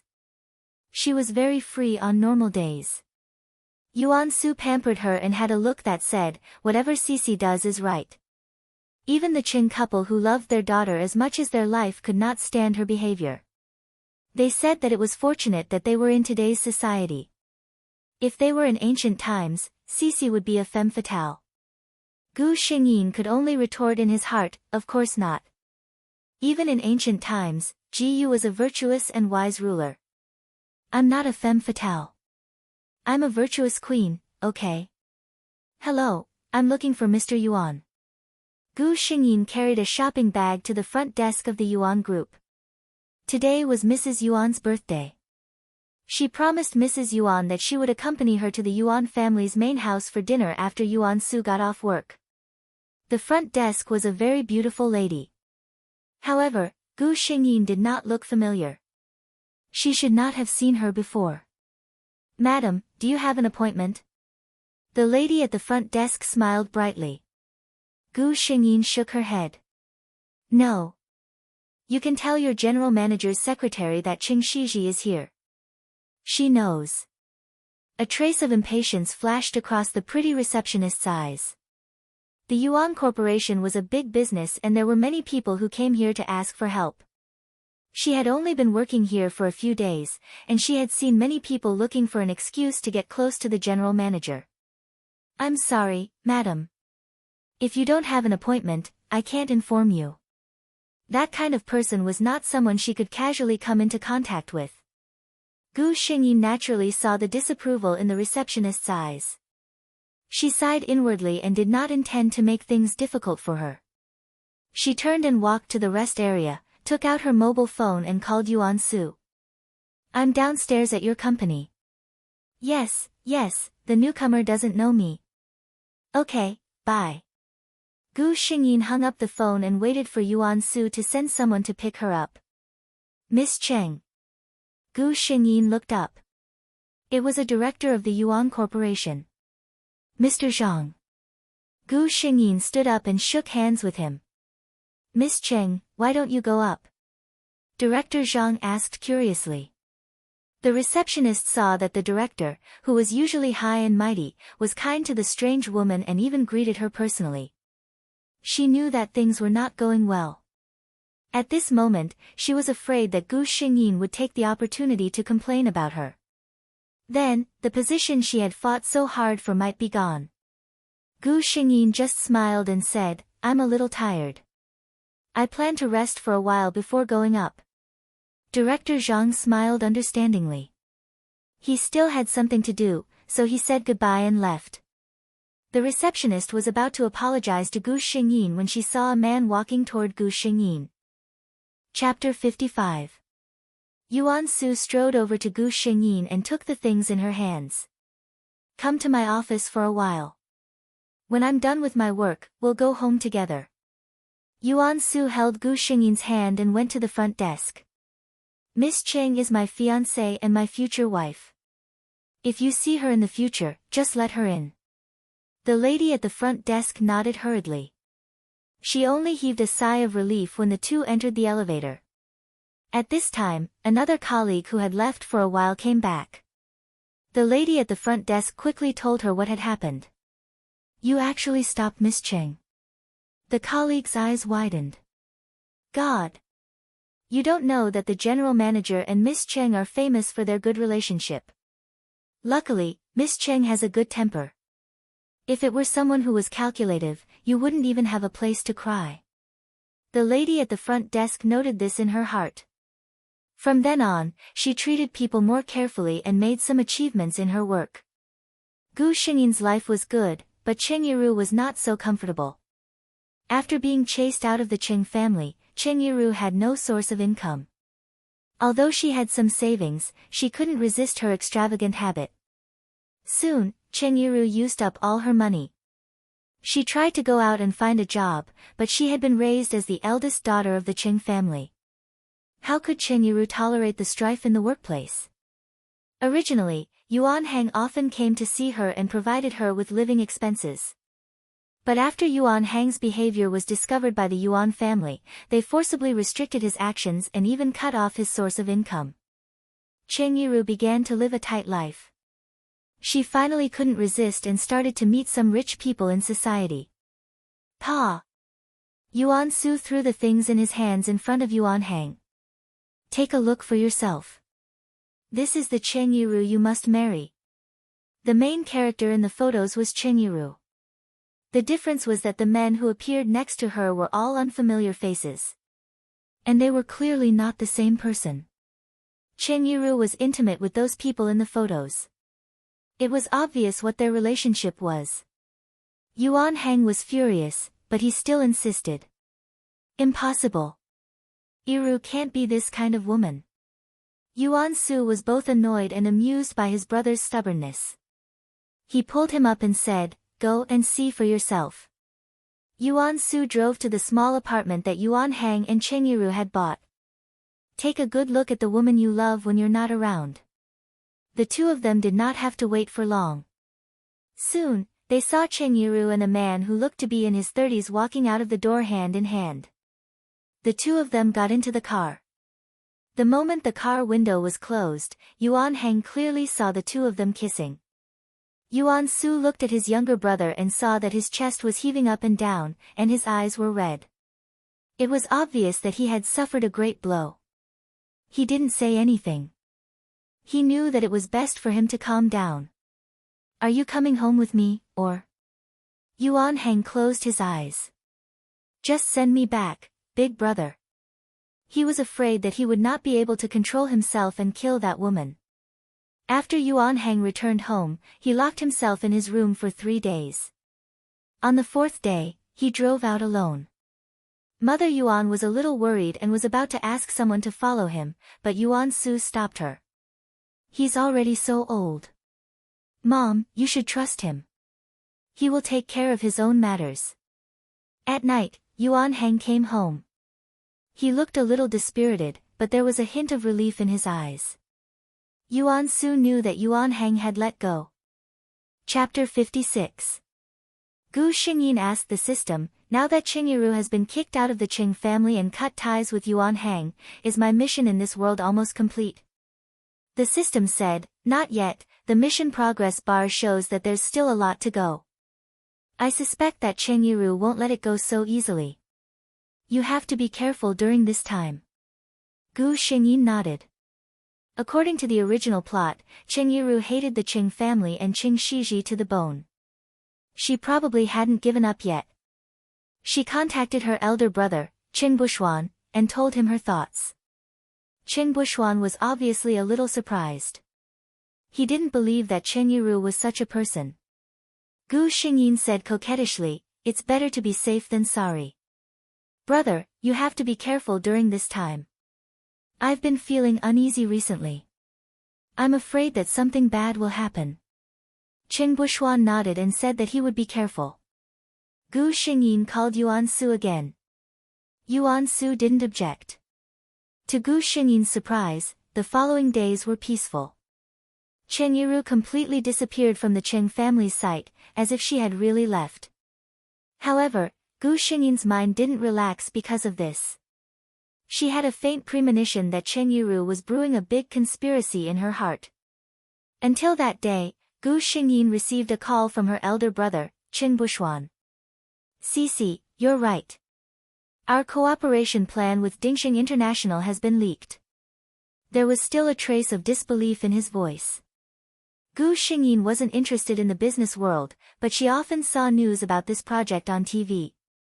The cooperation between Dingxing International and the Qin Group could be considered a strong combination in the field of cutting-edge technology. The Qin Group had invested almost 80% of the group's working capital in this project. At this time, the project was leaked. In the original plot, it was also this time that the cooperation project with Dingxing International was leaked by the Qin Corporation. Not only did the Qin Corporation suffer heavy losses, but they were also sued by Dingxing International. Both parties were involved in a lawsuit that lasted for several years. This incident also became an important point that dragged down the Qin Corporation.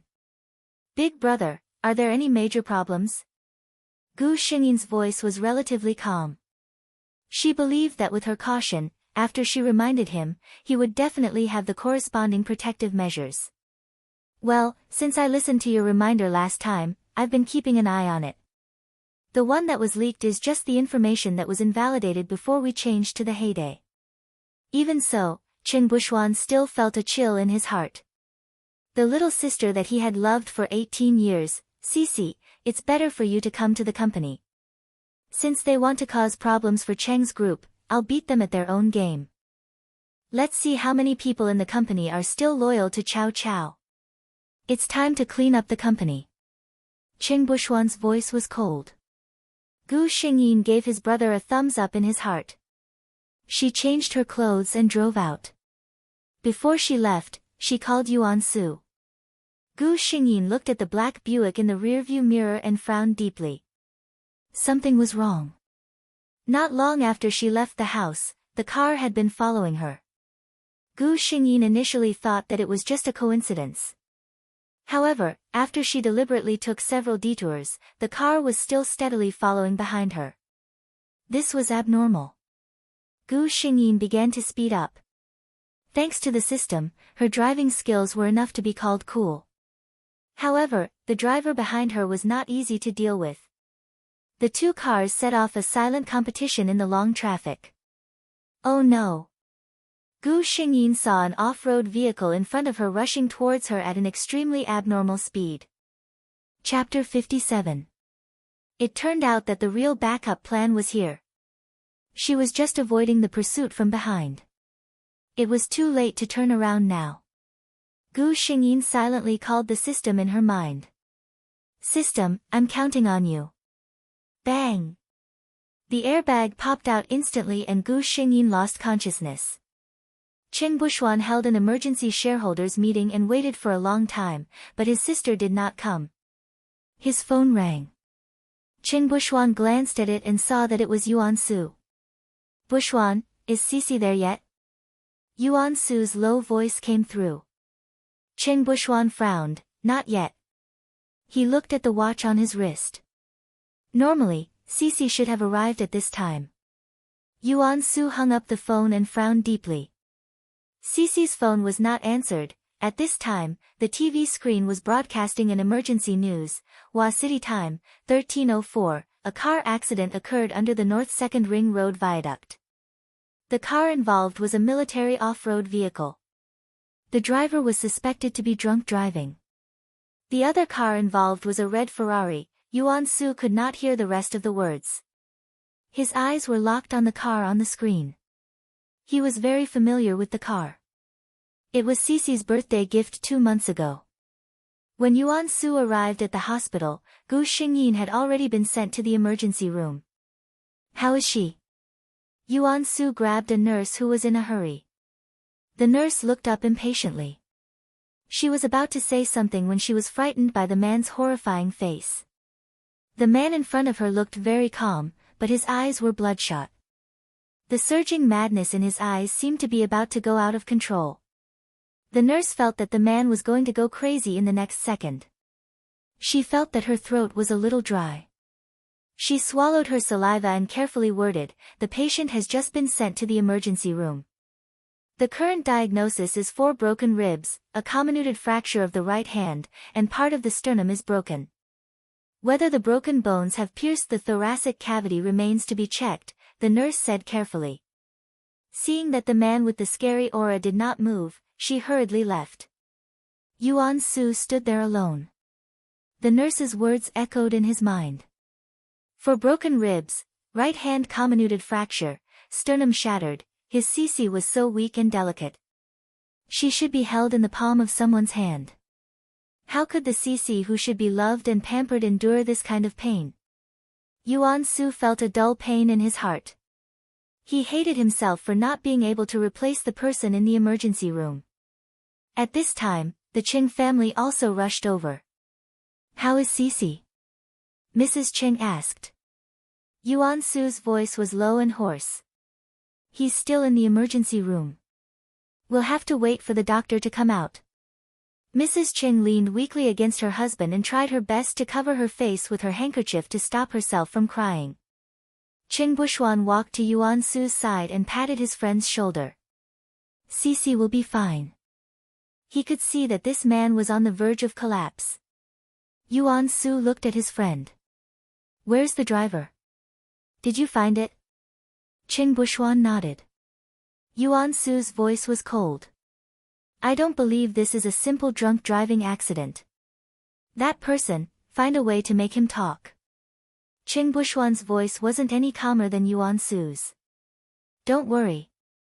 If this is man-made and I find out who did it, I'll definitely make her regret being born into this world." The lights in the emergency room were on for a few hours. "Doctor, how is the situation?" Yuan Su asked. The doctor looked at the faces in front of him that often appeared in the financial news. He also knew that the person lying in the emergency room at this moment was not simple.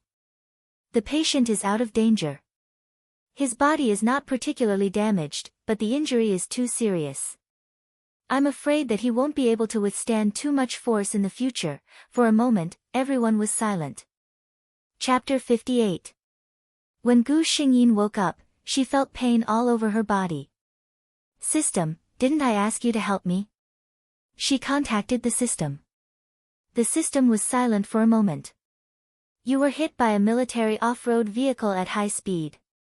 This injury is considered very light. I have tried my best to avoid leaving any sequelae on your body. If the injury is too light, you will be rejected by the rules of the world." Gu Xingyin was speechless. It was really tiring to have such a serious and dedicated system. "Cece, are you awake?" Gu Xingyin heard a familiar voice as soon as she opened her eyes. Yuan Su's face appeared in her sight. His hair was slightly messy and his eyes were bloodshot. Obviously, he did not have a good rest these days. Yuan Su rang the bell to ask the doctor to come over. He asked nervously, "Do you feel uncomfortable anywhere?" Gu Xingyin wanted to shake her head, but when she thought of Qing Shiji's character, tears quickly accumulated in her eyes and her small nose wrinkled. "Yuan Su, I'm in pain." Gu Xingyin's red eyes and crying in pain almost crushed Yuan Su's heart. He was in a hurry to comfort her, but he did not dare to touch her easily. He had to be clumsy like coaxing a child. "Cece, be good. It won't hurt any more soon." The doctor came quickly. After checking Gu Xingyin, he was relieved that the patient was all right. According to this trend, she would soon recover. What followed was a long period of recuperation. Yuan Su directly changed his office location to the hospital. Every day, his secretary would bring important documents for him to review and sign. The rest of the time, he was taking care of Gu Xingyin.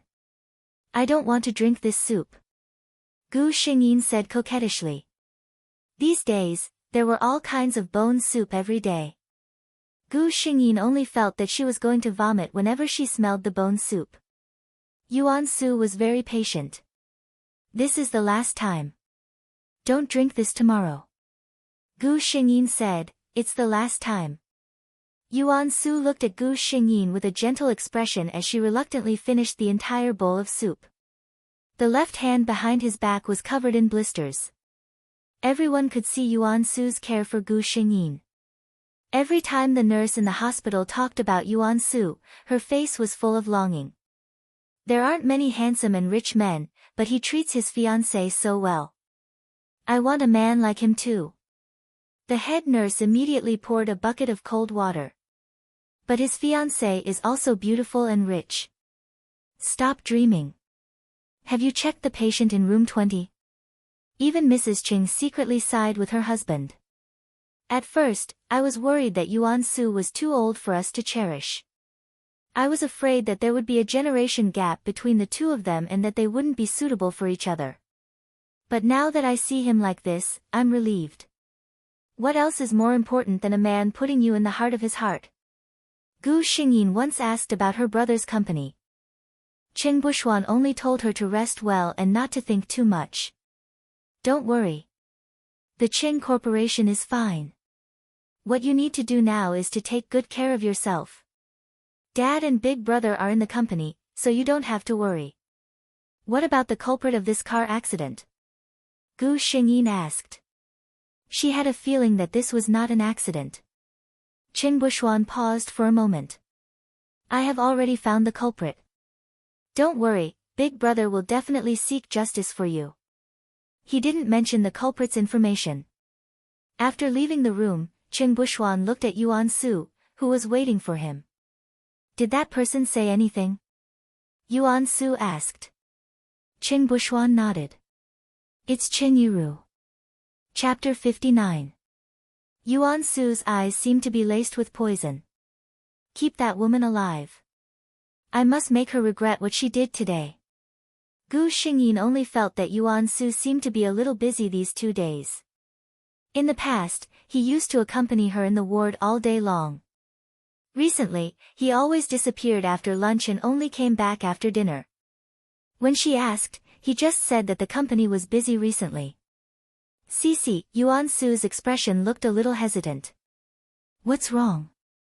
Gu Xingyin asked with a smile after eating the fruit that Yuan Su had peeled.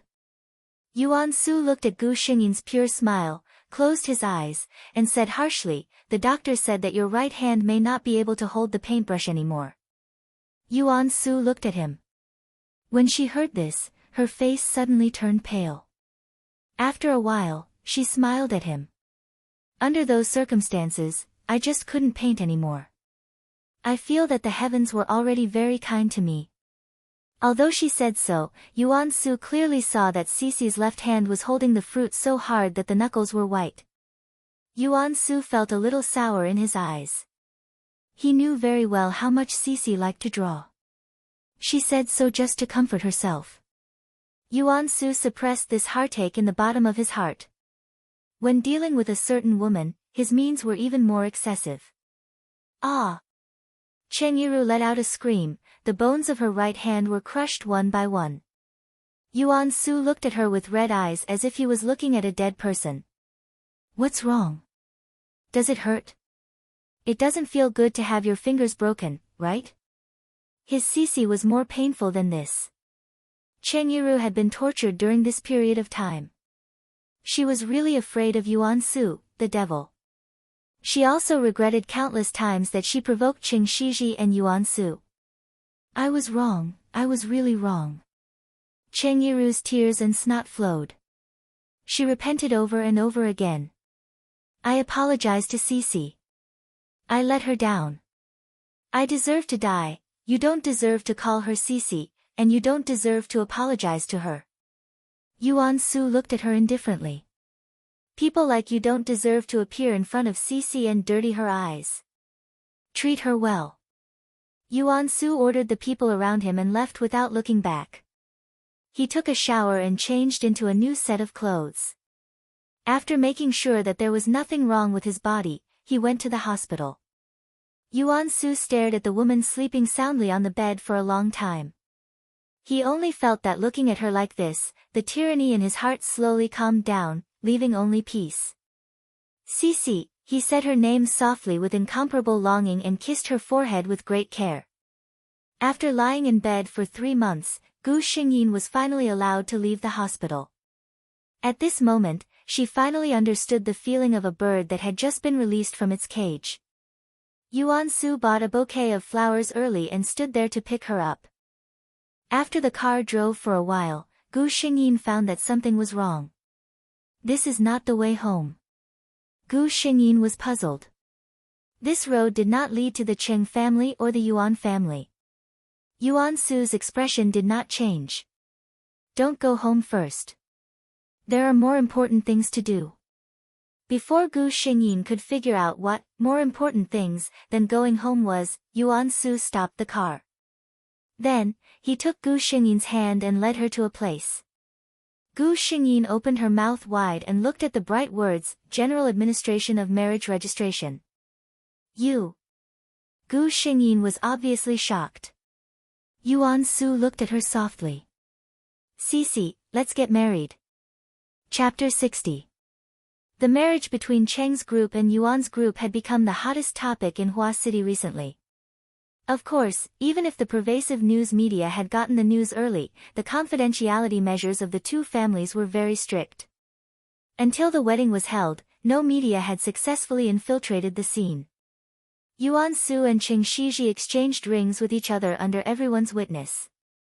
Cece, I'm so happy. I've finally waited for this day. The two touched their foreheads, and Yuan-su whispered to Gu Xingyin. Gu Xingyin blinked. Dear, I'm also very happy. Yuan Hang looked at this pair of incomparably well-matched newlyweds. Everyone could see the affection and happiness flowing between them. He suddenly felt a little sour in his heart. Once, he really liked a woman so much that he could fight against his family for her. He just wanted to marry her, but what happened in the end? Yuan Hang thought in a trance.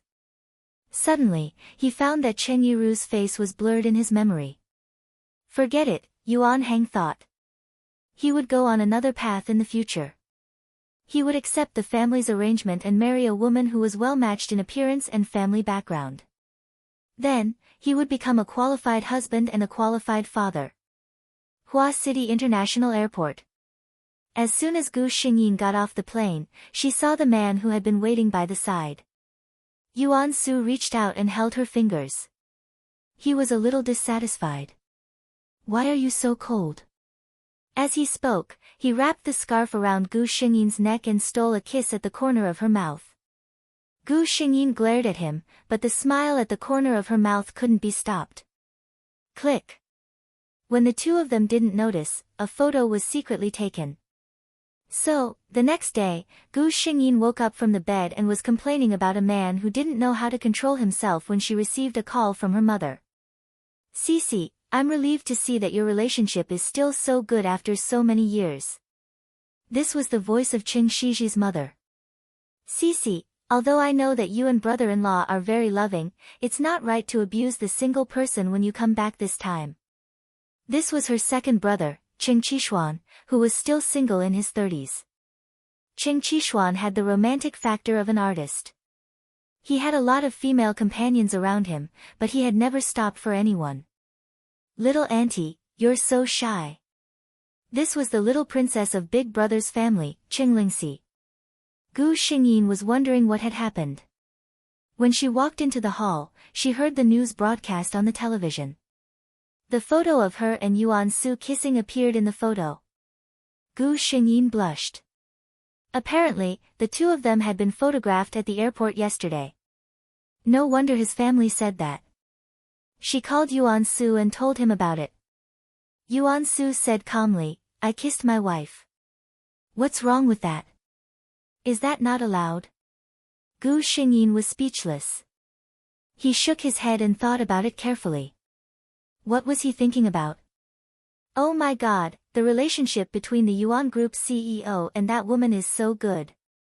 In a shopping mall, several shopping assistants took advantage of the fact that no one was there to gossip.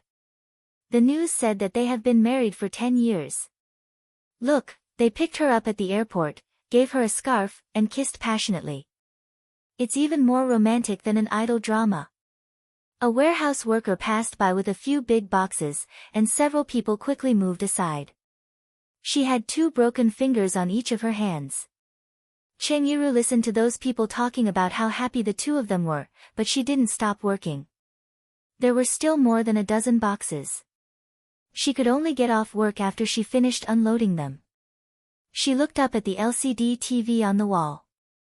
On the screen, a man and a woman were hugging each other affectionately.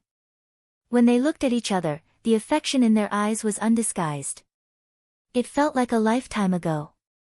Chapter 61. Gu Xingyin opened her eyes again and found herself back in the pure white space.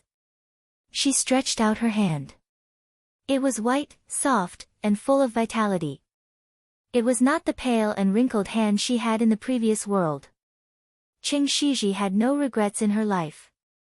Even at the end of her life, she left in the arms of the person she loved the most. Thinking of Yuan Su, Gu Xingyin's mouth unconsciously raised into a smile. System, can you tell me now who Yuan Su is? Gu Xingyin asked. She was not stupid. Someone who could be reincarnated in a different world with her could not be an ordinary person. However, the omniscient system was stuck this time. Unable to find any information about the target Yuan Su.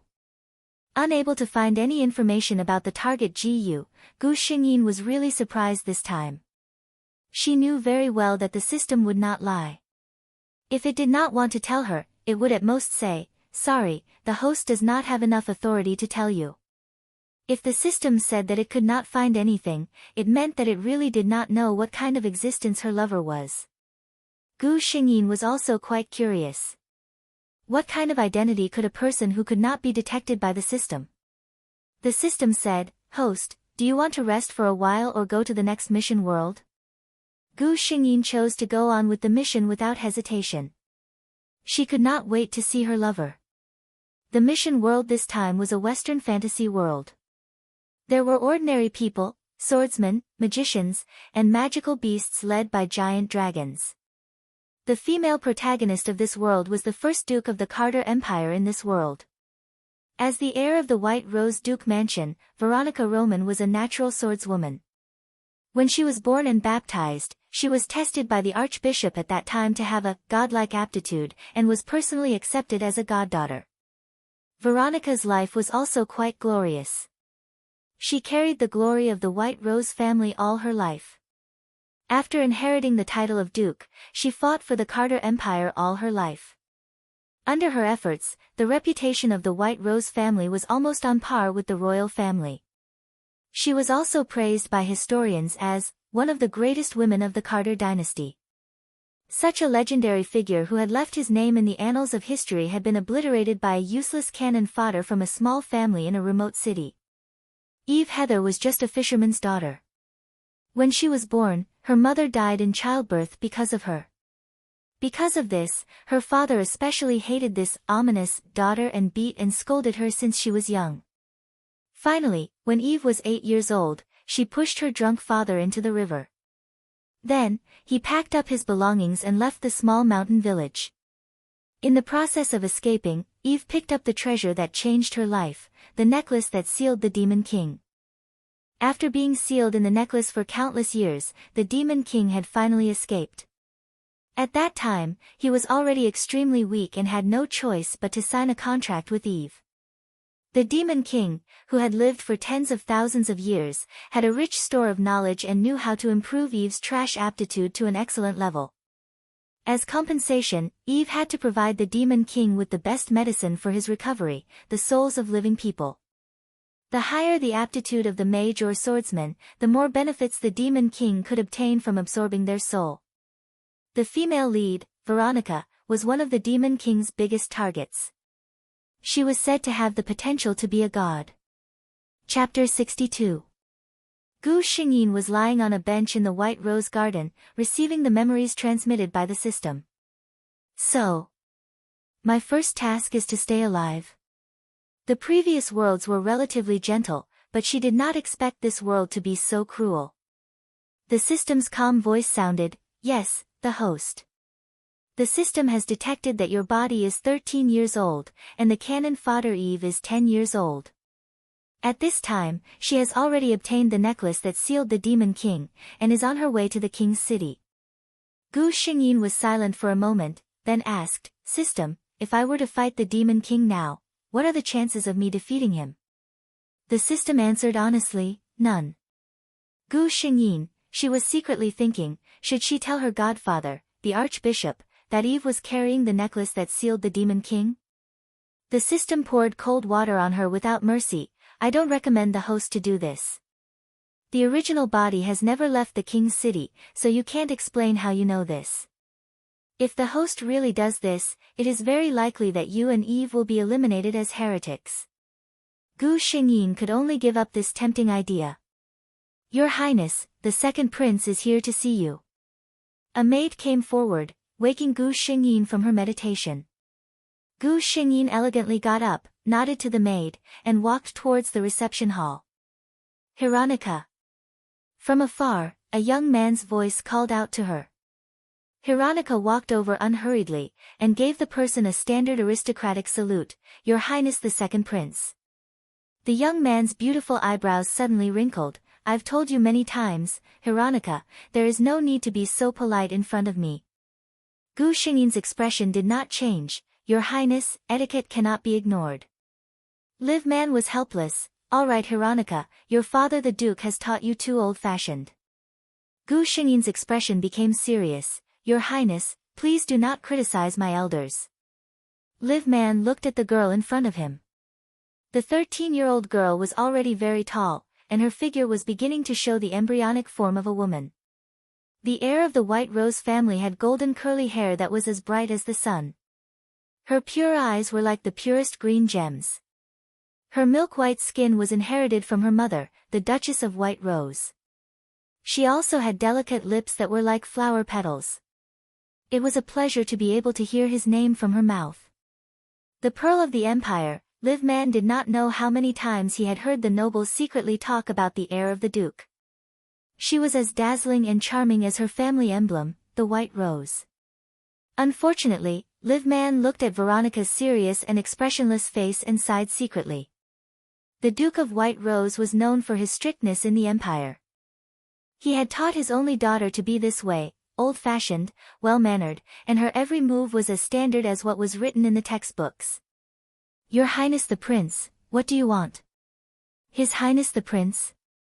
Liv Man came back to his senses, and remembered the purpose of his visit. "My mother's purebred Siamese cat gave birth to 3 children, and I brought you one. Do you like it?" Liv Man held up a delicate small basket as if he was presenting a treasure. Lifting the cloth on the small basket, Gu Xingyin saw the creature inside. Chapter 63. A little guy, not even the size of a palm, was lying on the soft cushion in the basket. His newborn eyes had not yet opened, and only his nose moved from time to time. Perhaps he was not used to the sudden light, and his body was slightly curled up. Of course she liked it. Gu Xingyin loved this kind of furry thing in her past life. She almost couldn't help but reach out to touch it. But she remembered Veronica's character and suppressed the urge. She just couldn't help but look at the kitten in the basket. Little did she know that in the eyes of the second prince, she was much cuter than the kitten in the basket. The beautiful little girl clearly liked the kitten so much that her eyes were almost glued to it, but she kept a straight face and pretended to be serious and unconcerned. In the end, she was still a child. The second prince only felt his index finger itch. He really wanted to pinch her face. The second prince put his finger back into his sleeve and handed the basket to Gu Xingyin. "Here, take good care of her. This prince will check on her often." In a wild forest thousands of miles away from the king's city, a thin figure was trekking with difficulty. "Your Excellency, Why are we in such a hurry to go to the king's city? The figure asked in a clear voice. This person was Eve Heather. There was no sound coming from the ring, but Eve Heather didn't find it strange. She held the necklace in front of her chest with her empty left hand. The strange soul lived in the necklace around her neck. 2 months ago, when she picked up this necklace, it was just a simple girl who liked beautiful things and kept it. Until she saw the shadow in the necklace, or rather, the soul. The soul's offer was very tempting. As long as she helped him find enough souls, he would tell her how to improve her aptitude. Eve Heather agreed on the spot, even though what the soul wanted her to do was against God's will. But what did it matter? When she was abused and beaten by her father, she had prayed countless times to God to save her, but he didn't. Until she couldn't take it anymore and pushed the man into the river. She was really scared at that time. She was afraid that God would punish her for the crime of killing her own family. But nothing happened. From then on, she knew that the so-called God did not exist at all. In other words, the high and mighty gods did not care about the life and death of mortals like them. Therefore, when she knew that she had a chance to become stronger, she agreed to the soul's request without hesitation. However, there seems to be something wrong with that person recently. Eve Heather thought to herself. In the past, whenever His Excellency appeared, she would always have the illusion of being stared at by a venomous snake. But since last month, this feeling had disappeared. His Excellency's words were noticeably less, and he no longer asked her to find the souls of living people for him. His only request was to get to the royal city as soon as possible. Eve Heather always felt that His Excellency had become much easier to get along with. If it was in the past, she would never have dared to ask any questions. Don't think too much and don't ask too many questions. Whatever you want, I will naturally give it to you when the time comes. A cold voice appeared in her mind. It was that person. Eve Heather was startled. She lowered her head and replied respectfully. Chapter 64. When he woke up from the chaos, he found that he had become a creature that was neither human nor ghost. There were many inexplicable memories in his mind. For example, he used to be the king of the demons, who ruled the whole continent. Later, he was sealed in this necklace by a cunning human. He wandered for thousands of years before he fell into the hands of a human. He was very sure that he was not the so-called king of the demons. Because the previous memories of this soul instructed the girl he lived in to find the soul of a human. It was impossible for him to do such a thing. So, who was he? Where was the original body of this soul? He had been thinking about this question for a month, but he still could not figure it out. Until today, he finally figured it out. No matter who he was before, and no matter where the real body of the Demon King went, from the moment he woke up, he became the Demon King. His gaze pierced through the void and looked in the direction of King's City. There was an inexplicable desire in his heart, as if there was something very important in the distant King's City that was calling out to him. The outline of the sun had not yet appeared on the horizon, but the Duke's mansion of White Rose was already busy. Veronica got up early, put on the warrior's uniform, and began her daily morning exercise. Even though she was gifted by the heavens, her current strength could not be separated from hard work. Gu Xingyin's body was full of the power of fighting. She enjoyed this feeling very much. In the previous 2 worlds, whether it was Jiang Lingjun or Qing Shiji, they were weak women who did not have the strength to truss a chicken. Gu Xingyin, on the other hand, was a person who worshipped strength and the strong. Not to mention, according to the development of the plot, in 2 years, Eve Heather would bring the Demon King to King's City. Before that, she had to improve her strength as much as possible. Thus, the servants of the Duke's mansion found that their highness seemed to be more diligent than before. Richard, the Duke of White Rose, stood in front of the window in his room, looking at the small figure in the training field who was seriously practicing the swordsmanship he taught her a few days ago. There was no doubt that His Excellency the Duke was a rare handsome man. It was said that even Her Highness the Princess took a fancy to the Duke's handsome appearance and expressed her willingness to marry him. However, the Duke chose his current wife, Veronica's mother. Looking at his daughter, Richard could not help but feel proud. Although his wife and he only had one heir, Veronica did not let him down. She was smart, strong, and more outstanding than any of the heirs of the family. The Duke had no doubt that under Veronica's leadership, the glory of the White Rose family would illuminate the entire continent. Gu Xingyin's life was very regular. Every morning, she would do her routine morning exercise, then have dinner with her parents in the dining hall. After that, she would take the family carriage to the Carter Royal Academy to study. She would have lunch at the school and would not return to the Duke's mansion until 3 in the afternoon. Although the Duke of White Rose was strict, he was a good father who knew how to raise his daughter. Gu Xingyin was free to spend her time after returning home from the academy. Whether she was going out to play with noble ladies or to listen to an opera, even if she was going to the slums in the west of the city, other than sending people to protect her daughter's safety, the Duke of White Rose would not interfere too much. Sometimes, when his wife disagreed, he would persuade her instead. A qualified leader must have his own ideas. Veronica is already 13 years old. When I was her age, I followed my grandfather to the battlefield once. My dear, you must believe in our daughter. Chapter 65. Gu Xingyin carried Vera out of the door. Vera was the Siamese cat that the second prince had given to Veronica. A month had passed, and Vera's small body was covered with fine, soft white fur. She was very beautiful. She was still the size of an adult's palm, and her green eyes were the same as Veronica's. They were as beautiful as the brightest gems. Siamese cats were very delicate animals. This time, Gu Xingyin carried her out to the pet shop to buy a type of ingredient, svelte grass, which was the favorite food of Siamese cats. Nika. A girl with a few small freckles on her nose ran to Gu Xingyin. She was Veronica's good friend, Lilith Bill, the daughter of the Earl. Lilith had heard that Veronica had gotten a rare Siamese cat. After a long time of coaxing and pestering, she finally convinced Veronica to take her out. Is this a Siamese cat? She is so cute. Lilith looked at Vera with shining eyes. Yes, her name is Vera. She is a lovely lady, Gu Xingyin replied. Lilith reached out to touch Vera, but Vera turned her head away in disgust. Gu Xingyin snickered. Siamese cats were extremely delicate and fussy creatures. They usually only got close to the people they liked.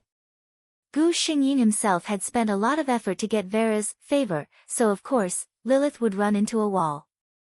Lilith could see that Vera didn't like her. She said sadly, "It seems that Vera doesn't like me." Gu Xingyin was about to comfort her, but she heard her continue, "Really, her personality is so similar to Nika's." Gu Xingyin was speechless. She took back her words of comfort. Lilith was still talking. "You both have green eyes and are so cute." Ha ha ha. Gu Xingyin turned and left. The two of them arrived at the entrance of the pet shop. When the boss saw Gu Xingyin's green eyes, he hurriedly greeted her, "Your Highness, may I know what you need?" Pure dark green eyes were the symbol of the White Rose family. This was something that everyone in the royal city knew. In this generation of the Duke of White Rose, Veronica was the only heir. Anyone with a discerning eye could guess her identity. Gu Xingyin revealed Vera, who was lying in his arms. The grass she eats must be the freshest and most tender part. When the owner saw Vera, he smiled. "Oh, it's a Siamese cat.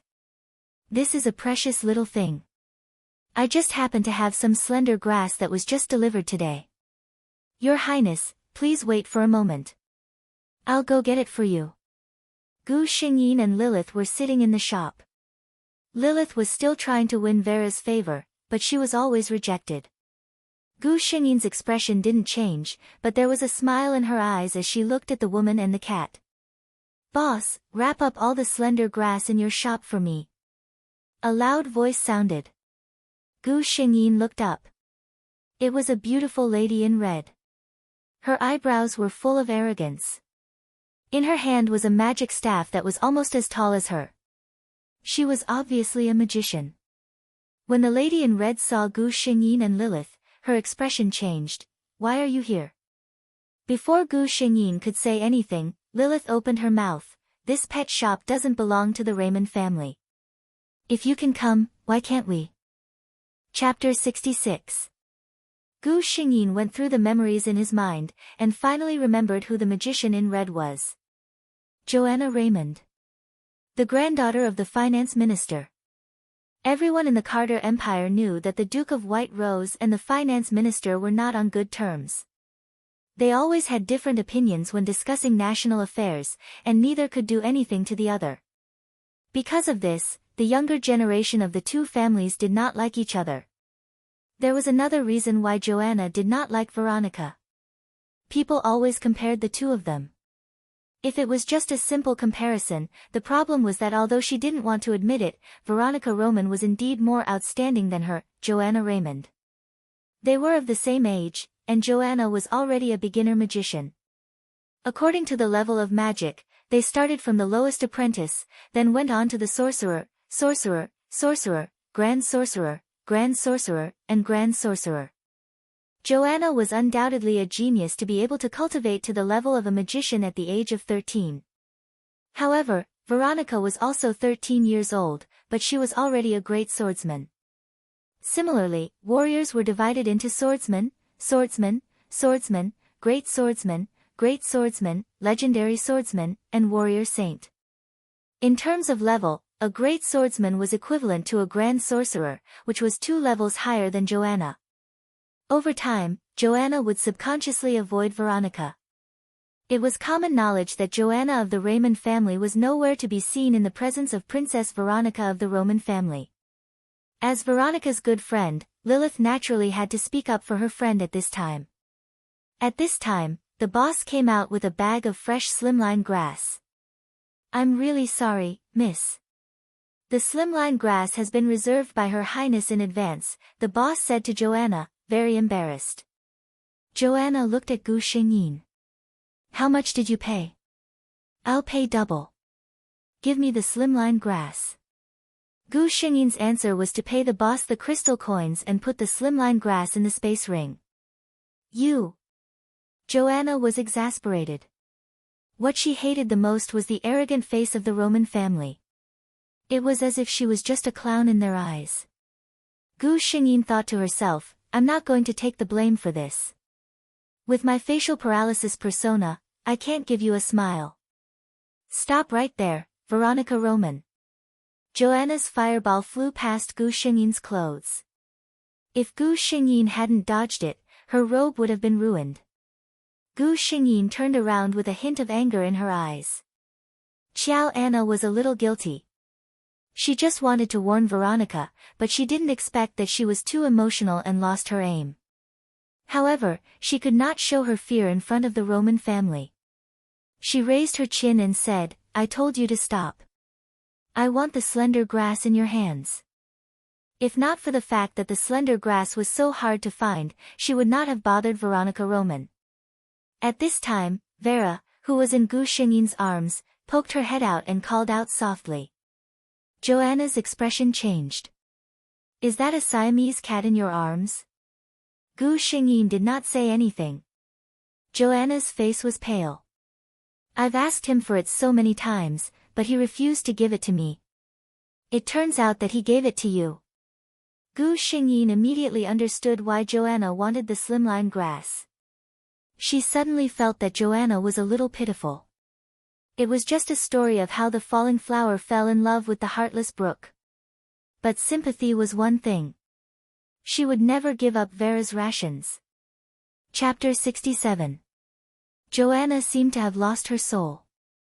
She glanced at Gu Xingyin, stomped her feet, and left. Gu Xingyin asked the shopkeeper to send the things to the Duke's mansion, and walked on the street with Lilith. Lilith came over and gossiped, "Joanna likes the second prince. She knows that the second prince asked the queen for a Siamese cat. She must want to get some slender grass to please the prince." She was gloating. "She must not have thought that the prince had already given it to you." At this point, Lilith mysteriously said to Gu Xingyin, "Nika, do you think His Highness likes you?"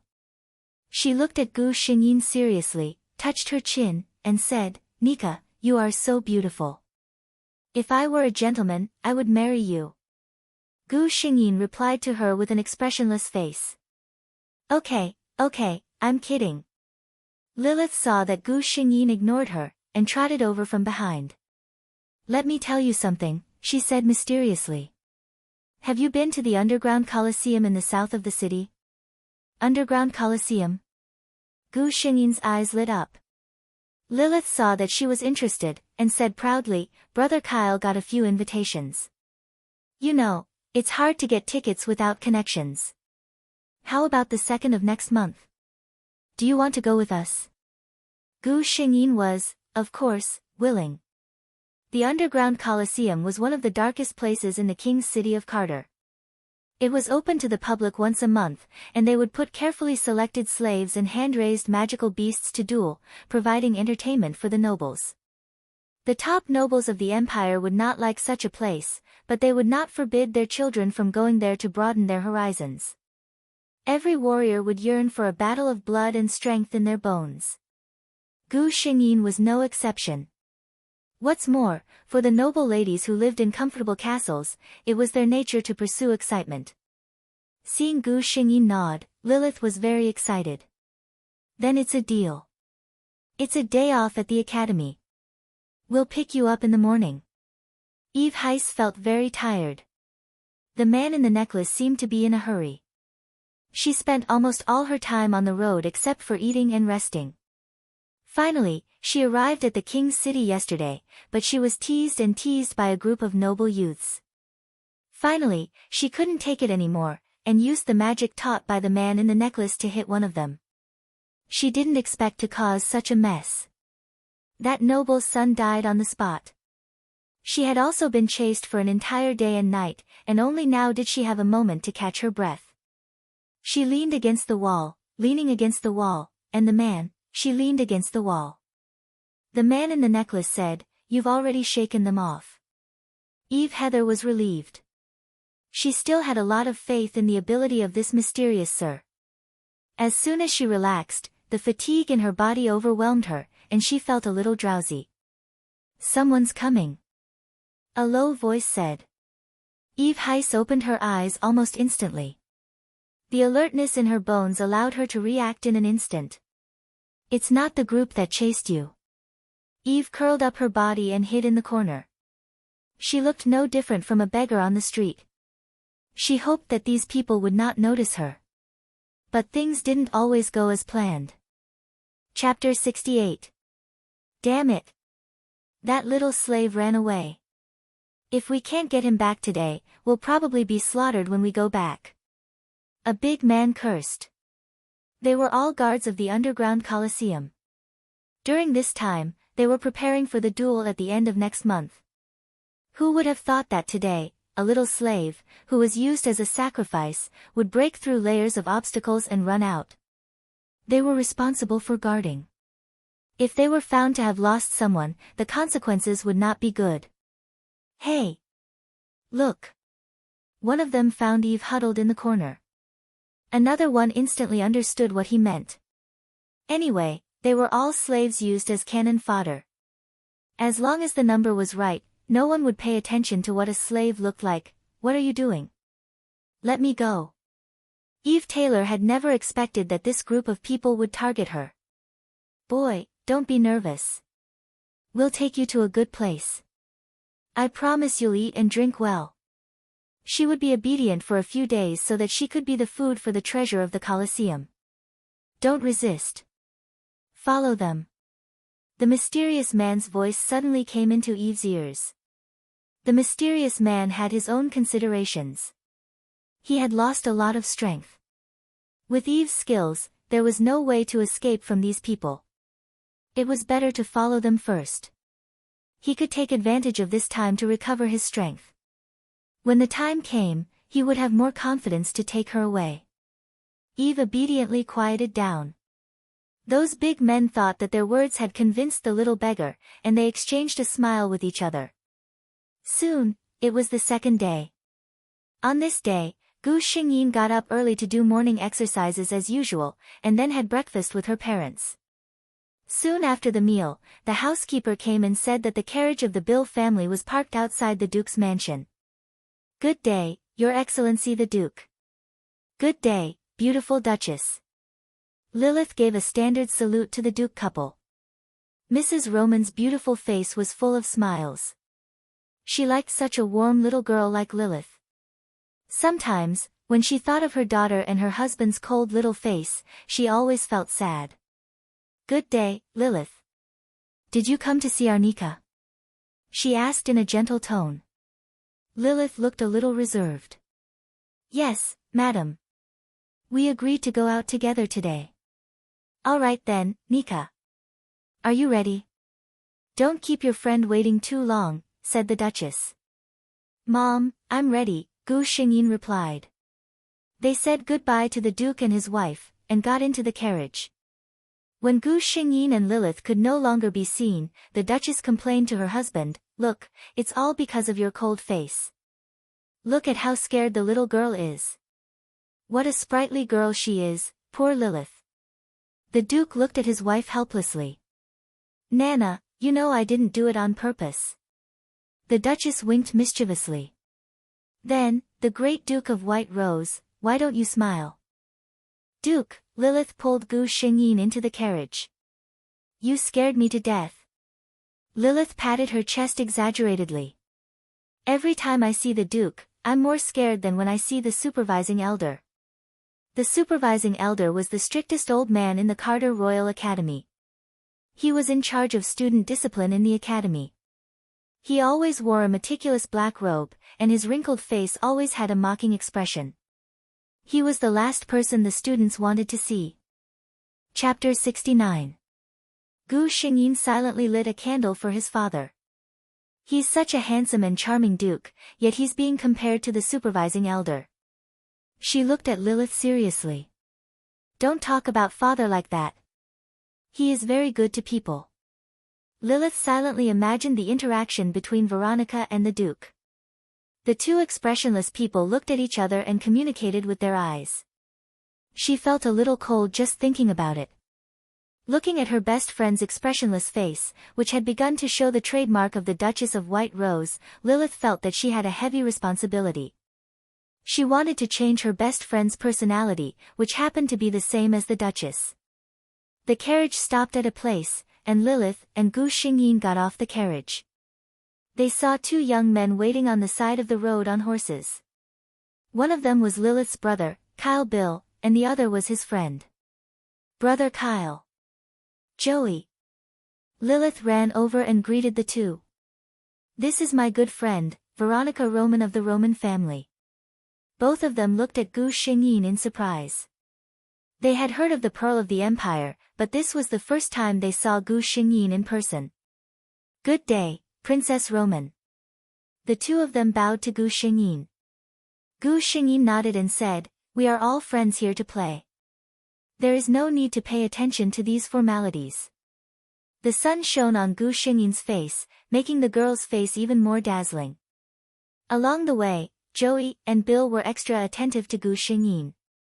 In their teens, the most straightforward way for these young men to recognize a girl was her appearance. "We're here." The four of them didn't wear clothes embroidered with their family emblems. Gu Xingyin even wore a cloak. The green eyes of the Roman family were too unique and had to be covered. Bill handed the invitation letter in his hand to the gatekeeper and entered the Colosseum without any problems. Everything here seemed to be out of place in the king's city. Lilith and the others were amazed. The royal city in their eyes was filled with riches, prosperity, and a life of luxury. But here, the surrounding environment gave off a gloomy and damp feeling, and the people coming and going all had gloomy expressions. However, all of this made them even more excited. It was as if they were going on an exciting adventure in an unfamiliar place. Gu Xingyin, on the other hand, had a bad premonition. Her intuition had always been accurate. In the previous world, when Qingyiru was taking revenge on the Qing family, she had the same feeling. Soon, this premonition was confirmed. The system suddenly said, "The underground Colosseum has found the existence of a plot character, Eve Heather." Gu Xingyin was surprised. Isn't it supposed to be 2 years before she comes to the capital? The system said. Maybe the host's arrival changed the plot. Gu Xingyin suddenly remembered the cause of Veronica's death in the original plot. She suddenly said, "Is it too late for me to leave now?" She didn't want to face the demon king who had lived for 10,000 years. Lilith and the others were puzzled by Gu Xingyin's sudden desire to leave, but seeing her insistence, they could only let her be. The gatekeeper of the Colosseum regretfully said that before the battle ended, all guests were not allowed to leave. Gu Xingyin's heart went cold. She couldn't force it. The only thing she could do now was to pray that the Demon King would not discover her existence. Chapter 70. The Demon King only felt that his heart was beating very fast, if he still had that thing. The feeling that had been with him since he woke up had become unprecedentedly strong after coming to the king's city, and today, it had reached its peak. He felt that his entire soul was trembling. He could feel that the thing he had been longing for was already in front of him. He was going to find her. Eve only felt that the necklace's heat was a bit scorching. Is that person all right? She thought uneasily. After all, in this strange place, that mysterious stranger was her only guarantee. Quick, quick, quick. You all move faster. The battle is about to start. Lord Barton has already finished warming up. It's time to put these little guys up. Eve had indeed been well taken care of by the people in the underground Colosseum these past few days, but she also understood where this place was. Don't worry, I will help you when the time comes. When it's chaotic, you can take the opportunity to quietly escape. The Demon King comforted her. Soon, Eve and more than 10 youths of similar age were driven into a huge iron cage. At first, these youths were a little confused, but when they saw the huge iron cage, the bloodstains on the ground, and the excited spectators on the stands outside, a few of them suddenly understood where they were, and their expressions immediately became desperate. They wanted to escape, but the cage was already locked. This cage was made of special steel, and with just the few of them, it was impossible to break it. Roar! A huge roar came, and 4 big men appeared on the left side of the Colosseum. They were carrying a cage on their shoulders, and inside the cage was a huge tiger-type magical beast. Let us welcome the king of the King's City Underground Colosseum, the 6th-rank magical beast, Thunderwing Tiger. The host said loudly with an excited expression. The atmosphere of the scene was pushed to a climax. Many nobles waved the things in their hands, and their expressions were faintly crazy. In the iron cage, Eve's face suddenly became pale. At this time, even the slowest person understood their fate. At the same time, a person came out from the right side of the Colosseum. This man only had a simple cloth around his waist, and his whole body was muscular. He waved his hand at the audience. The audience screamed again. Let us welcome the hero of the underground Colosseum, Barton the Violent Lion. Barton! Barton! Gu Xingyin was a little surprised. Most of the people sitting here were nobles. She really did not expect that those nobles, who were usually well-dressed and well-mannered, would have such a crazy side. She took a closer look at Barton. He was a great swordsman, just like her. Gu Xingyin was a little surprised. With the cultivation of a great swordsman, he could find a decent and good job anywhere. Why would anyone want to come to a place where life and death were a constant threat? While Gu Xingyin was thinking, the huge thunder-winged lion had already been placed into the iron cage. Ah! Screams rang out, and the children all ran towards the furthest corner of the thunder-winged lion. However, this was of no use. The entire cage was only so big. A bloodthirsty look flashed across the thunder-winged lion's eyes. In a flash, it arrived in front of the nearest youth. Then, it opened its mouth, revealing its sharp teeth.